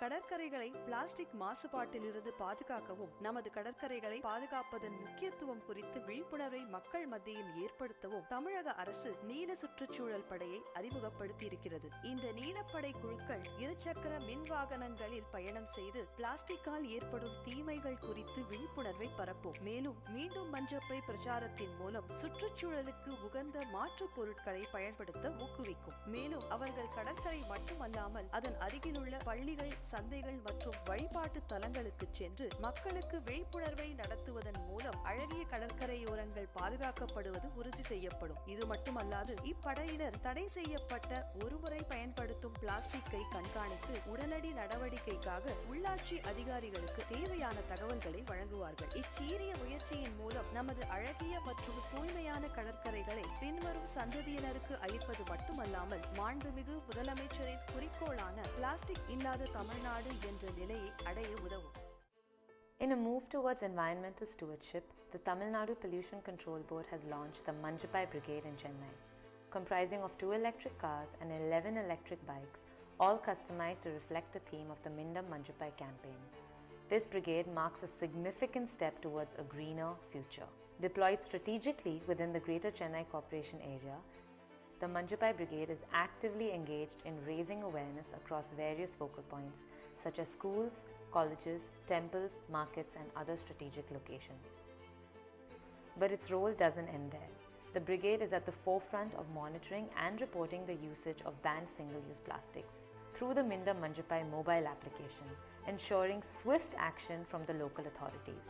In the past month alone, the brigade has seen over 70 shops in Chennai facing stringent penalties, with banned SUPs being confiscated, all thanks to the vigilant efforts of the Manjapai Brigade. Driven by a vision of reducing plastic usage and promoting eco-alternatives to plastic, responsible consumption, the Manjapai Brigade stands as a beacon of hope in the fight against plastic pollution. Together, let's embrace a future where sustainability is not just a choice, but a way of life.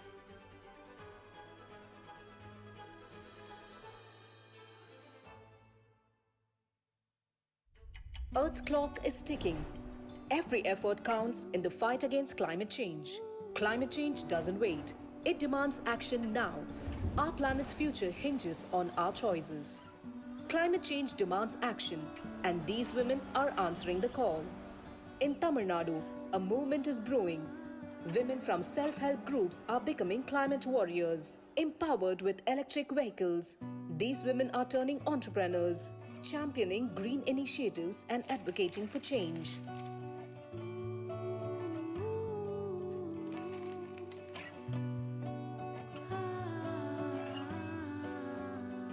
They drive e-autos, not just to sell eco-alternatives, but to ignite conversations on climate change and sustainable living. With painted vehicles and persuasive messages, they are reshaping mindsets, urging action for a greener tomorrow. These women are more than entrepreneurs. They are ambassadors for a sustainable future. Join their movement, support these climate warriors. The future is in their hands. Climate warriors, pioneering change, empowering future.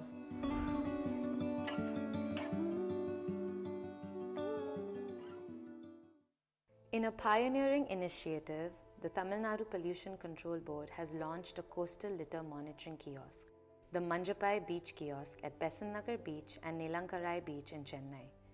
This facility serves as a beacon in the fight against marine plastic pollution, while also raising awareness about the Mindam Manjapai campaign and Mission Life.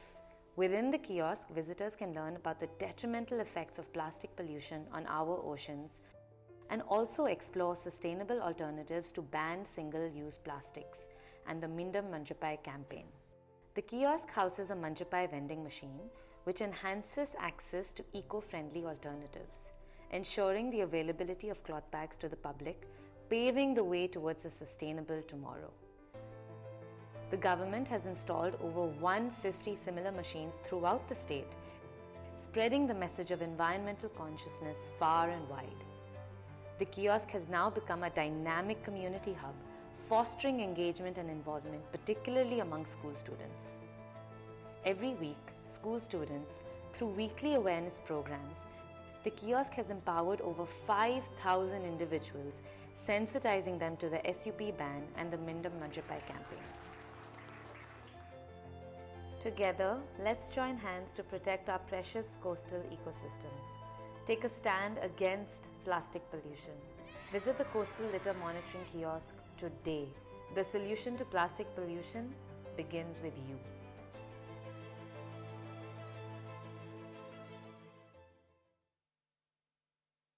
நாங்கள் சொன்னதை கேட்டிருப்பீங்க, செஞ்சீங்களா? இது உங்களுக்காகவோ இல்லை எங்களுக்காகவோ இல்லைங்க, இது நமக்காக, நம்மளை நம்பி இருக்கிற வருங்காலத்துக்காக. ஊர்லேருந்து கையில் மஞ்சப்பையோடு வந்தேன்னு சொன்னவங்களை கேள்விப்பட்டிருப்போம், கேலியும் பண்ணியிருப்போம். ஆனால் இனிமேல் நம்ம ஊரில் ஒவ்வொருத்தர் கையில் இருக்க போகிற மஞ்சப்பை தான் நம்ம ஊரோட அடையாளமும் பெருமையும். நம்மளை நம்பி இருக்க இந்த உலகத்துக்கு நாம தாங்க நம்பிக்கை கொடுக்கணும். நாங்கள் இருக்கிறோம், நாங்கள் உன்னை பத்திரமா பார்த்து போகணும். மீண்டும் மஞ்சப்பை, பிளாஸ்டிக்கு சொல்லுவோம் குட் பை.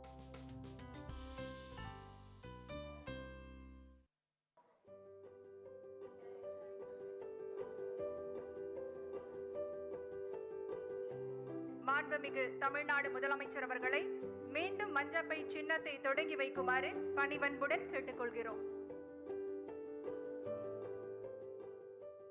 மீண்டும் மஞ்சள் பை என்ற விழிப்புணர்வு நிகழ்ச்சியை தொடங்கி வைப்பதில் நான் மிகுந்த மகிழ்ச்சி அடைகிறேன், பெருமைப்படுகிறேன்.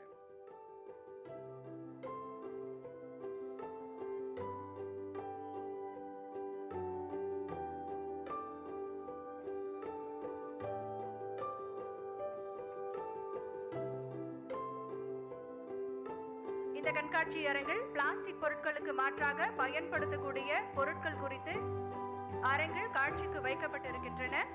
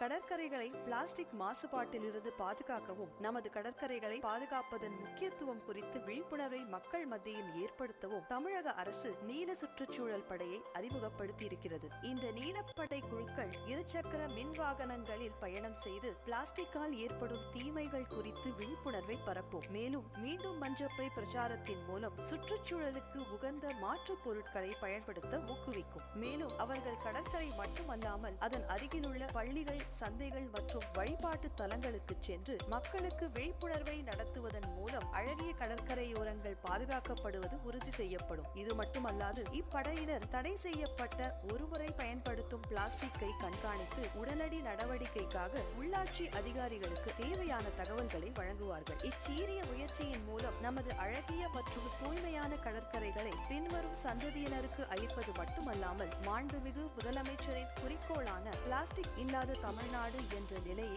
அடைய உதவும். In a move towards environmental stewardship, the Tamil Nadu Pollution Control Board has launched the Manjapai Brigade in Chennai, comprising of 2 electric cars and 11 electric bikes, all customized to reflect the theme of the Mindam Manjapai campaign. This brigade marks a significant step towards a greener future. Deployed strategically within the Greater Chennai Corporation area, the Manjapai Brigade is actively engaged in raising awareness across various focal points such as schools, colleges, temples, markets and other strategic locations. But its role doesn't end there. The brigade is at the forefront of monitoring and reporting the usage of banned single-use plastics through the Mindam Manjapai mobile application, ensuring swift action from the local authorities. In the past month alone, the brigade has seen over 70 shops in Chennai facing stringent penalties, with banned SUPs being confiscated, all thanks to the vigilant efforts of the Manjapai Brigade. Driven by a vision of reducing plastic usage and promoting eco-alternatives to plastic, responsible consumption, the Manjapai Brigade stands as a beacon of hope in the fight against plastic pollution. Together, let's embrace a future where sustainability is not just a choice, but a way of life.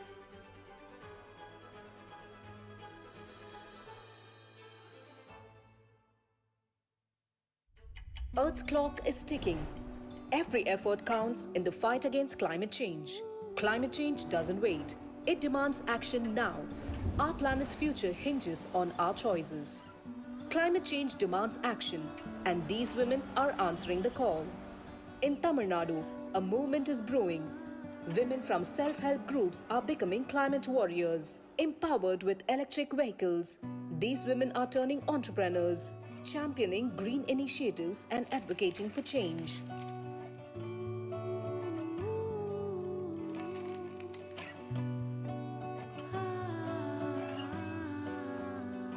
They drive e-autos, not just to sell eco-alternatives, but to ignite conversations on climate change and sustainable living. With painted vehicles and persuasive messages, they are reshaping mindsets, urging action for a greener tomorrow. These women are more than entrepreneurs.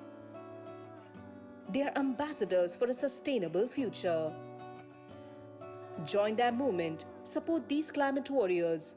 The future is in their hands. Climate warriors, pioneering change, empowering future.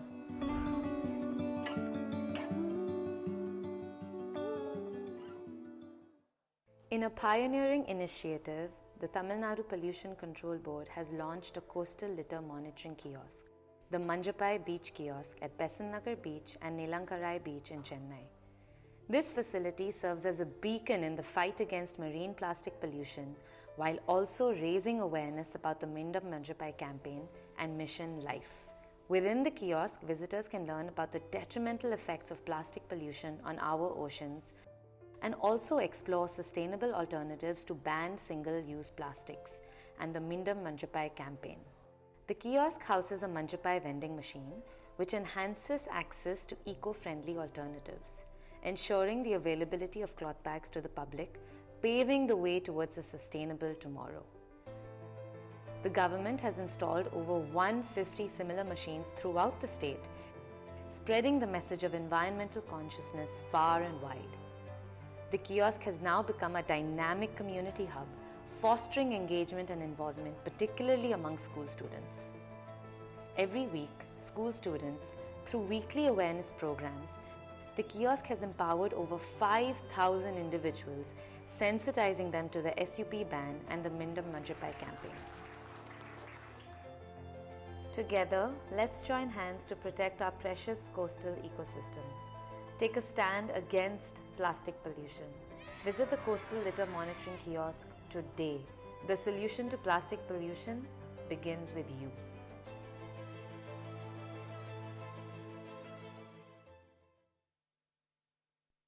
நாங்கள் சொன்னதை கேட்டிருப்பீங்க, செஞ்சீங்களா?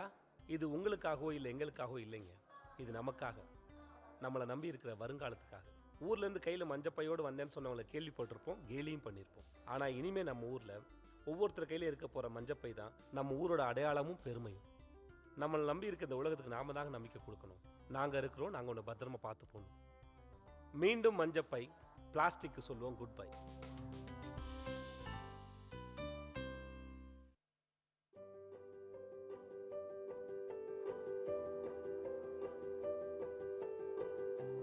மாண்புமிகு தமிழ்நாடு முதலமைச்சர் அவர்களை மீண்டும் மஞ்சப்பை சின்னத்தை தொடங்கி வைக்குமாறு பணிவன்புடன் கேட்டுக்கொள்கிறோம்.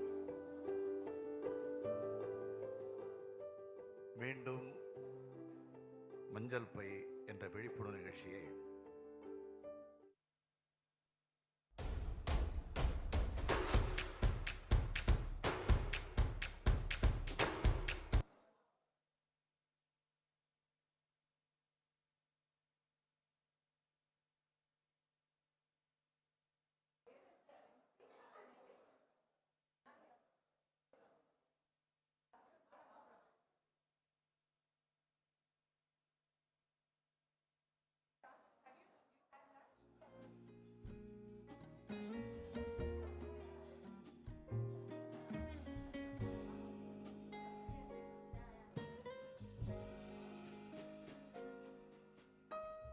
Check.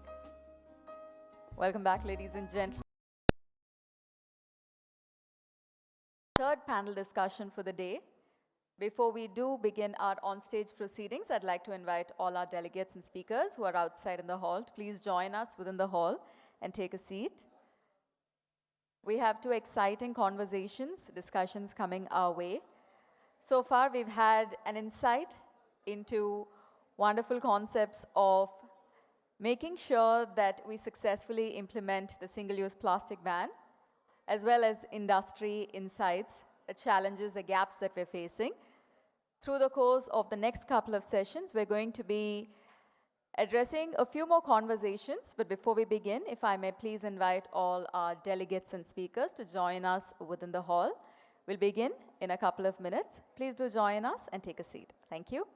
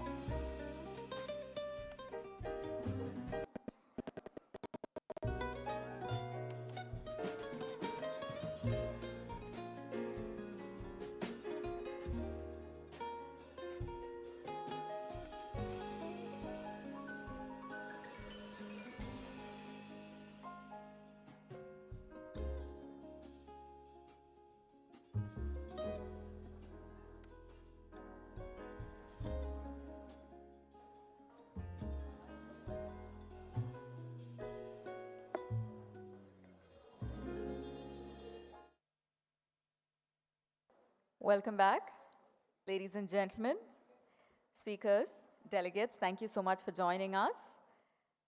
We hope everyone has truly had a refreshing lunch break and, of course, that you had the time to recharge, because coming up, we have a couple of insightful conversations, panel discussions taking place on stage. While we do have a few more of us joining us, today has been an interesting day, ladies and gentlemen, where our first panel was on navigating a successful single-use plastic ban that truly highlighted the effective policies, the practices driving Tamil Nadu's mission towards a plastic-free future. Of course, with our second session, we had a keen focus on the industry insights on demand for eco-alternatives.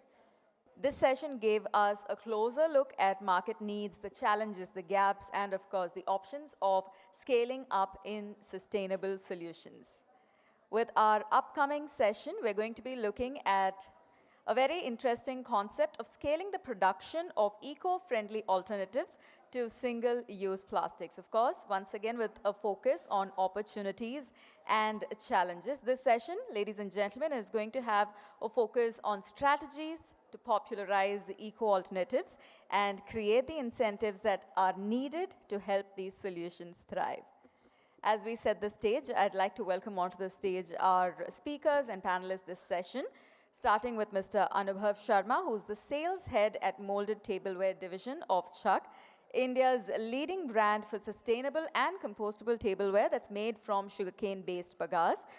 Mr. Anubhav also drives Chuck's mission to offer durable, toxin-free plates, bowls, meal trays, all of which are safe for the customers and kind to the planet.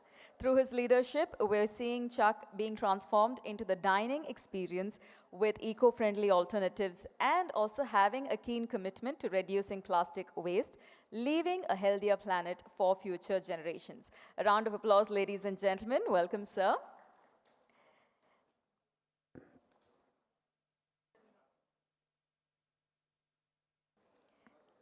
We also have with us our next panel member, Thiru E. Shaktivel, CEO of Punarbhava Sustainable Products, which is a leading firm once again in sustainable fashion packaging.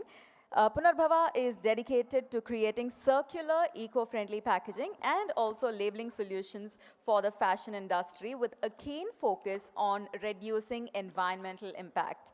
The brand also replaces virgin resources with ethically sourced 100% recycled cotton paper and chemical-free vegetable-based inks, and also converts PET bottles into sustainable polyester yarn for woven labels and tapes. By utilizing renewable energy and also minimizing waste, the brand is helping the fashion industry shift towards a greener future, one garment package at a time. Good afternoon, sir. Welcome. Thank you so much for joining us. A round of applause, ladies and gentlemen, for our panel member. I'd also like to invite to the stage our next panelist, Mr. Ravichandran, CEO of Yucca Bio Green Products Private Limited, which has pioneered the development of tapioca-based cutlery, championing indigenous materials as sustainable alternatives to plastic. His work, of course, exemplifies the potential of locally sourced plant-based resources to address the environmental challenges we're witnessing. Yucca BioGreen also specializes in biodegradable tableware, packaging, and agricultural products, all of which are crafted to reduce plastic waste while also being durable and compostable. Ladies and gentlemen, driven by a mission to provide eco-friendly solutions, Mr. Ravichandran's leadership has positioned the brand as an industry leader, inspiring a shift towards sustainability in everyday products and helping pave the way to a greener future. Welcome, sir. Good afternoon. Our next esteemed panelist, ladies and gentlemen, is Mr. Krishnan Subramanian, co-founder of Yellow Bag Foundation. Mr. Krishnan and his wife Gauri founded Yellow Bag back in 2014 as a social enterprise that focused on sustainability and empowering women from lower-income families. With an all-women team, Yellow Bag has produced over 2 million eco-friendly bags for global markets, thereby supporting corporate branding and also gifting purposes. They also run the Yellow Bag Foundation, which provides vocational training to over 100 women annually through the Vallavi program and organizes workshops for 1,000+ children in Madurai through Minmingal, which is aimed at nurturing talent in underserved communities. Ladies and gentlemen, please join me as I invite Mr. Krishnan Subramanian to join us on stage. Welcome, sir. Ladies and gentlemen, our final panelist this session, it's my pleasure to invite Mr. Arokiraj, Managing Director, Joanna Leaf Plates. With over 18 years in the field of agri-based value-added products, he also leads Joanna Leaf Plates in its mission to provide sustainable tableware solutions. Founded in 2016, Joanna Leaf Plates is a pioneer in crafting high-quality, eco-friendly areca leaf plates using only the fallen leaves from the areca palm tree. This natural, renewable material allows this particular brand to create biodegradable plates that are both elegant while also being durable, offering an eco-conscious solution to traditional tableware. With that, a round of applause, ladies and gentlemen. Thank you for joining us, sir. With that, ladies and gentlemen, it is my pleasure to welcome our moderator for the session, Mr. Rajiv Reddy, Manager, Water and Circular Economy Practice of PricewaterhouseCoopers, and also the Project Manager of the Tamil Nadu Pollution Control Board, Waste Management, PMU. Mr. Rajiv brings a rich experience of over a decade in waste management, circularity, and policy initiatives. He is currently driving a multifaceted, talented team in the Tamil Nadu Pollution Control Board, supporting the board in implementation of the single-use plastic ban. Amongst the others, he also focuses on waste management, and I think this particular session is going to capture your complete attention. Ladies and gentlemen, a round of applause as we have our stage set. Over to our moderator. Good afternoon, sir. Thank you, Shilpa. Thanks, Shilpa, for the warm introduction. Good afternoon, everyone. I hope you all had a great lunch and are recharged for this panel discussion. I'll try my best to keep this session more interactive and get some key insights from this panel discussion within the time frame which we are allocated. I would also request all my panel members, let's be on time. I know we have one more session lined up after this, and we are already delayed. And I'll request you all to stick to 3 to 4 minutes of your introduction. Yeah. So. We have been hearing since morning. We also heard from our Honorable Minister and other panel members in the previous panel discussion that enforcing a ban on SUPs through fines or plastic seizures may not be fully effective unless accompanied by the development of sustainable alternatives. Without viable replacements, people may tend to go to eco alternatives for some time, and they will, if there is no viable replacement, they are bound to return to using single-use plastic. This is a very important subject. Government of Tamil Nadu is aware of this and has taken various initiatives to promote use of alternatives of single-use plastics in Tamil Nadu. And Tamil Nadu is also one of the first states to carry out a comprehensive listing of manufacturers of eco-alternatives. The latest directory of manufacturers and suppliers of eco-alternatives released by Honorable Minister today has details of around 353 eco-alternative manufacturers who are spread around in 33 districts of the state. The state also took a lead in conducting national level expo on eco-alternatives in 2022, in which around 172 eco-alternative manufacturers have participated and exhibited various sustainable alternatives to single-use plastic.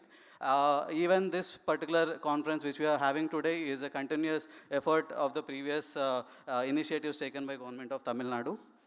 And Tamil Nadu government and Tamil Nadu Pollution Control Board has also been carrying out various stakeholder meetings and interactions with various eco-alternative manufacturers on a continuous basis, and we understand there are certain challenges in this sector, and the objective of this panel discussion is also to understand what challenges the industry is currently facing, and what are the suggestions which you would like to give to Government of Tamil Nadu, and also to understand what are the innovations you all are taking in your respective fields, to address the problems which we heard in the previous sessions as well. One of the pioneering problem which was mentioned in the panel discussion too is about the alternatives to liquid packaging, especially in the hoteliers and restaurant sector. So through this session, we are focusing on practical steps and support needed to bring eco alternatives to a scale. Not only to start this, to enter into the eco alternative industry, but also to grow it into a certain scale so that it is also financially viable for the new entrants, and it is a sustainable business. So each of our panelists in this discussion have a wealth of experience, and they have played a key role in their own industries. And today we'll all hear about their particular stories, their growth journey in this particular stream. Yeah, and before we enter into discussion, I would like to reiterate that let's stick to the time what is allotted to us, and we'll try to close this as early as possible. And how I would like to have this session, we all had a discussion as well. We'll have a brief introduction of your firm and your journey in this particular space, followed by a round or two round of questions. And maybe if time permits, we will also give some time, some 30 seconds for each of you to summarize, what are to summarize the suggestions which you want to give to the government, and also to the new entrants who want to enter into this sector. With this, I would like to now invite our first panelist, Anubhav Sharma, to share his journey and insights on driving the demand for sustainable alternatives. Anubhav, please take us through the experience and valuable lessons you have gathered along the way. I understand he has a presentation. I request the AV team to kindly project the presentation. Over to you, Abna.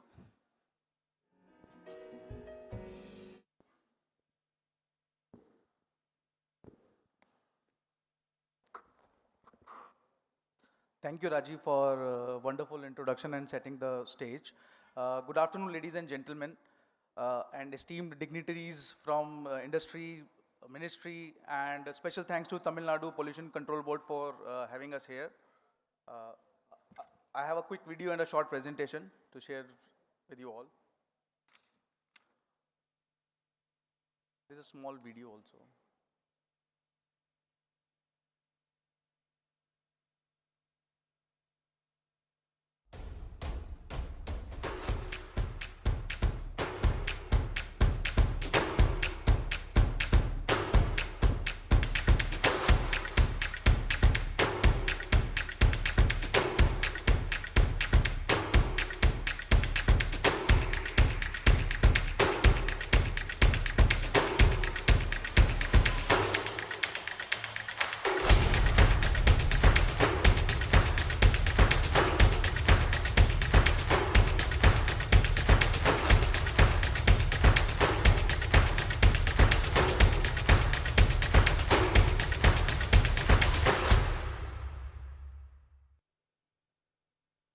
Thank you.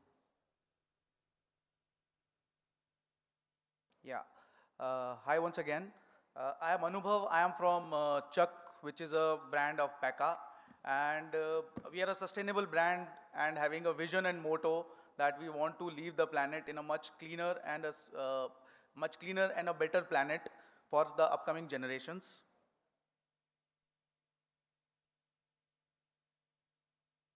So I would like to tell you about the journey of our organization. The first 7 years are basically exploration and the concept that we have, that how we have explored the market, worked on various initial designs, machinery installations, and this is how Chuck has born in the year 2017.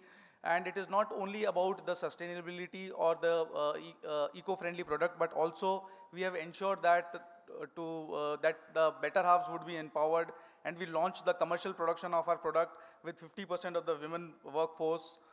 Post that, from 2017 to 2020, it was again a slow progress, wherein we have seen slow down in the growth because of various reasons. Pandemic has also hit us. But after that, due to the plastic ban and also various initiatives that we have taken in order to grow our business, the growth has come. And in the last 3 years, we have grown to 2x. Having said that, today we are the largest Indian manufacturer of compostable serviceware, having a only vertically integrated facility, wherein the total pulp capacity that we are having today is 140 tons and 18 tons of tableware capabilities per day. I am glad to share that with this initiative, we were able to serve more than 700 million customers which are eating safe in our products. And with this initiative, I am very glad to share that more than 12,000 tons of good garbage that we have created and reduced the consumption of single-use plastics. We are the only organization in the world which are having capabilities from pulp to plate. That is, we are obtaining our raw material from the sugarcane bagasse, and then we are making pulp in-house, and then with the stringent quality checks, we are making our tableware products, which are eat safe. And the best part of our product is that it is 100% home compostables. You eat it and you just throw it into the soil, and it is not only decomposed, but it will enrich the soil. All our products are 100% oil and waterproof. And the best part is that we are 100% toxin free. We are unbleached product. We don't use any kind of a chlorine for the bleaching of our products. We are microplastics free, and aroma migration is also not there in our products. We are certified with all the national and international agencies, and we also got Red Dot and Good Design Awards. Yeah, with that, thank you all. Thanks, Anubhav, for sticking to the time and sharing those insights. I would like to now introduce, request our third panelist, Mr. E. Sektivel, CEO of Punarbhava Sustainable Products. When I recently called him around 8 p.m. Just 2 days back to introduce, to talk about this panel discussion, he told me that, he is currently his US timing started, and, he has to serve his global clientele. Sektivel, I would like to understand from you, how your journey, how did you start, and how are you currently serving some of the leading global markets? Yeah, thanks, Sektivel. Thank you so much, Raju. Good afternoon to all. Thanks so much for TNPCB and Tamil Nadu government for inviting me for this great event.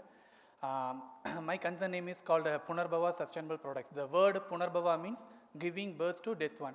Actually, I'm come from the Tirupur. As you know well, Tirupur is the hub of garment manufacturing. The reason why we started this business before 12 years means at the time the brands were claiming their garments as a most sustainable and eco-friendly garments. But what we thought is each and every garment have nearly 10 to 15% of packaging. So when packaging is not considered on their sustainability part, so the customers and the brand cannot claim their garment as 100% sustainable. So what we thought, if you are making something a sustainable packaging solution to the brands and also the customers can claim their product as a sustainable, 100% true sustainable. So we made a lot of R&Ds, and we thought that, okay, our market is to be a Europe and US market. So without certifications, you are not able to knock the door of the European brands or US brands. So I will explain about our process, what we are doing actually. We collect pre and post consumer waste. See, whenever the garment is made, some percentage of the wastage is unavoidable, like armhole waste, like neck waste is unavoidable. We collect textile fabric waste, and we chop them. Adding with water, it is converted into pulp, and the pulp has been converted into sun-dried cotton paper.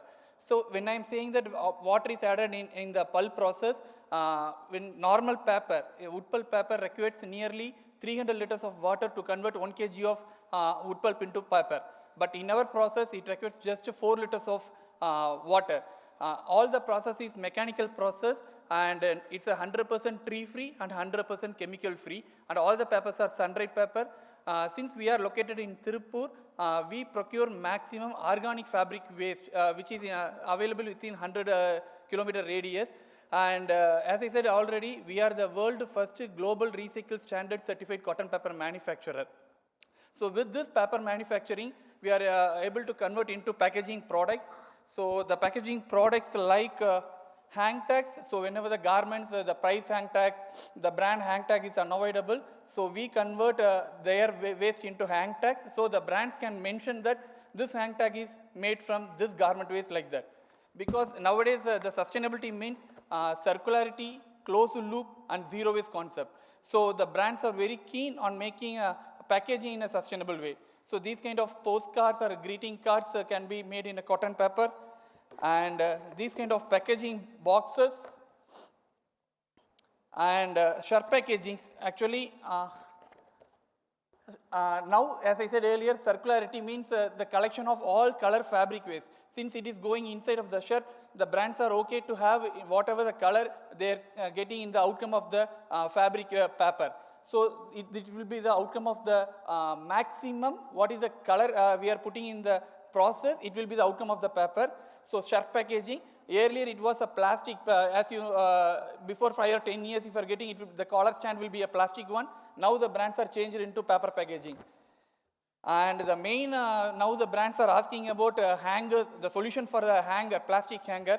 So these hangers are made from garment fabric waste, and the most important thing is these hangers are made without any glue. The thickness of the hanger made in the compressing process in our manufacturing itself with a more steadiness. And stationery products, like we make notebooks, we make rulers, we make coasters, and additionally we make clip pads. As you see, the thickness of this clip pad is made in the compressing way itself. This clip pad we are selling in the gem for 45 rupees. And we make files for CSIR institution in Karaikudi, which comes under the cost of 15 rupees. And we make shopping bags for European customers, because the shopping bags price will be a little bit higher, so which is affordable only for the European and US market. So when I say about the sustainable packaging, certifications plays a major role. So we have, as I said already, we are GRS certified, and social complaints we are SEDEX certified, and we are into HIG index, environmental. Now the European brands are considering the sustainability part by having the score of HIG index. So we are into HIG index, and for all our product process, we have a life cycle analysis. Through that only we are able to derive the numeric value of how much water, how much energy efficiency we are using for our paper manufacturing process.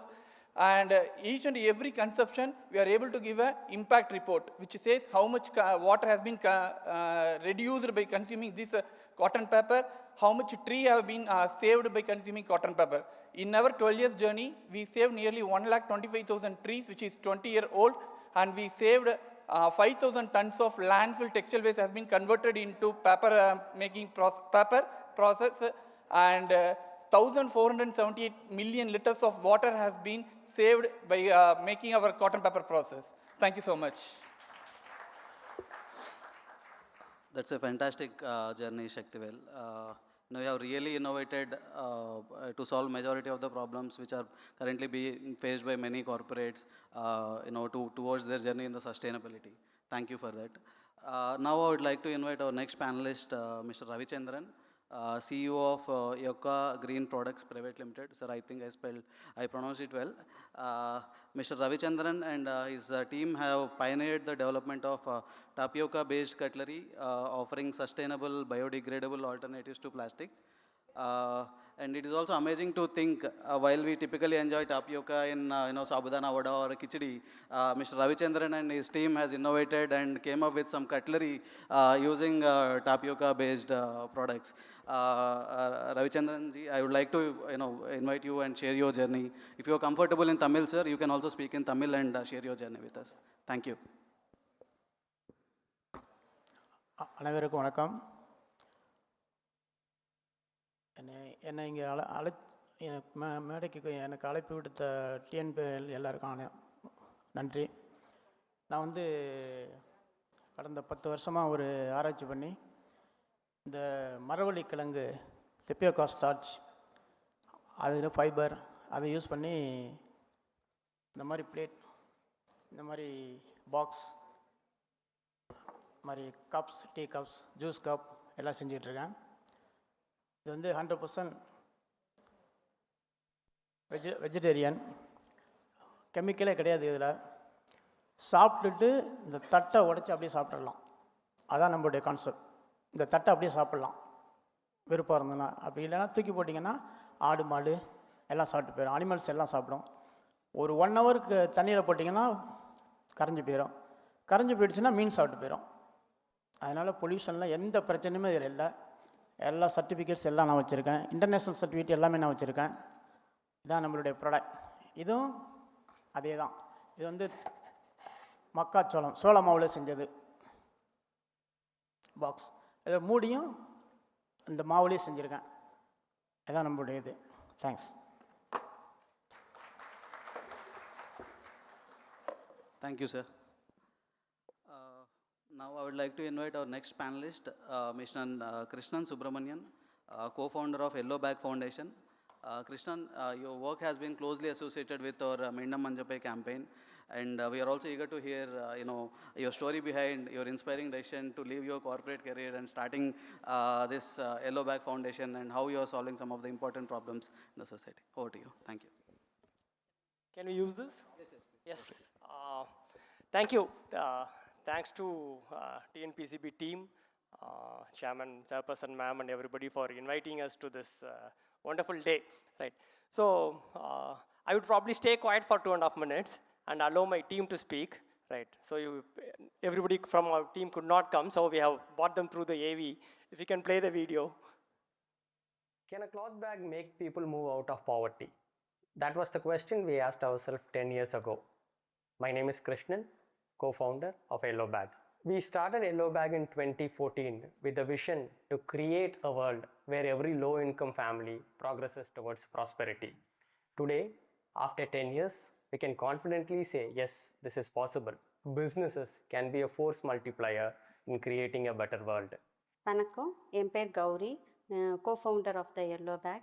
Yellow Bag-ஓட mission என்னென்னா, low income உள்ள பெண்களுக்கு வந்து நிரந்தர வருமானமும் fair earnings கொடுக்கணும்னு நினைக்கிறோம். இப்போ வந்து 100 பெண்களோட வாழ்வாதாரமாக பயணித்துட்ருக்கோம். ஸோ இதை வந்து இன்னும் 500 பெண்களுக்கு வந்து சப்போர்ட் பண்ணணும்னு நினைக்கிறோம். என்னோடய பேர் செல்வி, நான் மதுரையில் தான் இருக்கிறேன். இங்கே எல்லோ பேக் நிறுவனத்தில் 3 வருஷமாக வேலை பார்க்குறேன். இன்றைக்கு காலகட்டத்தில் கணவன் மனைவி 2 பேருமே வேலை பார்க்கணும். அப்போ தான் குடும்பத்தை சமாளிக்க முடியும். பெண்களுக்கு நிறைய பொறுப்பு இருக்குது. இதில் வந்து பிள்ளைங்களை படிக்க வைக்கணும், அவங்க வளர்ச்சிக்காக நிறைய பாடுபடணும். இப்படி ஒரு சூழ்நிலையில் 2 பேருமே வேலைக்கு போனால் தான் சமாளிக்க முடியும். கணவரோட சம்பளம் ஒன்றும் சமாளிக்க முடியாது. இதில் ஆனாலும் என்னைய மாதிரி கைவிடப்பட்ட பெண்களுக்கு ரொம்ப சவாலாக இருக்குது. இப்படி ஒரு சூழ்நிலையில் தான் நான் எல்லோ பேக் நிறுவனத்தில் வந்து வேலைக்கு சேர்ந்தேன். இங்கே வந்து நிறைய பெண்கள் வேலை பார்க்குறாங்க. ஒவ்வொருத்தவங்களுக்கும் ஒவ்வொரு திறமை இருக்குது. இதில் கட்டிங், பிரிண்டிங், ஸ்டிச்சிங், பேக்கிங் நிறைய பேர் நிறைய திறமை கட்டுறாங்க. இதில் நான் பிரிண்டிங்கில் ஒர்க் பண்ணேன். இந்த கம்பெனியில் வந்து துணியான பையை தான் தயாரிக்கிறாங்க. இந்த பை தயாரித்து கொடுக்கறதுனால எங்களுடைய பொருளாதார மேம்பாடு உயர்ந்திருக்கு. நிறைய பேர் இதுக்கு வந்து ஆர்டர் கொடுக்குறாங்க. நாங்கள் நல்ல முறையில் தச்சு கொடுக்குறோம். நாங்கள் எங்கள் குழந்தைகளுக்காக மின்மினி சென்டர் அப்படின்ற ஒரு மையத்தை நாங்கள் நடத்திக்கிட்டு இருக்கோம். இதில் எங்கள் குழந்தைகளுக்கு English coaching, computer class coaching எல்லாமே கற்றுக் கொடுக்குறாங்க. இதனால எங்கள் பிள்ளைங்க ப்ரைவேட் ஸ்கூலுக்கு நிகரான திறமைகளை வளர்த்துக்கிறாங்க. இது போக சம்பாதிக்க நினைக்கிற எங்கள் பெண்களுக்காக வல்லவி சென்டர்னு ஒரு மையம் வச்சு நடத்திக்கிட்டு இருக்கோம். அதில் எங்கள் பெண்களுக்கு அழகு குறிப்பு, டெய்லரிங் கோச்சிங் எல்லாமே எங்கள் கற்றுக் கொடுக்குறோம். பெண்கள் நல்ல திறமைகளை வளர்த்து வாழ்க்கையில் பொருளாதாரத்தில் மேன்மேலும் உயரணுன்றது தான் எங்கள் எல்லோ பேக்கோட முக்கியமான நோக்கம்.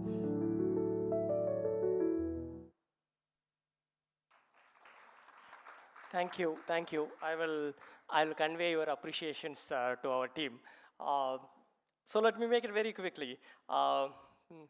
The bags that you are holding today for this conference, okay, that is made by the woman from Madurai, right? It has been an, thank you, thank you. So it has been a long journey for our women from a small urban slum in Madurai to come all the way and to give a bag which you are all holding, all the dignitaries here are holding it today, right? It's been a long journey. It's climbing many mountains, okay?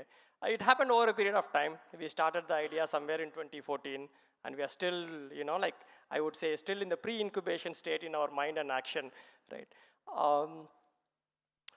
So the possibility that we see in terms of this shift towards shifting all our lifestyles to an eco-friendly and more gentle to the nature, right? That shift is possible, and that shift would create a lot of income earning opportunities for women who really need it, okay? That is our primary purpose, okay? So we operate at this intersection where at one side there is a livelihood generation opportunity, on the other side there is a lot of mindset and values that we can build, right?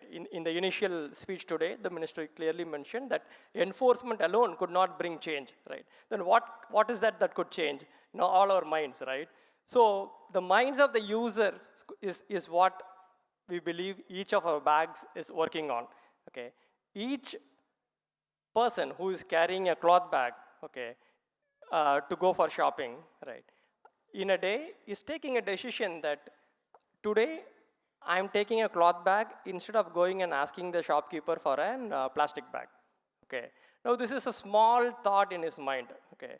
Now what Yellow Bag Foundation, Yellow Bag as a brand is trying to build is, can we amplify this thought in every customer's mindset, okay? So because that is the reason we took Yellow Bag as a name also, which a lot of people are asking as to why you kept Yellow Bag as a name, right? Manjapai was always made locally, always made by women, always made in a distributed style, right? And it was always repairable, right? And it was always used with love. Now, these are the qualities or values that we should try to keep in all the eco-friendly products or all the products that we use, okay? The best way to handle waste is not generating a waste itself, right? Okay. The best example for that from our own tradition has always been Manjapai, okay? So that values, that ideas behind Manjapai is what we strive to build in the increasingly consumption-oriented economy. It's going to be really, really challenging because there's a point of price point, okay? So I think as we go down from 2 rupee, 1 rupee for a cloth bag, I'm afraid we would be creating more cloth waste instead of plastic waste, okay? Which is also a source of concern, okay? So I think as a collective, as a group of people who are leading these initiatives, right? It's the primary challenge as well as an opportunity that I see is how do we bring all the values, right? And continue the values in the products that we are making, which are also going to be eco-friendly. I would like to answer more questions if you have. Thank you. Thanks, Krishnan, for those insights and also getting a different perspective from the business side. Yeah. Now, I would like to invite our last panelist, Mr. Arokya Raj, Managing Director of Joanna Leaf Plates. He has over 18 years of experience in doing multiple research in agri-based valued products, and you are also doing much more innovations in tableware solutions. I want to get a view from you on what's your journey, how's your journey over these years. Over to you.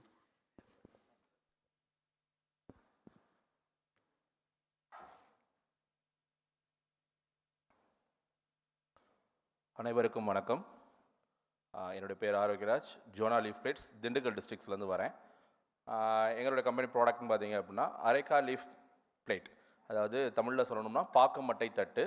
இந்த பாக்குமட்டை தட்டு அப்படிங்கிறது வந்து வாழை இலைக்கு நிகரான ஒரு பொருள். அதுக்கு என்ன வித்தியாசம் சார் அப்படின்னு பார்த்தீங்கன்னா, வாழை இலைங்கிறது வந்து டேபிள் வேரு, அரைக்கா பிளேட் பாக்குமட்டைங்கிறது வந்து பஃபே வேர். ஸோ இந்த சிங்கிள் யூஸ் பிளாஸ்டிக்ஸ், அந்த plastic sheets, plastic plate, bowl, thermocol plates, இதுக்கு எல்லாத்துக்கும் ஆல்டர்னேட் சொல்யூஷன் அப்படியே நேச்சுரல் ப்ராடக்டாக வேணும் அப்படின்னா அது வந்து பாக்குமட்டை தட்டும் பாக்குமட்டை கப்பும் தான். ஸோ இதை வந்து நாங்கள் 2016 இந்த ப்ரொடக்ஷன் சென்டர் வச்சுருக்கோம். ஸோ இதில் இன்னொரு மெயின் விஷயம் என்ன அப்படின்னா, இந்த பிளேட் மேக் பண்ணக்கூடிய மிஷினையும் மேனுஃபேக்சரிங் பண்ணுறோம். So both machine manufacturing cum plate manufacturing ரெண்டுமே வந்து 2016 பண்ணிக்கிட்டு இருக்கோம் திண்டுக்கல் பேஸில். ஸோ அது சம்மந்தமாக பார்க்க மாட்டேன் எப்படி வந்து ப்ராசஸ் ஆகுது அப்படிங்கிறதுனால அது சம்மந்தமாக ஒரு video clip.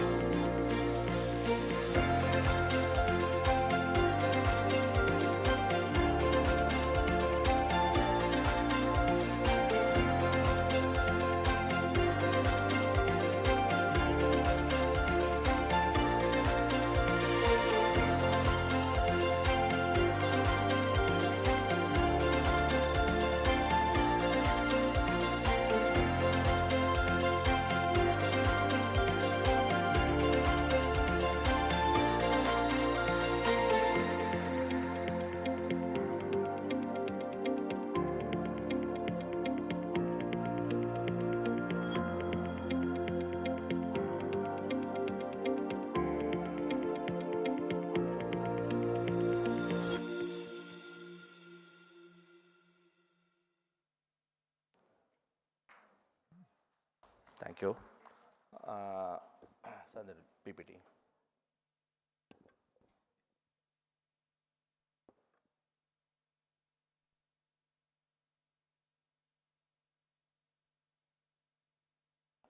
Please go ahead, sir. Request you to close this in 2 minutes, please. Okay. Okay. Thank you, sir. You can take 2 minutes if you want to present. Yeah.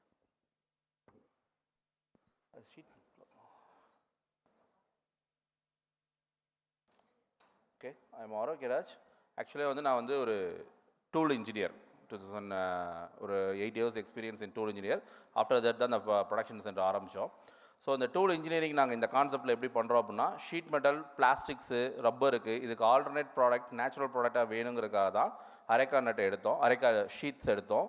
இந்த ஷீட்ஸை வந்து ஹீட் அண்ட் ஃபார்ம் மூலயமா எந்த விதமான கெமிக்கலும் இல்லாமல் totally green ப்ராடக்டாக கொடுக்க முடியும் அப்படிங்கிறனால இந்த மிஷினை நாங்களே மேனுஃபேக்சரிங் பண்ணி பிளேட்டையும் ப்ரொடக்ஷன் பண்ண முடியுது. ஸோ இந்த ப்ரொடக்ஷன் நாங்கள் ஆரம்பிக்கும் போது 2016 பார்த்தீங்க அப்படின்னா, நெக்ஸ்ட் பேஜ்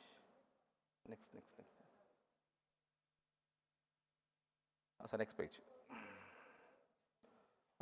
எங்களோட கம்பெனிக்கு வந்து டியூவி சர்டிஃபிகேட்டு, ஐஎஸ்ஓ சர்டிஃபிகேட் இது ரெண்டுமே வாங்கியிருக்கோம். ஸோ அப்ராட் யூகே அண்ட் யூஎஸ்க்கு வந்து எக்ஸ்போர்ட் பண்ணிகிட்டு இருக்கோம். ஆல் ஓவர் இந்தியா வந்து பிளேட்ஸை வந்து சேல்ஸ் பண்ணிகிட்டு இருக்கோம் ஆல்ரெடி. நெக்ஸ்ட் 2016 ஆரம்பிக்கும் போது எங்களுடைய ப்ரொடக்ஷன் கெப்பாசிட்டி பர் இயருக்கு வந்து 3.6 lakhs இருந்துச்சு. அப்புறம் க்ரோ ஆகும்போது கிட்டத்தட்ட பார்த்தீங்கன்னா 2023 வந்து 28.8 lakhs பிளேட்ஸ் வந்து பர் இயருக்கு வந்து நாங்கள் இப்போ ப்ரொடக்ஷன் பண்ணிகிட்டு இருக்கோம். இப்போ கம்மிங் 2024 25 வந்து 50 lakhs பிளேட்ஸுக்கு மேலே பண்ணணுங்கிற பிளானில் ப்ரொடக்ஷன்ஸ் வந்து அதிகப்படுத்திகிட்டு இருக்கோம். ஸோ இவ்வளோ ப்ரொடக்ஷன் பண்ணுறோம், இன்னும் பிளேட்டோட நீடு வந்து அதிகமாக தான் இருக்குது. ஸோ இனி நிறைய ப்ரொடக்ஷன் சென்டர்ஸ் டெவலப் பண்ணோம் அப்படின்னா நம்மளால் வந்து இந்த பிளாஸ்டிக்ஸுக்கு நிகரான அதாவது ஆல்டர்னேட்டான ப்ராடக்ட்டை வந்து என்னென்ன பண்ண முடியும்னா 100% ஃபுல்ஃபில் பண்ண முடியும். ஸோ அதுக்கான எக்ஸாம்பிள் தான் இது. 16 வந்து நாங்கள் 3 lakhs ஸ்டார்ட் பண்ண பிளேட்டு வித்தின் 8 years வந்து நியர்லி 30 lakhs பிளேட்ஸ் வந்து ப்ரொடக்ஷன் பண்ணுறோம். ஸோ ப்ரொடக்ஷன் பண்ண பிளேட்ஸ் வந்து சேல் ஆகிட்டே தான் இருக்குது. பிளேட் வந்து எங்கேயுமே வந்து ஹோல்ட் ஆகிறது கிடையாது. அதே மாதிரி டேர்ன் ஓவர்னு பார்த்தீங்கன்னா நியர்லி இப்போ வந்து ஒரு 2 crore டேர்ன் ஓவர் பண்ணிகிட்டு இருக்கோம். ஸோ இது க்ரோத் இயர் டு இயர் வந்து பிளேட்டோடைய ரெக்குவயர்மெண்ட் அதிகமாகிட்டே இருக்குது.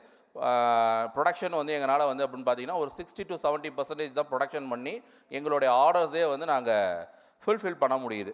இன்னும் கவர்மெண்ட்ஸோட சப்போர்ட்டு இதெல்லாம் இருந்துச்சு அப்படின்னா இன்னும் நல்லா நம்ம ப்ரொடக்ஷன் பண்ண கொடுக்க முடியும். ப்ளஸ் வந்து பிளாஸ்டிக்ஸுங்கிற அந்த சிங்கிள் யூஸ் பிளாஸ்டிக்ஸுங்கிற வேர்டே வந்து என்ன பண்ண முடியும் அப்படின்னா 100% வந்து ரெக்டிஃபை பண்ண முடியும். Thank you all. Thank you, sir. we'll, considering the time frame, we'll have some 2 questions to one or two panel members. Maybe I'd like to have this question with Anubhav. Anubhav, you are in this space for quite some time, and you might have seen some unique challenges faced by the eco-alternatives industries sector. Can you briefly, in 1 or 2 minutes, take us through what are the challenges you faced and what support do you need from the government if you have to promote this eco-alternative industries to meet the demand of the arrays due to the ban single-use plastic? Thank you. Thank you, Rajiv. So yeah, like all other startups, we also do face a lot of challenges in our journey. But if I would look at the major challenges that we have faced are first one is affordability. As we see that there's a huge price disparity between eco-sustainability products and the single-use plastics. So I think affordability is something that that is the biggest challenge that we have, and we seek government support because currently there's a GST of 12% there. And we seek government support to waive off that GST so that, the price disparity which is there should be reduced by around 12%. So that will be a huge respite to the industry. I would say that second biggest challenge that we see is awareness. Still, we see there's a huge awareness deficit in terms of eco-sustainability products in tier 2 cities. However, in top 6 metros it is there, but in other cities, in the smaller tier 2, tier 3 cities, it is still very low.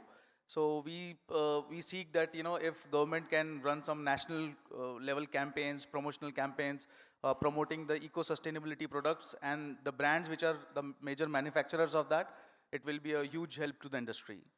And I would say the third major factor which can help us to grow is the adoption. That still, because of the price points, people are reluctant to adopt eco-sustainable products. If government can support us by giving us access to the major government offices, canteens, and mandating them that they have to use eco-sustainable products only, that will again be a huge benefit to the eco-sustainable industry as a whole. Yeah, thank you. Thanks, Anubhav, for the valuable suggestions. We'll keep a note on that, and as Chairperson suggested in the morning, we will also circulate these recommendations and suggestions given from this panel to the Government of India. Now, I would like to ask one question to Mr. Krishnan Subramanian. Sir. Thank you. You've been working with women self-help groups, in your business and all. So what, can you share some of your suggestions to the entrants who are entering into this space? How can they explore and work with women self-help groups into their eco-sustainable businesses? And what kind of, advice do you give to the young entrants to involve women self-help groups in this particular space? Thank you. Thank you. See, there is a lot of businesses who ask me, they're not getting enough people in their factories. Okay. In our case, it's the reverse. We have more people, more women in need of work, and we as an organization are not able to create for everybody. Okay. We currently create around 50 to 100 people at a max in our peak periods. Okay. I think the difference is understanding the need of the women, especially in our kind of a context, and making the workplace safe, accessible to them. See, in our case, we work, all our production centers are right inside the community. Right, the factory is not somewhere, right, women don't have to move away from here, because we have to be cognizant of the fact that there is a lot of care and social responsibility related to being a woman, right. So, a system which is, aware of it, right, needs to be built, and I think that is the future of any manufacturing business, right. I would say gone are the days where you have to really transport people from one place to another to run a factory. I mean, when that may have a lot of efficiency things, it has taken away a lot of social good, and leaving aside a big chunk of women who are not able to take the travel, right? And that big chunk is what is mostly formed as self-help groups who want some income earning opportunity, right? But with a limited amount of flexibility. Okay, I think organizations, businesses, policies, governments needs to be understanding of that particular area. Thank you. Thanks. Can I take one last question now? Just Sektivel, if you can, if you take another 30 seconds, what advice do you give to the young entrants who are, many of them are in this audience as well, to attract, for international market? How can they expand into international market? If you can just give your insights in 30 seconds. That was a good question, Rajiv, actually. See, two things I would like to say for the young entrepreneurs or for the startups, especially when you are pointing about the Europe or US market, whatever the product you are going to manufacture or you are going to sell for the Europe and US market, certifications is very important. Without certifications, we can't knock the door of the European market or US market actually. That certification should have an authenticated certification. First thing. And second thing is, nowadays, actually recently, all the brands in Europe are very keen on the SDG and ESG policies. So whatever product we are manufacturing in our premises, it may be a small or a bigger concern, anything, it's not a problem. But our concern, our policy should have related to sustainable development goals and environmental ESG actually. Environmental social governance actually, it should have like that. For current update is now the brands are into due diligence. Now they are asking about the due diligence of how we are manufacturing and what we are manufacturing like that. So certification is very important. And the second thing is slow, steady wins the race.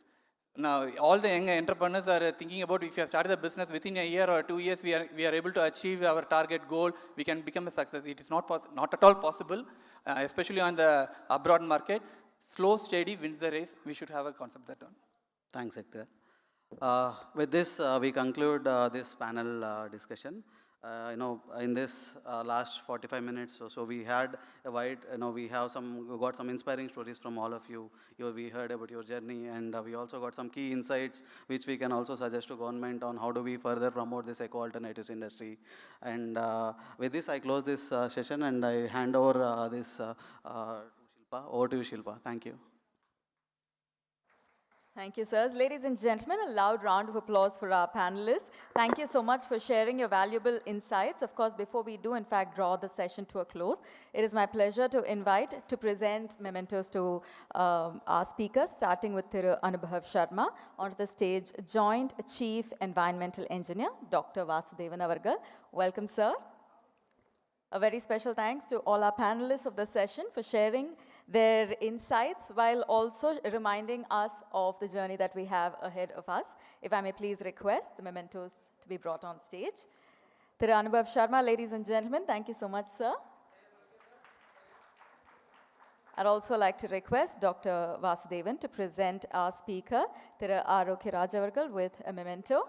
Thank you so much, sir.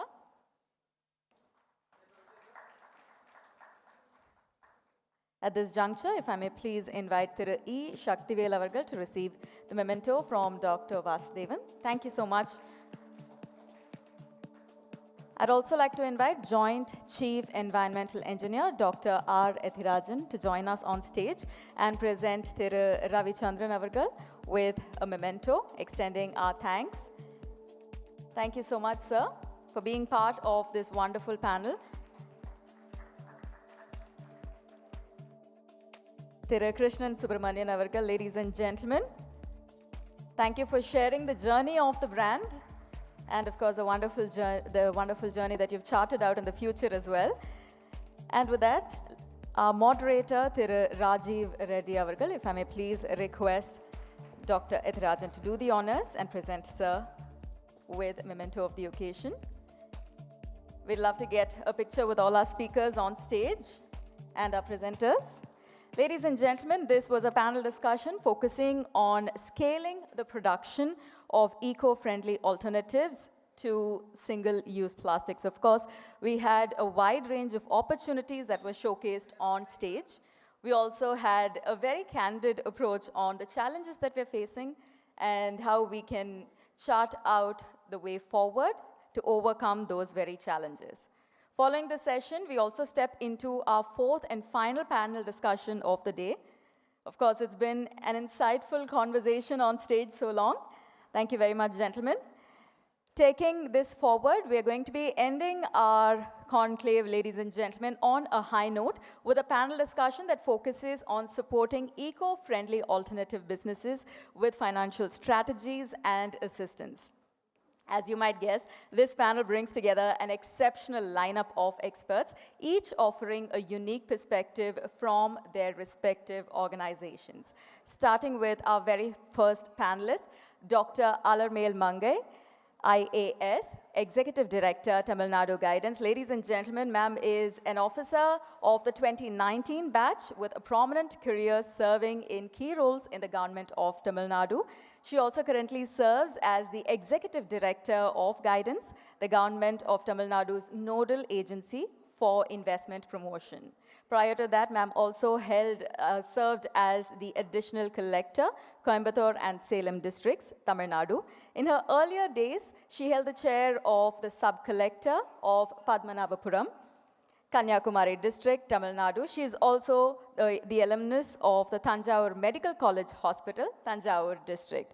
Welcome, ma'am. Thank you so much for joining us today. Ladies and gentlemen, it is also my pleasure to invite our panelist, Tirumati Shreya P. Singh, IAS Executive Director, Women Development Corporation, Government of Tamil Nadu, to join us on stage.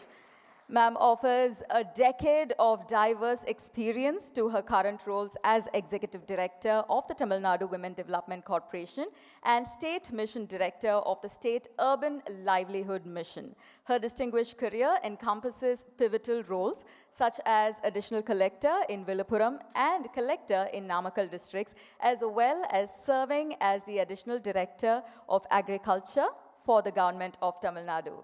Ma'am's efforts for water conservation in Namakkal also won National Water Awards, and she's also the proud recipient of the Chief Minister Best Practices Award, Social Welfare Award, and Rural Development Award. A loud round of applause, ladies and gentlemen, as we welcome ma'am to our panel. I'd also like to take the opportunity to invite Mr. Shivaraja Ramanathan, the Mission Director and CEO of TANSIM, Tamil Nadu's nodal agency for the startup ecosystem.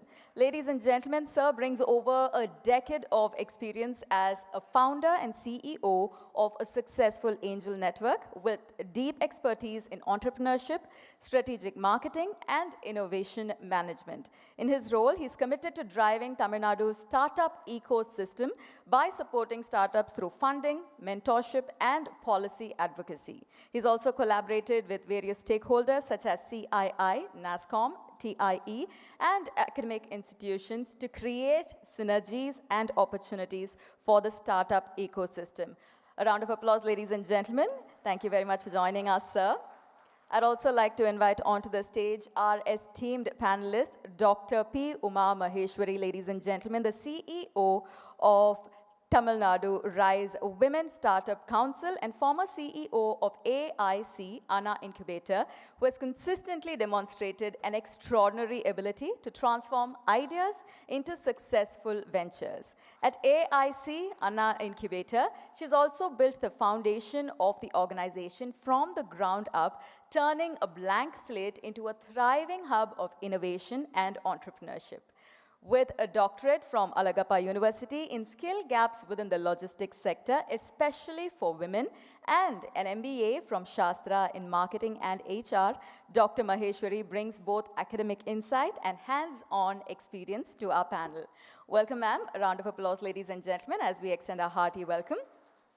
I'd also like to take the opportunity to invite Dr. Rachna Arora, the Director of Climate Change and Circular Economy at GIZ. Ladies and gentlemen, Dr. Arora is leading initiatives like the EU-India Resource Efficiency and Circular Economy Initiative and projects to prevent marine litter. She spent over 15 years driving sustainability projects alongside government and industry partners.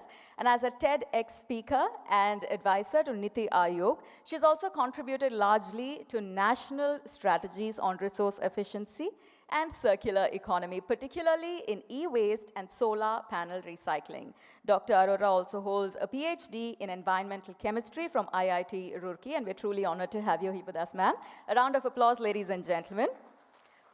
With that, we also have the pleasure of having a very special last-minute addition to this panel, which is going to make this conversation all the more memorable. A loud round of applause for Mr. Anand Kumar Bhaskar, ladies and gentlemen, Chief Manager, Indian Overseas Bank, Guindy Branch, who's going to be sharing his valuable insights on this very panel titled Supporting Eco-Friendly Alternative Businesses. We're glad you could make the time, sir. Thank you very much for joining us. A loud round of applause, ladies and gentlemen. Of course, to steer this conversation, it is my pleasure to invite our moderator, Mr. Rahul Malik, Director at PwC and Team Leader for the Waste Management Project with the TNPCB. Ladies and gentlemen, we're truly delighted to have you back on stage with us, sir, driving this crucial conversation. It's going to be an interesting conversation, a very, very thoughtful session that we have coming up on stage. Over to our moderator. Good afternoon, sir. Thank you, Shilpa. And good afternoon, everyone. And hope the last session conducted by Rajiv and insightful discussions on the various alternatives to plastic and the options that we have. We have our insight over there, and we could understand that what all options are already there in the market. And then we might have to look into that, how to kind of help them grow. That is what the focus of this particular session would be. And finance is something that's very important. So just to give a aspect of how financial strategies and how measures through which these small organizations need to grow in future is required. And as an incubation center, this is required to help them come to you guys so that these kind of organizations can then further grow. With TNPCB has been playing a bit of a proactive role where TNPCB has conducted this National Eco Alternative Expo in 2022, where the idea was to bring in a lot of these alternatives, have a directory which we have a updated one, and through this, a lot of these eco alternative producers, they have options to reach out to the market, have an opportunity to possibly get some finance. But that was a very small, it's a drop in the ocean. There's a lot that need to be done. So I invite the entire panelists to possibly have your insight and describe about what your organization has been doing and through which these new initiatives can be supported. Thank you so much. I'll first request Dr.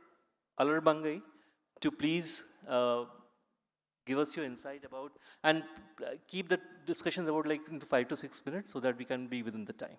Thank you. Good afternoon. Myself, Alarbangai Mangai, Executive Director Guidance, which is the investment promotion agency of Government of Tamil Nadu. My department does investment promotion and facilitation. As all of us know, Tamil Nadu is leader in manufacturing. We have around 39,000 plus factories in Tamil Nadu in the country. Most of them are MSME units. When it comes to the traditional sectors like textiles and leather, we are leading in the manufacturing output of the country, and we are leading exporters in electronics and all of the niche sectors. So similar to that, we are the front runners in complying with the ESG norms. Since our strength lies in exports, Tamil Nadu is already future ready or becoming ready to comply with the global norms like CBAM or ESG compliances, whatever European nations wanted, because most of our things goes as exports. So we have already in the race, and we have already started building on that part. When it comes to ESG compliance, I think Tamil Nadu was never hesitant. Our exporters in Tirupur were very voluntarily adopting the zero liquid discharge in the country, first of all. And when it comes to using the TTRO water, tertiary reusable water for the industry, Tamil Nadu has one of the large scale TTRO plant that is used for industries. When it comes to traditional sectors like cements, Ramco cement they use the sludge and the fly ash for their recycling. They recycle it and use it for their power generation. They use the fly ash bricks which comes from their unit. We have in textile sector, we have Solochana textiles. They use the PET bottles, they recycle them, and they use them as t-shirts, and they use them in their yarn. So we have and we have the Saint Gobain located in Oragadam. They use the recycled glasses in their manufacturing. So cutting across different sectors, we have industries which are using the recycled products in their manufacturing. And Tamil Nadu government has been constantly supporting all these activities. From Guidance Tamil Nadu, we have the Tamil Nadu Industrial Policy 2021, which subsidizes the manufacturers. Tamil Nadu government treats a new manufacturer and a recycler on par. We subsidize them, both of them equally. We have the Loham company which recycles the battery waste. We have signed an MOU with the company in 2024 June, and they are going to set up their plant in Hosur, and they are going to recycle the battery waste. So we don't treat both of them differently, and we incentivize them more. Tamil Nadu industrial policy, when it comes to it, 20% of any manufacturer can invest in their captive manufacturing in renewable energy, and we subsidize them. According to Tamil Nadu industrial policy, the renewable sector is a sunrise sector, and we give a bit of incentive on that part also. When it comes to EV and other renewable sector, we give 25% subsidy to the EV sector and other renewable sector. We also give 50% of the subsidy for cost that is involved in a certification like ISO, ISI, international certification. So this is a subsidy part and incentive parts with the industrial policy offers. And when it comes to best practices, Tamil Nadu government is taking a leap in attracting investments in renewable energy. We have Tata Power located in Gangaikondan in Tirunelveli, and we are attracting solar cells, solar modules, green hydrogen projects to Tamil Nadu. We have First Solar, Vikram Solar, and other companies which are every day we are in constant talks with them. And when it comes to circular economy, Tamil Nadu, I would tell that Guidance is taking initiative to develop a circular economy policy, first of its kind in the country. We are trying to make incentives for circular economy practices. When it comes to wastewater use also, Tamil Nadu is a forerunner. We have 110 MLD of TTRO water that is used for industries in and around Chennai. And when it comes, our largest strength lies in MSME sector. Now MSME department is also having its own policies for using recycled products in marketing, in packaging. So that department separately incentivizes the recycled products. When it comes to innovation and partnership with the academia, we have the Tamil Nadu R&D policy 2022, which collaborates with the institutions and academia, which brings a new innovation in this setup. And we also have our new toy policy, which adds a value addition to the recycled products in toy and other niche sectors. The area of focus, I would say, for the government of Tamil Nadu and for Guidance would be to integrate the informal economy into the formal sector, which is also a challenge, and it is also our responsibility, because large part of recycling happens in an informal economy, and we want to bring them into mainstream so that they also get committed and become formalized. Tamil Nadu government is also bringing up the vehicle scrappage policy, and I think this will soon materializes. And we want to promote MSME industry linkages where large number of products are generated, produced, manufactured by MSME, and we want to promote that linkage. So this is from the industry side. Thank you.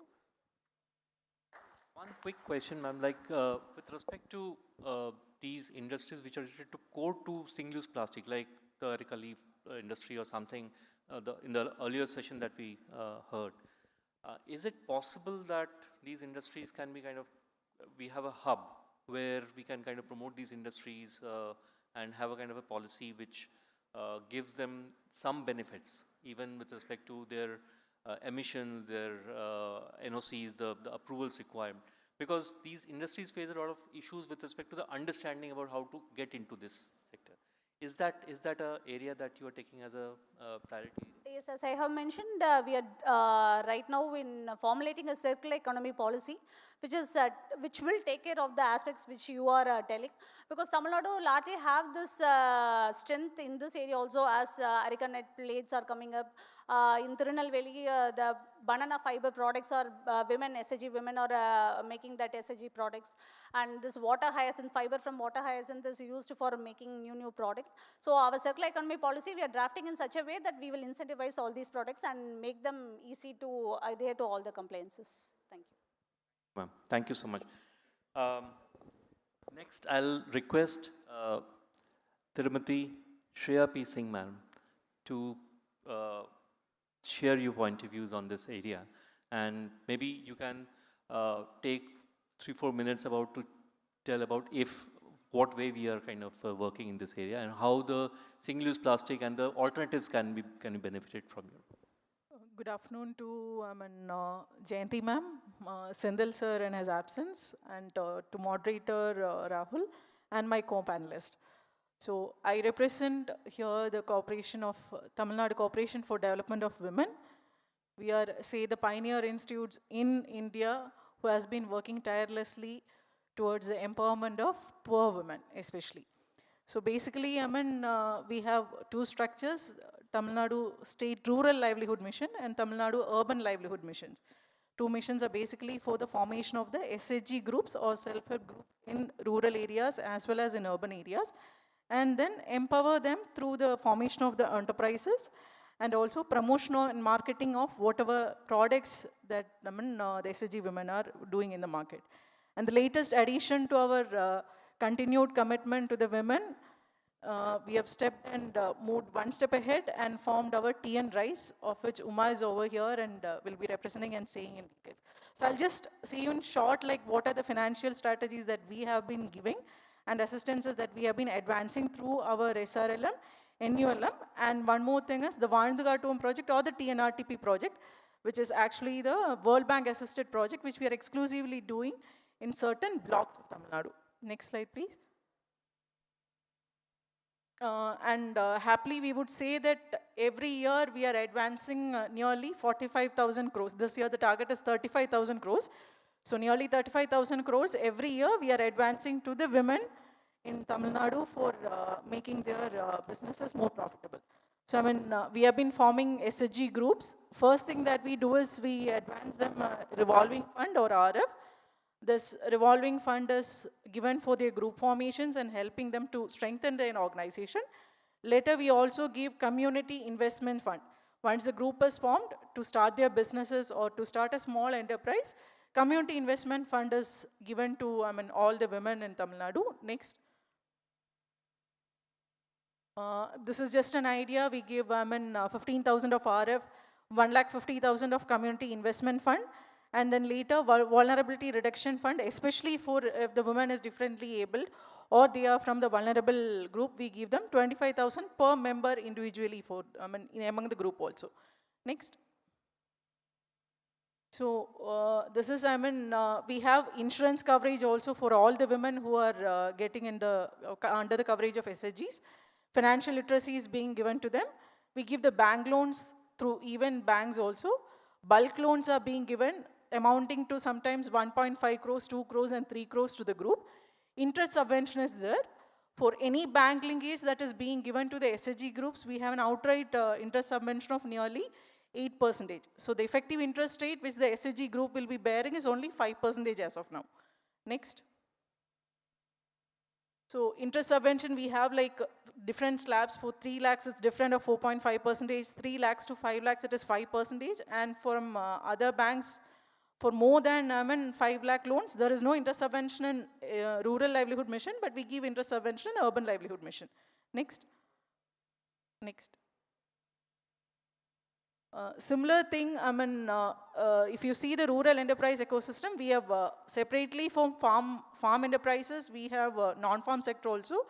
We are forming producer groups and producer collectives in farm sector, as well as in non-farm sector also, we are forming producer groups and producer collectives. And for enterprise, business financing. Because in SRLM, we were just helping them to form the enterprises, taking a step ahead to make their enterprise much more stronger.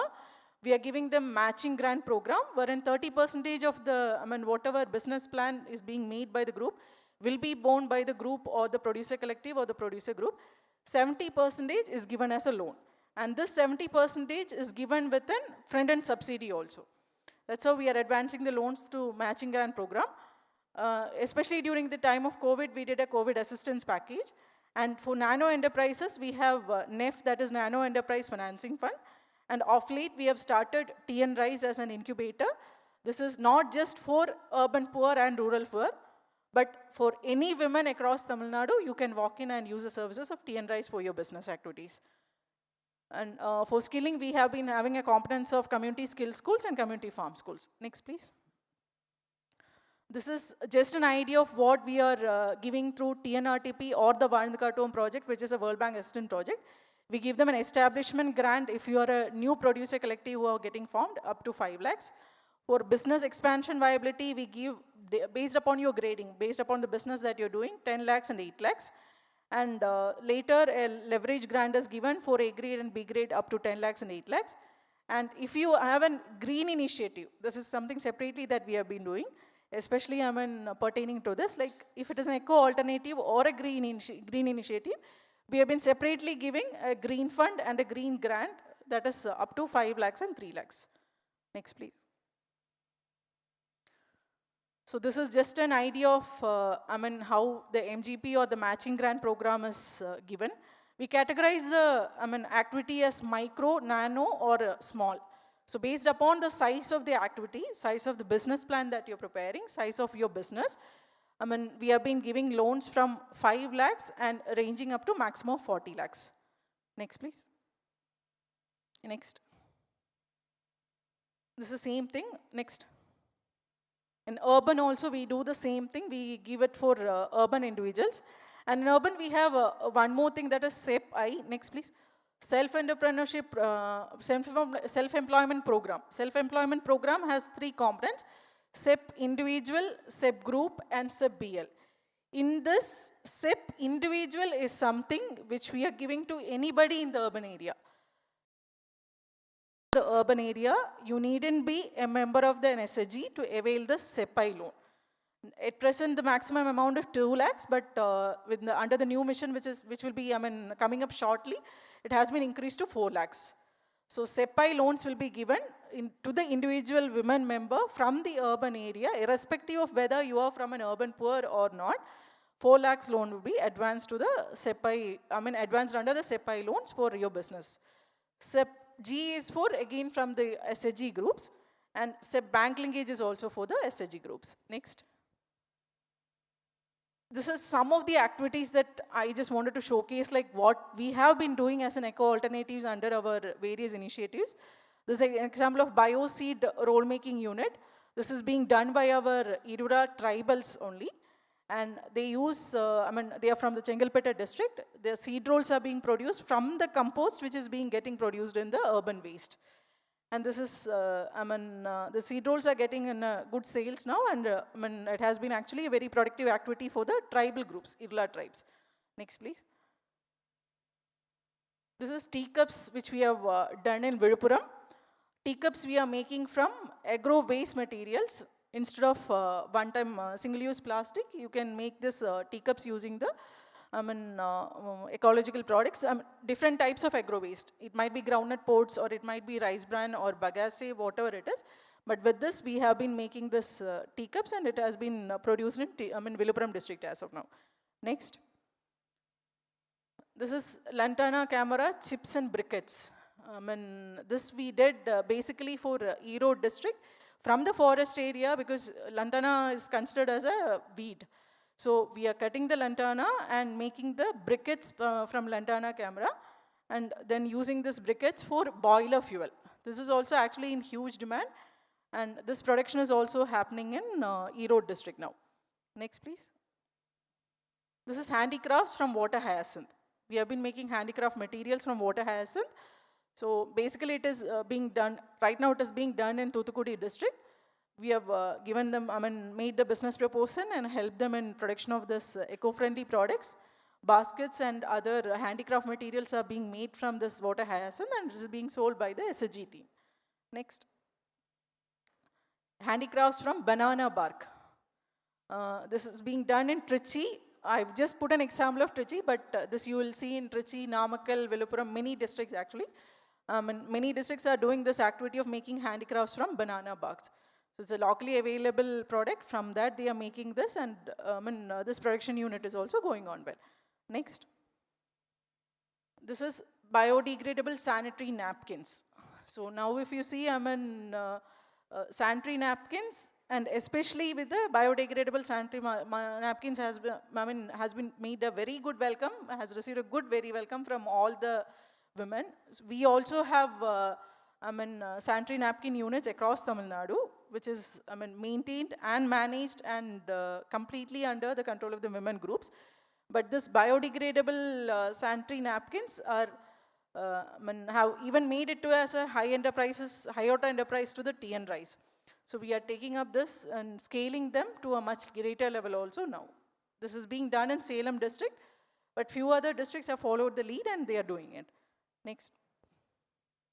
Madam, I have one question there quickly. I also understand that there is a Mathi store business that is being done. How has that experience been for you, and do you think that that model can be scaled up to a level which can be kind of support the eco-alternative as a output? Yeah. Mathi stores we just started in the last year. Actually, Mathi stores is just for enhancing the marketability of the SHG products. All the SHG products were being sold in the localized market or in local markets across the districts. We were not able to take it up and bring it to the state market or to the national and international market. So that is where we stepped in and we made a Tamil Nadu Mathi store, which all of you can visit in front of our office in Vallur Kotam. It is just adjacent to the Vallur Kotam building. Yeah. So in that Mathi store, we bring all the products from across the districts, but it is quality tested. Right. And we ensure that among the SHG products also, those with good quality and proper labeling and proper branding is only brought to the store. That is how we have been doing, and it's a model that would be scaled across the state also. And proudly saying our Mathi stores has, Mathi store products has even reached the international markets through many dignitaries from our state also. Fantastic, fantastic, great. Thank you so much, ma'am. It's very insightful. In fact, I had a question which possibly I'll ask if I have time. Sure, thank you. Now I'll request Dr. Uma Maheshwari ma'am to please share your insights about the work that you have been doing and your organization has been doing in this area. Thank you. Well, thank you first of all to TNPCB and Senthil sir for making me here amongst the esteemed panelists. Warm greetings to the esteemed guests on and off the dais. So I'm so thankful to Shreya ma'am for introducing TN Rise, and we are so privileged and honored to be associated still under TN CDW for providing higher order services, identifying entrepreneurs amongst the self-help groups driven by the government of Tamil Nadu, and we help them grow businesses. We foster women entrepreneurs by giving them supports related to market access and financial access. Having said that, we are a 5 months old organization, and we have got right now a bunch of entrepreneurs working, women entrepreneurs from the rural areas of Tamil Nadu, across the 30 districts of Tamil Nadu. We are providing them with various solutions related to scaling their business, scaling to the higher markets. Basically, these women entrepreneurs who are in different places, they have problem in reaching to bigger markets.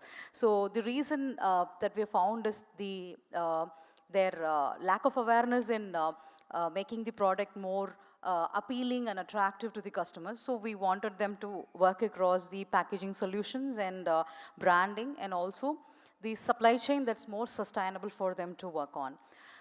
Considering all this, I'm proud to say that 43% of the women entrepreneurs that we've onboarded at TN Rise are working on sustainable solutions and eco-friendly products.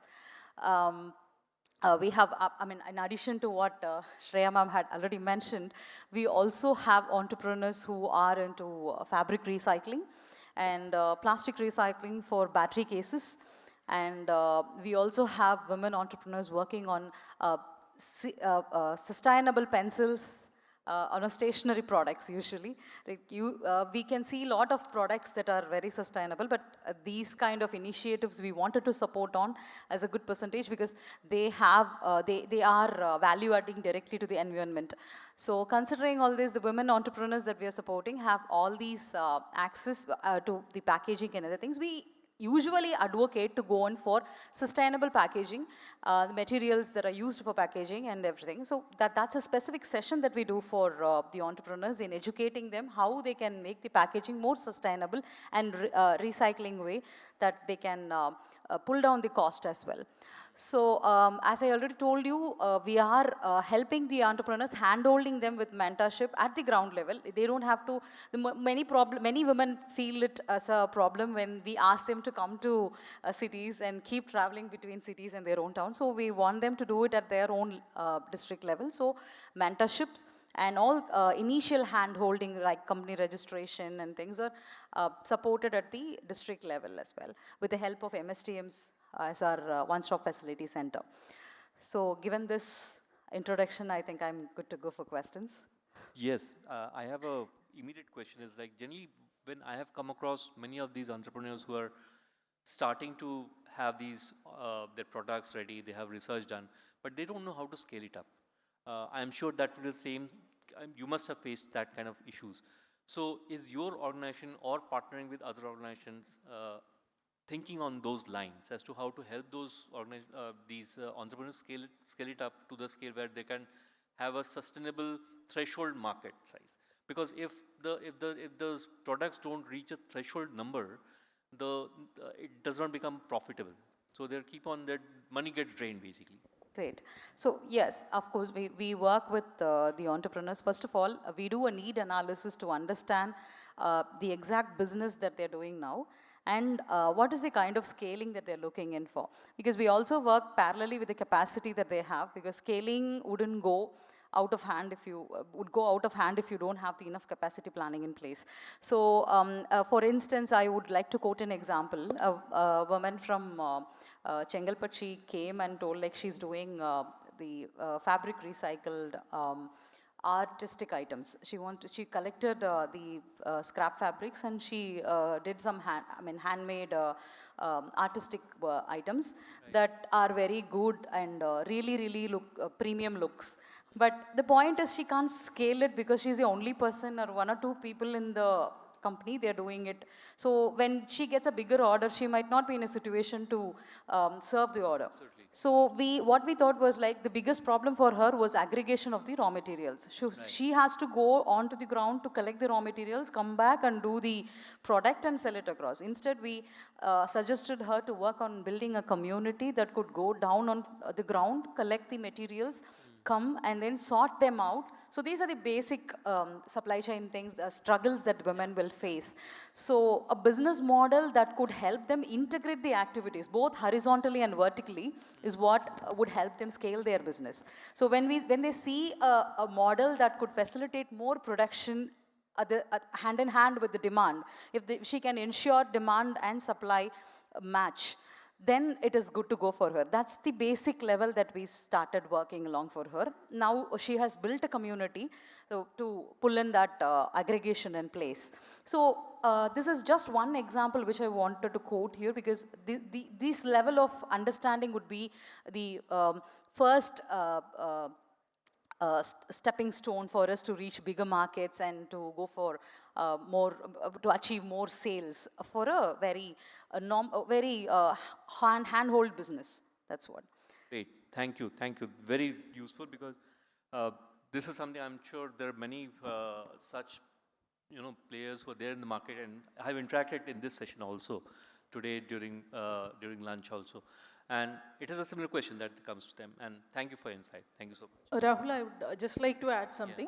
Yeah. Actually, when we are talking about tea and rice, I would especially extend a welcome to all the women entrepreneurs over here to walk into tea and rice and use the opportunities, because we are not extending our help to SAG women, but it is for the women of Tamil Nadu. Yeah. And we do try to link them to all the opportunities for business expansion, not just through the bank linkages, but through successful entrepreneurs who are doing the similar kind of businesses, as well as through the venture capitalists who will be helping them for the business expansion. Yes, to add on to that point again, we have the market access program at one side where we connect the entrepreneurs to the internet markets, both domestically and internationally. Right. And also the financial network that could help them fetch investments right from right from banks to the private investors, we are trying to pull in the synergy and helping them and try to help them in growing their business to the next level. So anybody who has a business idea even can walk into TN Rice to have an interaction with our team so that we can refine the idea and make it happen possibly. Thank you, ma'am. Thanks for reminding me that again. Thank you. Now may I request Mr. Shivaraj Ramanathan, MD and CEO Tansim, to please share your thoughts, sir. You can take like 4-5 minutes for the work that you have been doing, and then I might have a couple of questions to you. Yeah, so thanks for the opportunity for the TNPCB, and good evening to all. Good evening. Yeah, all are in Malay Nerathu Mayakam, understandable. Yeah. So TANSIM, or Tamil Nadu Startup and Innovation Mission, is functioning under the aegis of MSME Ministry, Government of Tamil Nadu, Micro, Small and Medium Industries. Our major mandate is to create a good or conducive startup ecosystem as a nodal agency, a startup ecosystem in the state. It starts from, inspiring a youngster or an aspirant, or making someone to aspire to start a company, and to go through a couple of steps and to scale. So every stage we have some schemes. We are running 50+ schemes based on the recently, last year the Honorable Chief Minister released the Startup and Innovation Policy for Tamil Nadu in 2023. So based on that policy, we have devised or designed 50+ programs or schemes, and this intervenes in different stages and also different domains or different sectors. We work cutting across 30+ sectors, even starting from agri to circularity to climate action to space tech to manufacturing to like wide range of like being a nodal agency, we cannot be sector specific. We have to sector agnostic. Coming back to like for specific reference or specific connection or context to this particular domain of circularity or eco alternative. Here also like we have a couple of subdivisions. We generally call it as climate action, but or green initiatives, and under green initiatives there are water management, waste management and circularity. Some minor differences are there. And very not recently, couple of months back, we started an initiative called forums. These forums are we created for each and every sector that we work. And one of the early forums we started for circular economy or circularity. So if you look at the data, we currently have 142 startups registered in Tamil Nadu under the category of circularity, and in climate action is around 346. So these 142 startups, we are trying to reach out directly to them and see what kind of intervention we could do. Then these forums, what we do, for the benefit of the potential startups or people who are into the companies, what we are trying to do through these forums is to, this forum is founded or created informally by Startup TN, but we wanted the startups to manage this. This model is slowly picking up because, it is a kind of we are doing all the secretarial services, we are providing all the space and everything, but we want the respective startups to run this. So they are also finding their own time and they are also busy with so much of work, and we can't have a president, vice president kind of a structure. So we are running an informal thing, but to some extent these forums are very successful, especially the EV forum. We have a separate EV forum that is very active. The circularity forum also we are trying our level best to boost. So what we are trying to do here is, we are engaging the startups, working around this domain and other stakeholders. So that we are a platform basically. That is how we call ourselves. We are not a organization or with some couple of people. to run a couple of schemes, but we are a platform, like a matrimonial platform, because startup and innovation are, something very new, where, the innovation is the key element. To achieve this innovation and subsequently to build that company to scale, you need, support from multiple stakeholders. The stakeholders are very, very vital. So our role is to identify and connect these stakeholders with the startups. So who are those stakeholders? One is the investors, the potential investor for a particular domain or a particular sector. Then the mentors, because, when we talk about, because my problem is that, I'm constrained or I'm confined to a definition. What is a startup? See, the government of India defines startup, say, for example, it should be less than 10 years. The turnover should not be more than 100 crores. And even in Tamil Nadu, we have a different, slightly modified definition that turnover should be less than 50 crores. I know it should not be part of a large corporate. It should not be a subsidiary of a big company. It should be a new entity. And very importantly, there must be an element of innovation. So this innovation is a subjective thing. You can't, assess by an objective parameter like incorporation date or a turnover or something like that. So it's a subjective thing. So this subjective thing in the government of India, the Startup India, they have a mechanism to assess and give that DPIIT certificate, which we also take from the state government. Now we are also trying to come out with our own system we are yet to launch, but very soon we'll be launching of recognizing startups by the state also. Because only when you recognize as a DPIIT registered startup, all the funding schemes, either by the state or by the center, is applicable, or any other scheme also. So this, we are because I personally, understand and realize that this particular sector, this particular, circularity or the climate action is very, very important. So that being an innovation, agency for innovation and startup, it is our primary, it should be our primary responsibility to give more focus to this sector. So we are trying to, see how multiple things we are doing, and we are trying to connect with this particular sector. So though I said that we should focus on each and every sector that we are working on, but since this is the need of the hour, and it is very pressing problem. So we should prioritize our activities, so that currently we are doing some thought process on how we could give more focus on this climate action related startups.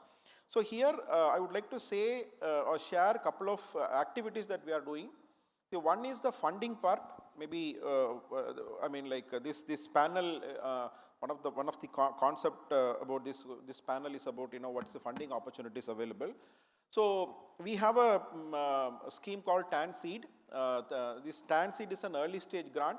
There we give 10 lakh grant for every startup which is an innovative startup, which goes through under a process where for climate action or circularity related startups, the amount is 15 lakhs. We give 5 lakhs more to these kind of startups. And so already we have funded to 21 startups under climate action, out of which 3 startups recently we funded around 45 lakhs, only around this eco-alternative things. Here the problem, as I said, the innovation, the element of innovation is very, very tough for us.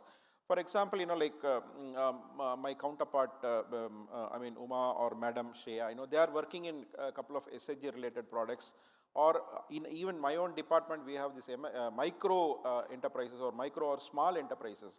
So we can't, step into that line, and how these products are differentiated. So that's the problem. And we are also now, this funding, apart from this funding, we do have an SCST startup fund, where there also we have funded around 2 crores for a company which is somewhat similar to which Madam shared, that Lantana camera to briquette. It's also functioning in the Satyamangalam forest. So there, our funding can be up to 5 crores, but that company should belong to 51% stake should belong to scheduled caste or scheduled tribe communities. And if it is a scheduled tribe community owned company, we give more relaxation in terms of our definition. We have again made a different definition under the government of Tamil Nadu for that kind of marginalized communities. So this funding is one.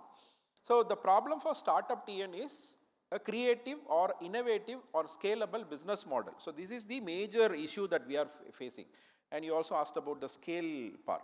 So how we can solve this problem. So whenever we get an application, it almost 99% of the applications are micro enterprises, which we have to refer to our ICNDAs, the district industry centers, or to Women Development Corporation if it is related to them. So this is the thing. Only 1%, less than 1%, we are able to focus. So we wanted to increase this percentage. So yesterday, our Honorable Deputy Chief Minister, in a program that we held in IIT Madras, launched an initiative called Periyar Social Justice Venture Lab.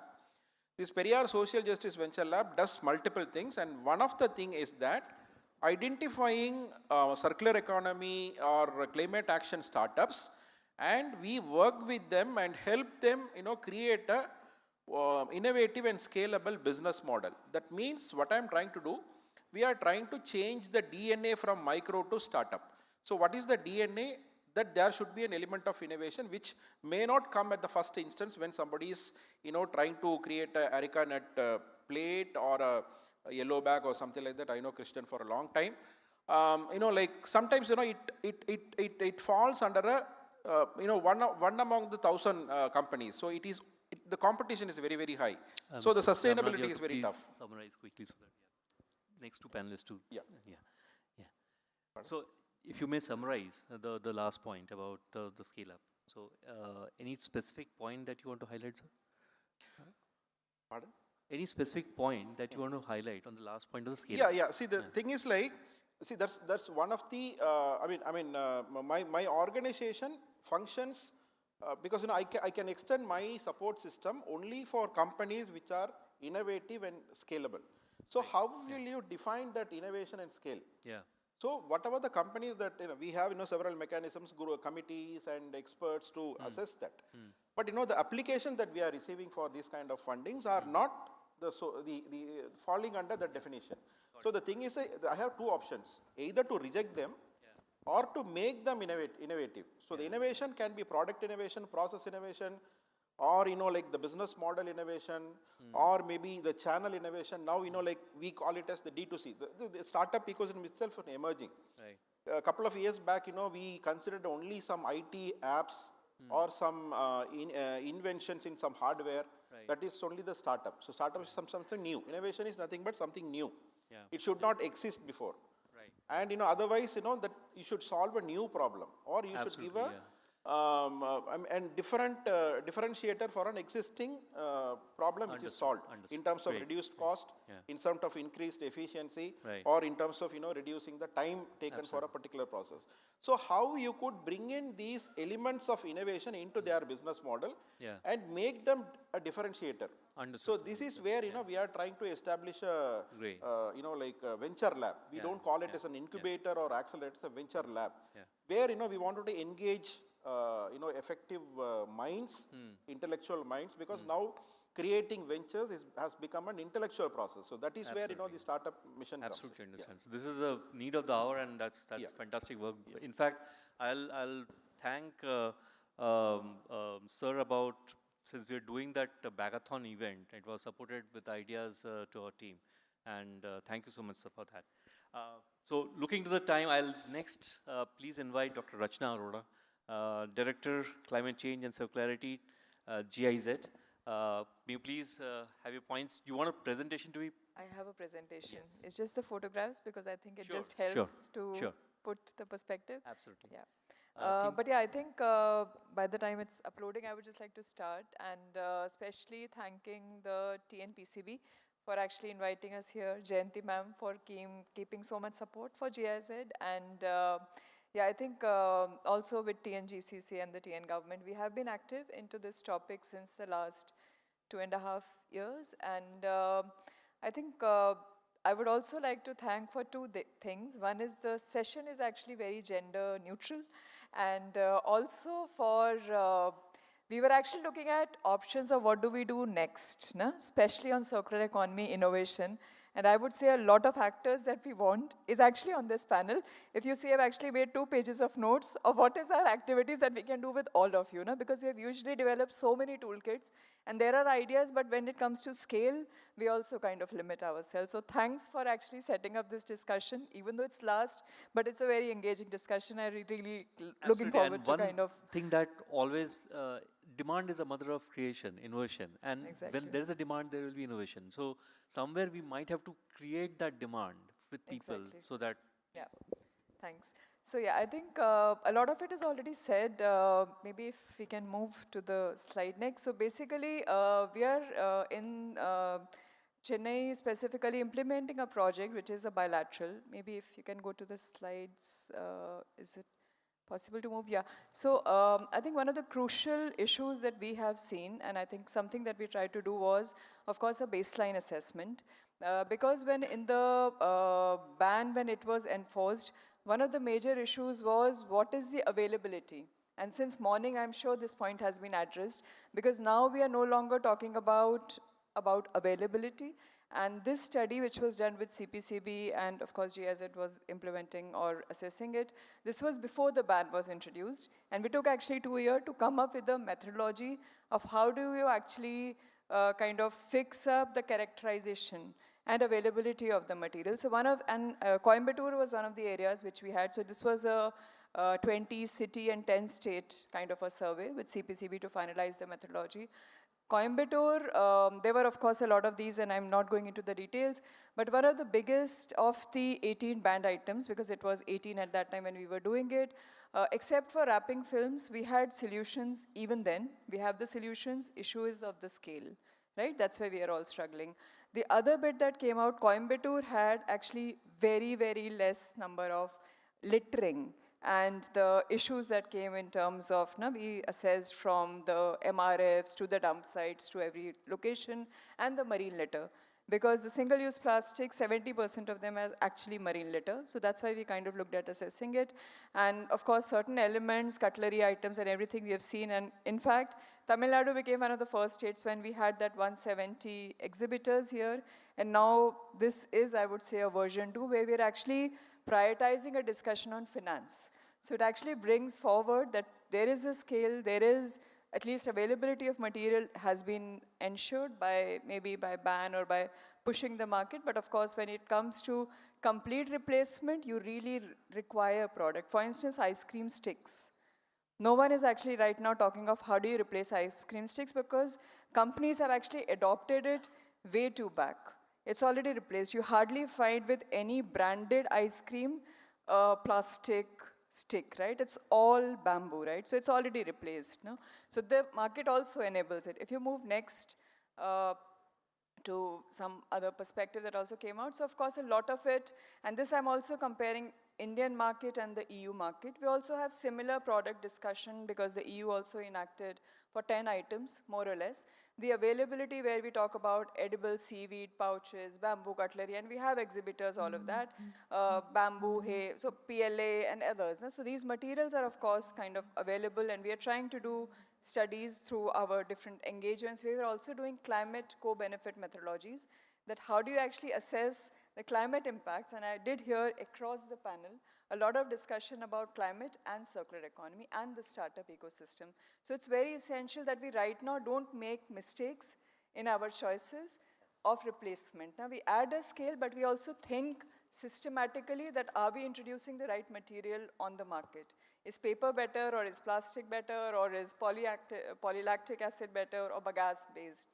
So these conversations of course help, and we do have this work right now going on across with one of our projects as well. One of the things that came out was about refill systems. Now this is not specifically for single-use plastic, but when you talk about reducing consumption, which is what we are trying to do, whether it's EPR or SUP, with both these policies, the government is looking at enabling a reduced consumption approach. No? because India can actually look at that kind of a mechanism. Why not?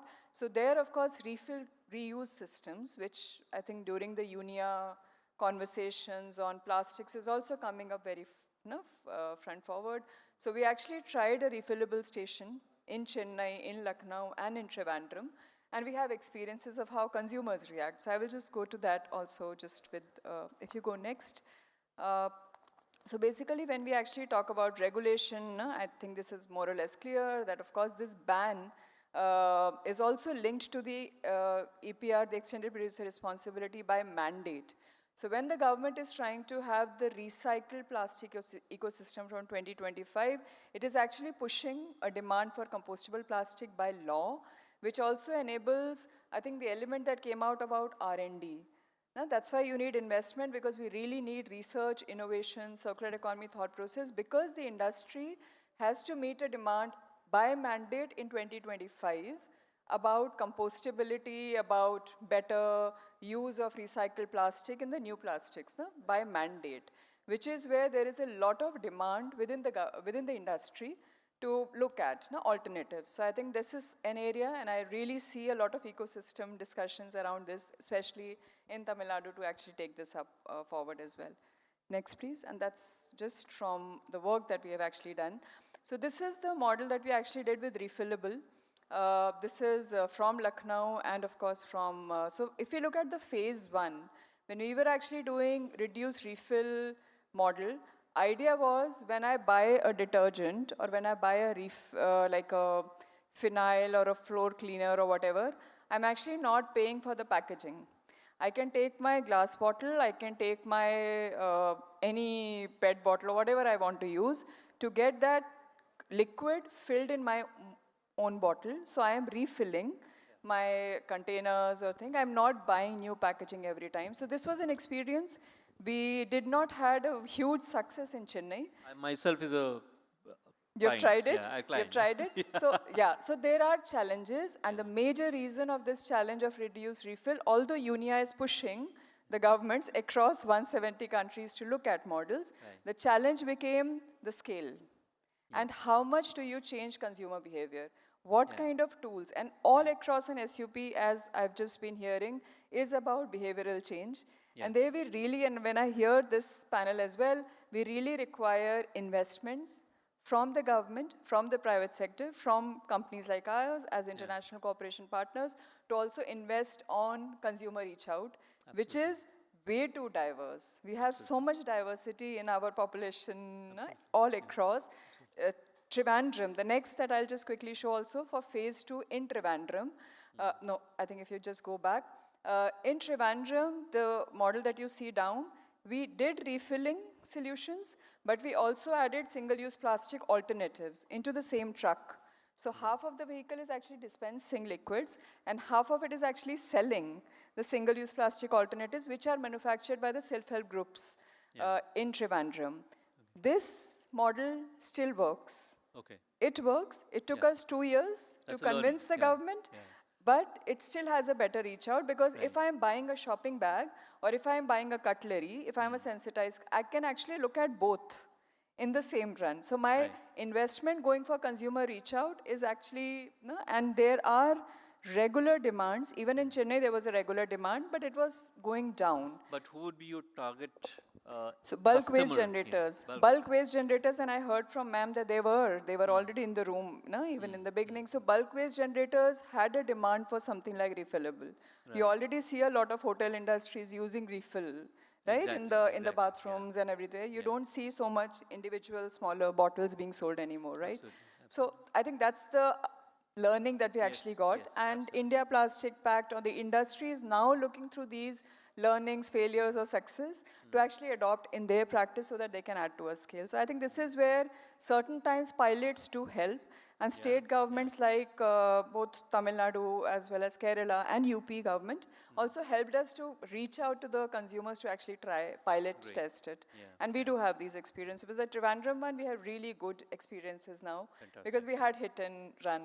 Just the last slide again, if you can go, I'll just take a minute to explain that. This is something that we are right now working, and that's why I said I was taking these notes, because this is something we're just going to launch and start soon. This is called Circular Economy on Wheels. And since our project now just not looks at plastics or single-use plastic, we're also focusing on other elements on circular economy, which includes textiles. So we actually want to have a sharing economy. I can give my old textiles to this truck, which can go around in the city. We are doing this with India Wasted, where you actually talk about, again, reduction of textiles, which is one of the major waste that also goes into landfills. That's the next issue we are That's the facing. next issue, especially when you talk about Tamil Nadu clusters as well. So this can actually play a major role where you talk about, again, enabling women who can stitch the second hand or even increase the life of that second hand bit.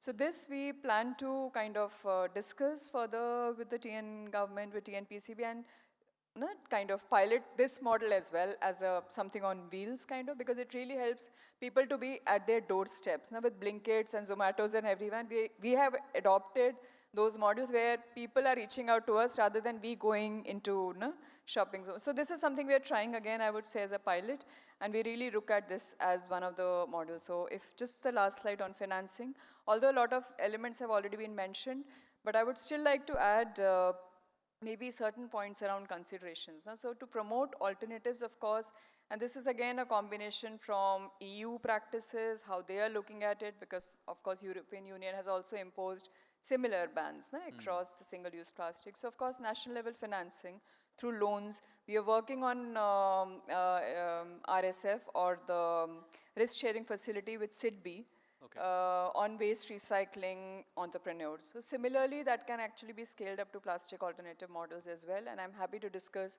across this group and also for the others who are interested.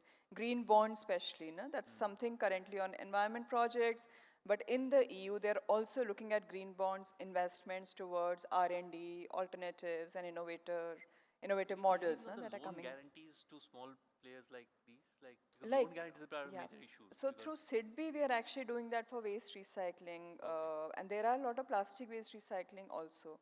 So close to, I think, 20 loans is what they have dispensed, and they still have. So it's with SIDBI and Mahua. They are the one who are assessing it, and Ministry of Environment also. Like yesterday, I was just presenting with them.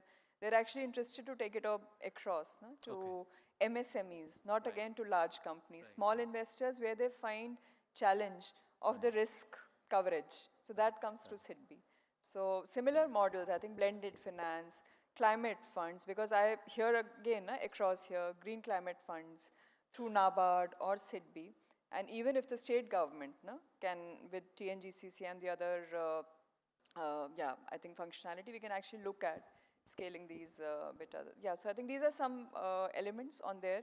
But from the plastics and EPR, I would say plastics credits is something that we see at the mandate that I actually showed by avoidance, where you really have to look at how can a state regulate minimal consumption. Now, of course, alternatives are available, but still reduce if not needed.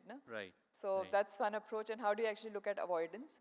Reuse, reusable cups, and this refill model as we kind of tried, lightweighting. Madam mentioned about sustainable manufacturing, with automobile industry or others. Lightweighting has always been a concept around climate.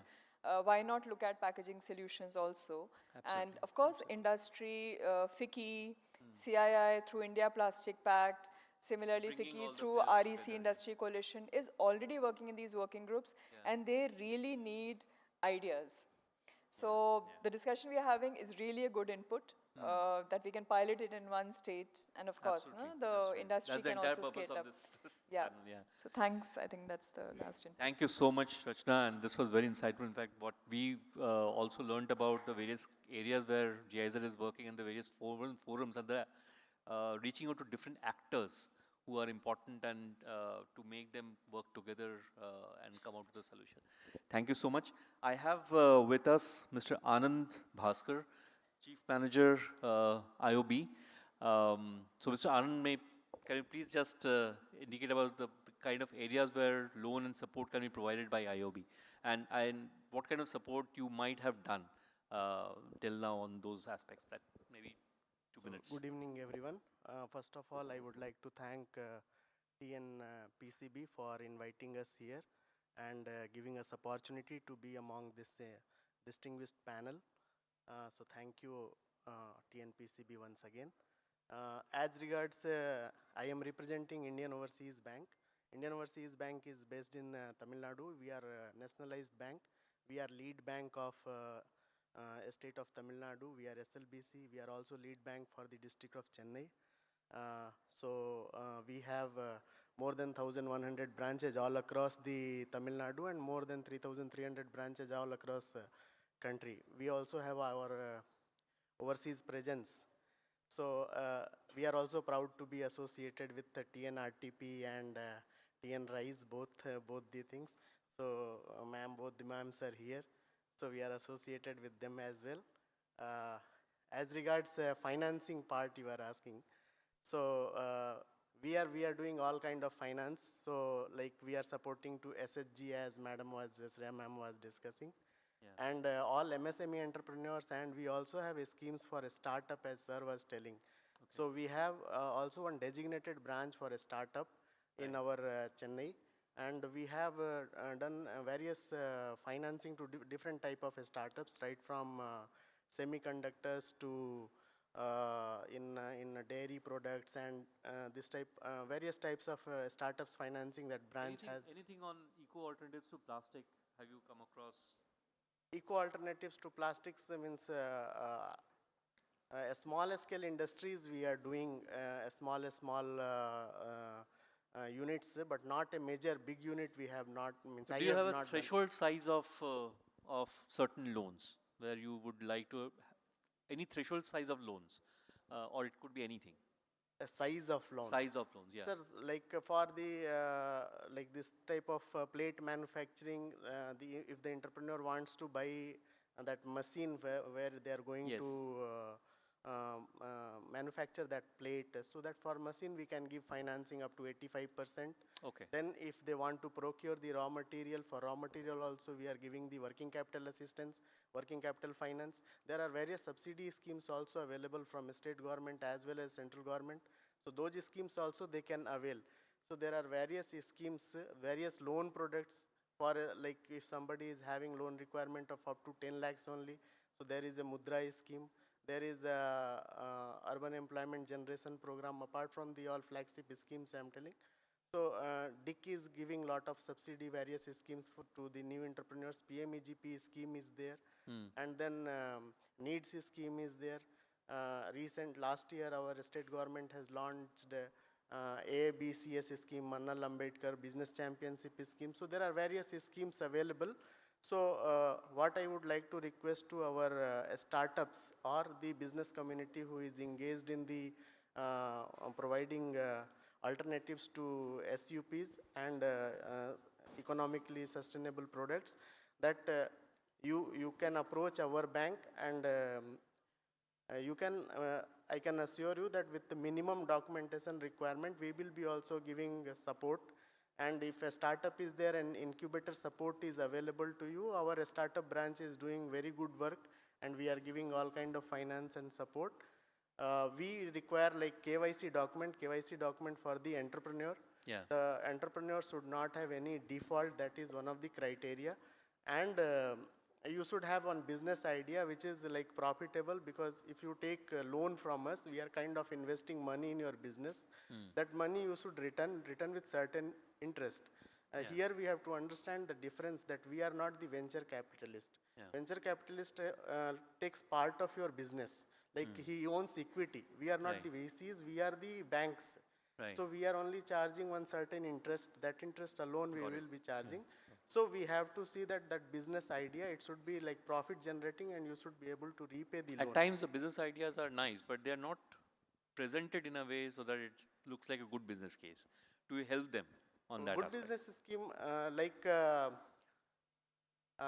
we should be able to generate enough revenue to repay the loan. That is the concern banks are having. Yeah. And to support that, the entrepreneurs face the support for bringing that initial money, like what we call as margin. So for that, there are various schemes available from state government as well as central government, where they are giving support for the capital part also. Like NEEDS scheme, PMEGP scheme, their capital is being provided by the initial capital is being provided by the sponsoring agencies, DIC and KVIC, these bodies. So if these good ideas are there, lead banks also are running lot of financial literacy centers. So entrepreneurs can walk into those financial literacy centers and they can get the ideas, they can submit their business plan, they can come to any of our branches as well.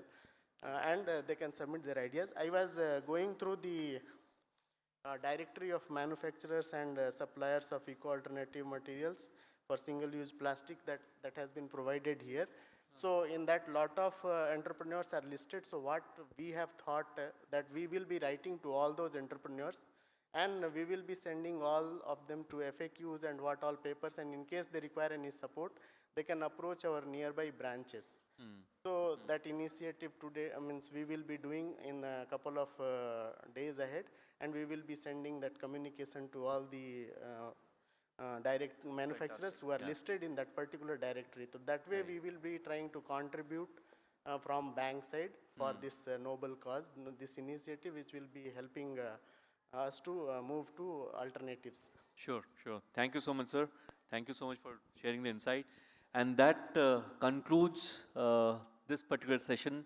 It was during interaction, I had already put those questions, and each panelist had explained those questions already in their discussion. So I'll not have any further follow-up questions.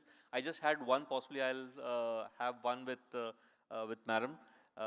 So one was like, when we see TN Guidance have a lot of presence in the doing promotions of various. So is there any plan that we need to have such promotions for smaller startups or any industry in the eco-alternative zone sector?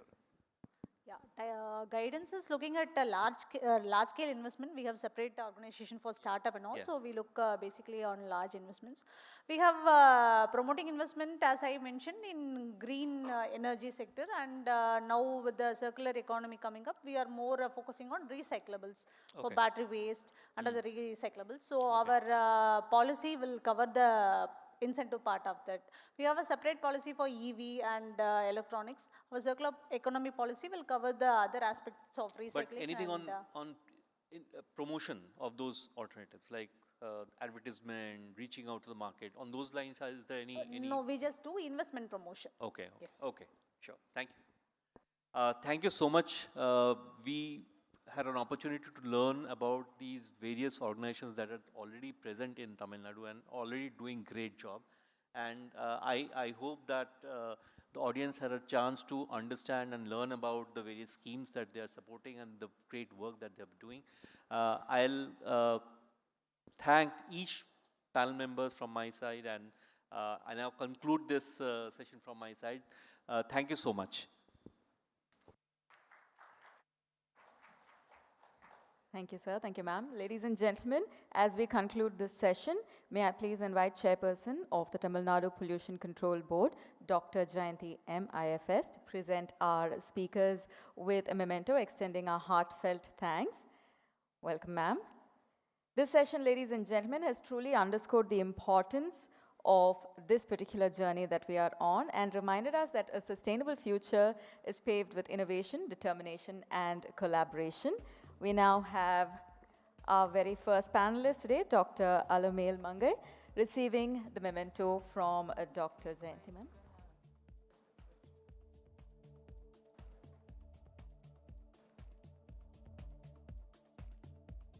Very special thanks to our speakers for sharing their valuable expertise.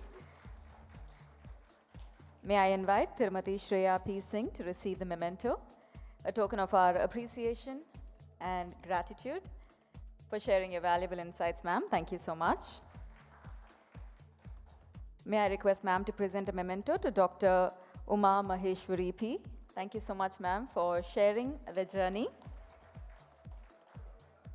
With that, it is also my pleasure to invite Thiru R. Kannan Avargal, Member Secretary, Tamil Nadu Pollution Control Board, to present our speakers with mementos. Thiru Shivaraja Ramanathan Avargal. Welcome, sir. May I please request sir to do the honors and extend a heartfelt thanks, a gesture of our gratitude, ladies and gentlemen. May I call upon Dr. Rachna Arora to receive the memento from sir. Thank you very much, ma'am. I'd also like to invite Mr. Anand Bhaskar to receive the memento from Sir. Ladies and gentlemen, through this session, it's been an interesting conversation that supporting businesses goes way beyond everything that we have imagined, and with every step along the way, we're reshaping mindsets as well. As we draw the session to a close, if I may invite our speakers, our moderator, our presenters to join us for a photo op, a fitting end to a very interesting conversation. This particular session was on supporting eco-friendly alternative businesses, financial strategies, and assistance. Ladies and gentlemen, a loud round of applause for our speakers, our moderator. Thank you so much.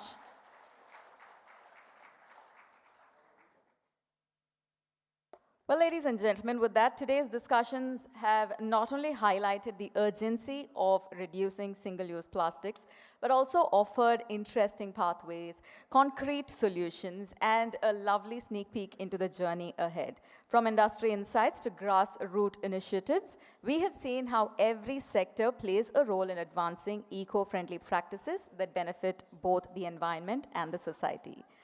On that note, to encapsulate and reflect on the wealth of ideas that we have had shared on stage today, I now invite the chairperson of the Tamil Nadu Pollution Control Board, Dr. Jayanti M. IFS, to share her closing remarks and key takeaways. Ladies and gentlemen, this is going to give us an opportunity to consolidate our learning and, of course, identify actionable steps ahead and reinforce our commitment to a plastic-free, sustainable future. Please join me as I invite ma'am with a loud round of applause, ladies and gentlemen.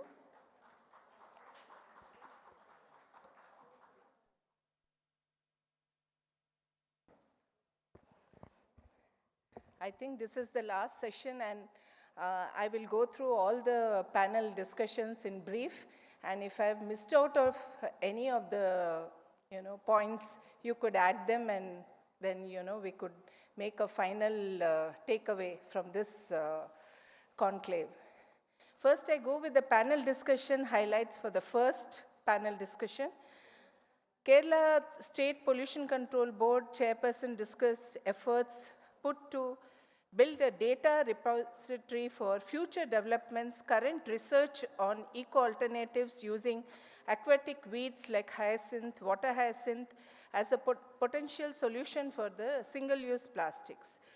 Orissa Pollution Control Board member secretary shares his insights on special task forces and plastic-free picnic spots, which we also can take into consideration in Tamil Nadu, inspiring other states to designate similar plastic-free zones. The Delhi Pollution Control Committee member secretary highlighted strategies such as RRR centers, Vikalp stores, zero waste colonies, noting challenges around single-use carry bags. These initiatives could serve as a model for other states. And I think Rachna Arora, she mentioned about the RRR, which is a mobile one. So that also could be really started in Tamil Nadu, and it could be first of its kind if GI launches the program. Himachal Pradesh State Pollution Control Board member secretary discussed the evolution of plastic waste management and introduced a buyback policy offering Rs 75 per kg for non-recyclable and SUP-free, aiming to reduce landfill plastic.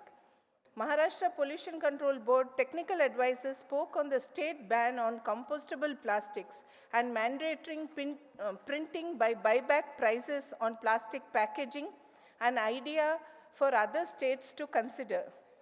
Central Pollution Control Board Regional Director provided an overview of initiatives related to SUPs and eco-alternatives.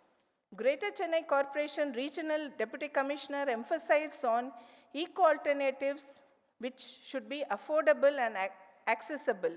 He also shared the data showing that increasing penalties can reduce SUP use, though it might be a lower total penalty collections. It should be a social behavior of ours that we have to change and see that we shouldn't be using the single-use plastic and use some other alternative. The key challenges are continuous use of SUPs despite ban. Affordability and accessibility to eco-alternatives. Way forward are increased awareness programs, research and development on eco-alternatives, focus on penalties and financial measures to strengthen the SUP ban and promote eco-alternatives. The highlights of the second panel discussion were from the Hotel Association of Tamil Nadu. They were suggesting that the waiving the GST on eco-alternatives to encourage widespread adoption in the hospitality industry and make eco-alternatives packaging more affordable.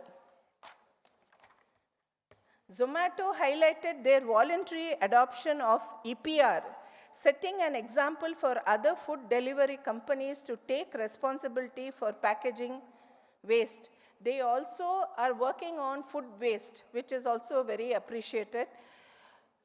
Don't Send Cutlery, an initiative to reduce cutlery waste, also was appreciated. ITC focused on the researching monolayer plastic packaging as a more recyclable alternative to multi-layer plastic, aiming to improve sustainability in packaging. NASVI addressed the challenges faced by the street vendors in shifting to eco-alternatives and recommended government funding to provide cloth bags, supporting a smoother transition without impacting their business. We are looking forward to collaborate with NASVI to make Marina Beach and Besant Nagar Beach SUP free. So we will talk to them and see that at least the Marina Beach, where we have our blue brigades there, and that could be very helpful, where we could see that it is SUP free. Geetham Restaurant shared their practice of using eco-alternatives and implemented a buyback system for plastic bottles, helping to reduce plastic waste in restaurant sector. The key challenges identified during the discussion included the challenges around the eco-alternative packaging for gravy-based food, cost of eco-alternative, and the way forward suggested more awareness around the SUP ban for street vendors and development of eco-alternatives to tackle the challenges existing in feasibility and adaptability of the packaging. The third panel discussion highlights were with the eco-alternative manufacturers provided valuable insights to their business challenges faced and suggestions for new entrants. Brands are increasingly focused on aligning with SDG goals and ESG. For international branding, you require more of SDG goals and ESG.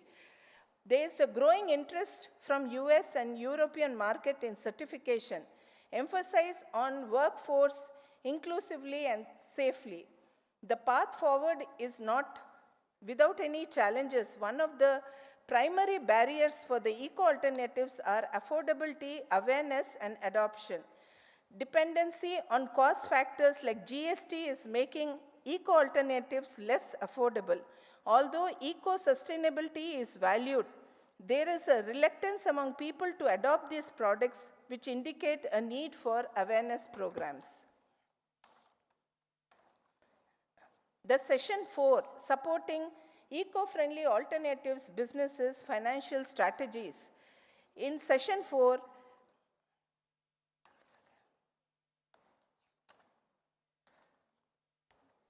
we were very glad to know the numerous initiatives undertaken by the Guidance Bureau, and especially the coming up of the circular economy policy, which would be very useful for us. And I would also like to say that if you could include PCB also one of the members in the policy, to prepare the policy, it would be very useful. We could give our insights in that. So thank you, and it was wonderful knowing about the different industries and what are the innovations and how they could be, they have a safe place in Tamil Nadu to grow and be sustainable. Women Development Corporation, Executive Director from Women Development Corporation, has spoken about number of policies including the revolving fund, community fund and vulnerable fund. Women Development Corporation is also taking marketing to a next level through Madhi Store. And we would be very happy that in case we come across what are your, what are the subsidies and how could women SHGs work, because we get lot of women who just do this cloth bags in a very small scale. In case they would like to, increase the number and form a SHGs, we would be very happy where we could even put it in our website. We have a Manjapai website, so we could even keep the details in the website, which would be useful. TN Rice is working with women entrepreneurs, and 43% of their businesses are sustainable businesses, given that there are a new organization which is just formed 5 months back, and it's an insight to us that any woman can walk into TN Rice, whether they are from the rural background and the urban background, and we didn't know about it. So I think we could spread this word, and we would have a lot of women into the small scale industry and even into the micro and industry which they could come up with. As you said, the business model should be horizontally and vertically depending upon the demand and supply. That we will look into it. And I would also, as discussed earlier, we would like to give all these way forward challenges to our ministry, MOEFCC, and to CPCB, Central Pollution Control Board, where we could take it forward and see how it could be done for India and also for the different states. TANSIM is also doing an impressive work in supporting the startups and early business. Already in our first eco-alternative workshop, which we had in the year 2022, we had help of TANSIM, and from then we know Mr. Shivaraja sir, and we take his help. And after that also we had smaller groups where we had called them to our, invited them to our board, where we had discussions with the help of the eco-alternative manufacturers. But a way ahead, we can now take them, and we can now we have the new directory, so we can see that whoever wants to go further and go in and a bigger business as such, we could connect to you, sir, and see that their business does well. The last, I think, from IOB, sir has joined, and we are all constantly in touch with IOB, and we could also help in bank loans, as IOB is ready here. So we could encourage the eco-alternative manufacturers and see that they go into a startup, or if they want bank loans, we can take help of IOB. Thank you very much. Thank you at a very short notice. And I have forgotten regarding GIZ, because GIZ always sees to a perspective all over the country. And we are always in touch. We are collaborating with GIZ from the very beginning on climate, all the projects regarding climate change, and also with TNPCB, especially for the plastic waste management. And Madam, your insights are always useful because you see it through the India as a whole. So your insights, we will take it up, especially the reuse, refill project. That would be very useful. And already, I think in Delhi, there are a lot of reuse, refill centers. So we could have the same thing in, at least start with the city of Chennai. So we can do that, Madam. Thank you very much once again. And I would like to say we will have a detailed takeaway, and we will share all the presentations and the takeaway and the suggestions, challenges with you all, and see that we move forward, and we see that Tamil Nadu state and India, we do well in this sustainable aspects, especially to see that we have a green and clean India and green and clean world. Thank you.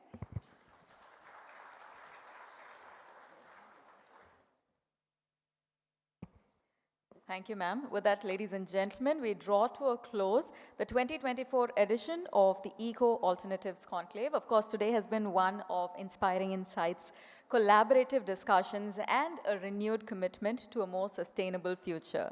We've had the privilege of listening to pioneers across industries, dedicated change makers, and innovators who are collectively leading the way towards a viable, eco-friendly alternatives to single-use plastics on the whole. Ladies and gentlemen, as we move forward, let's take these wonderful discussions beyond this room and into our communities, our businesses, and our day-to-day lives. Together, of course, this is a reminder that we can make a lasting impact advancing the state's vision of a plastic-free and environmentally sustainable state. Once again, hearty thanks to all of our speakers, panelists, guests, and each participant. Thank you so much for making this a memorable day. Eco Alternatives Conclave 2024 draws to a close here. Of course, before we draw to a close, let me also invite all of you to please do join us for tea and refreshments in the corridor outside. Thank you once again, ladies and gentlemen. We hope to have your continued support.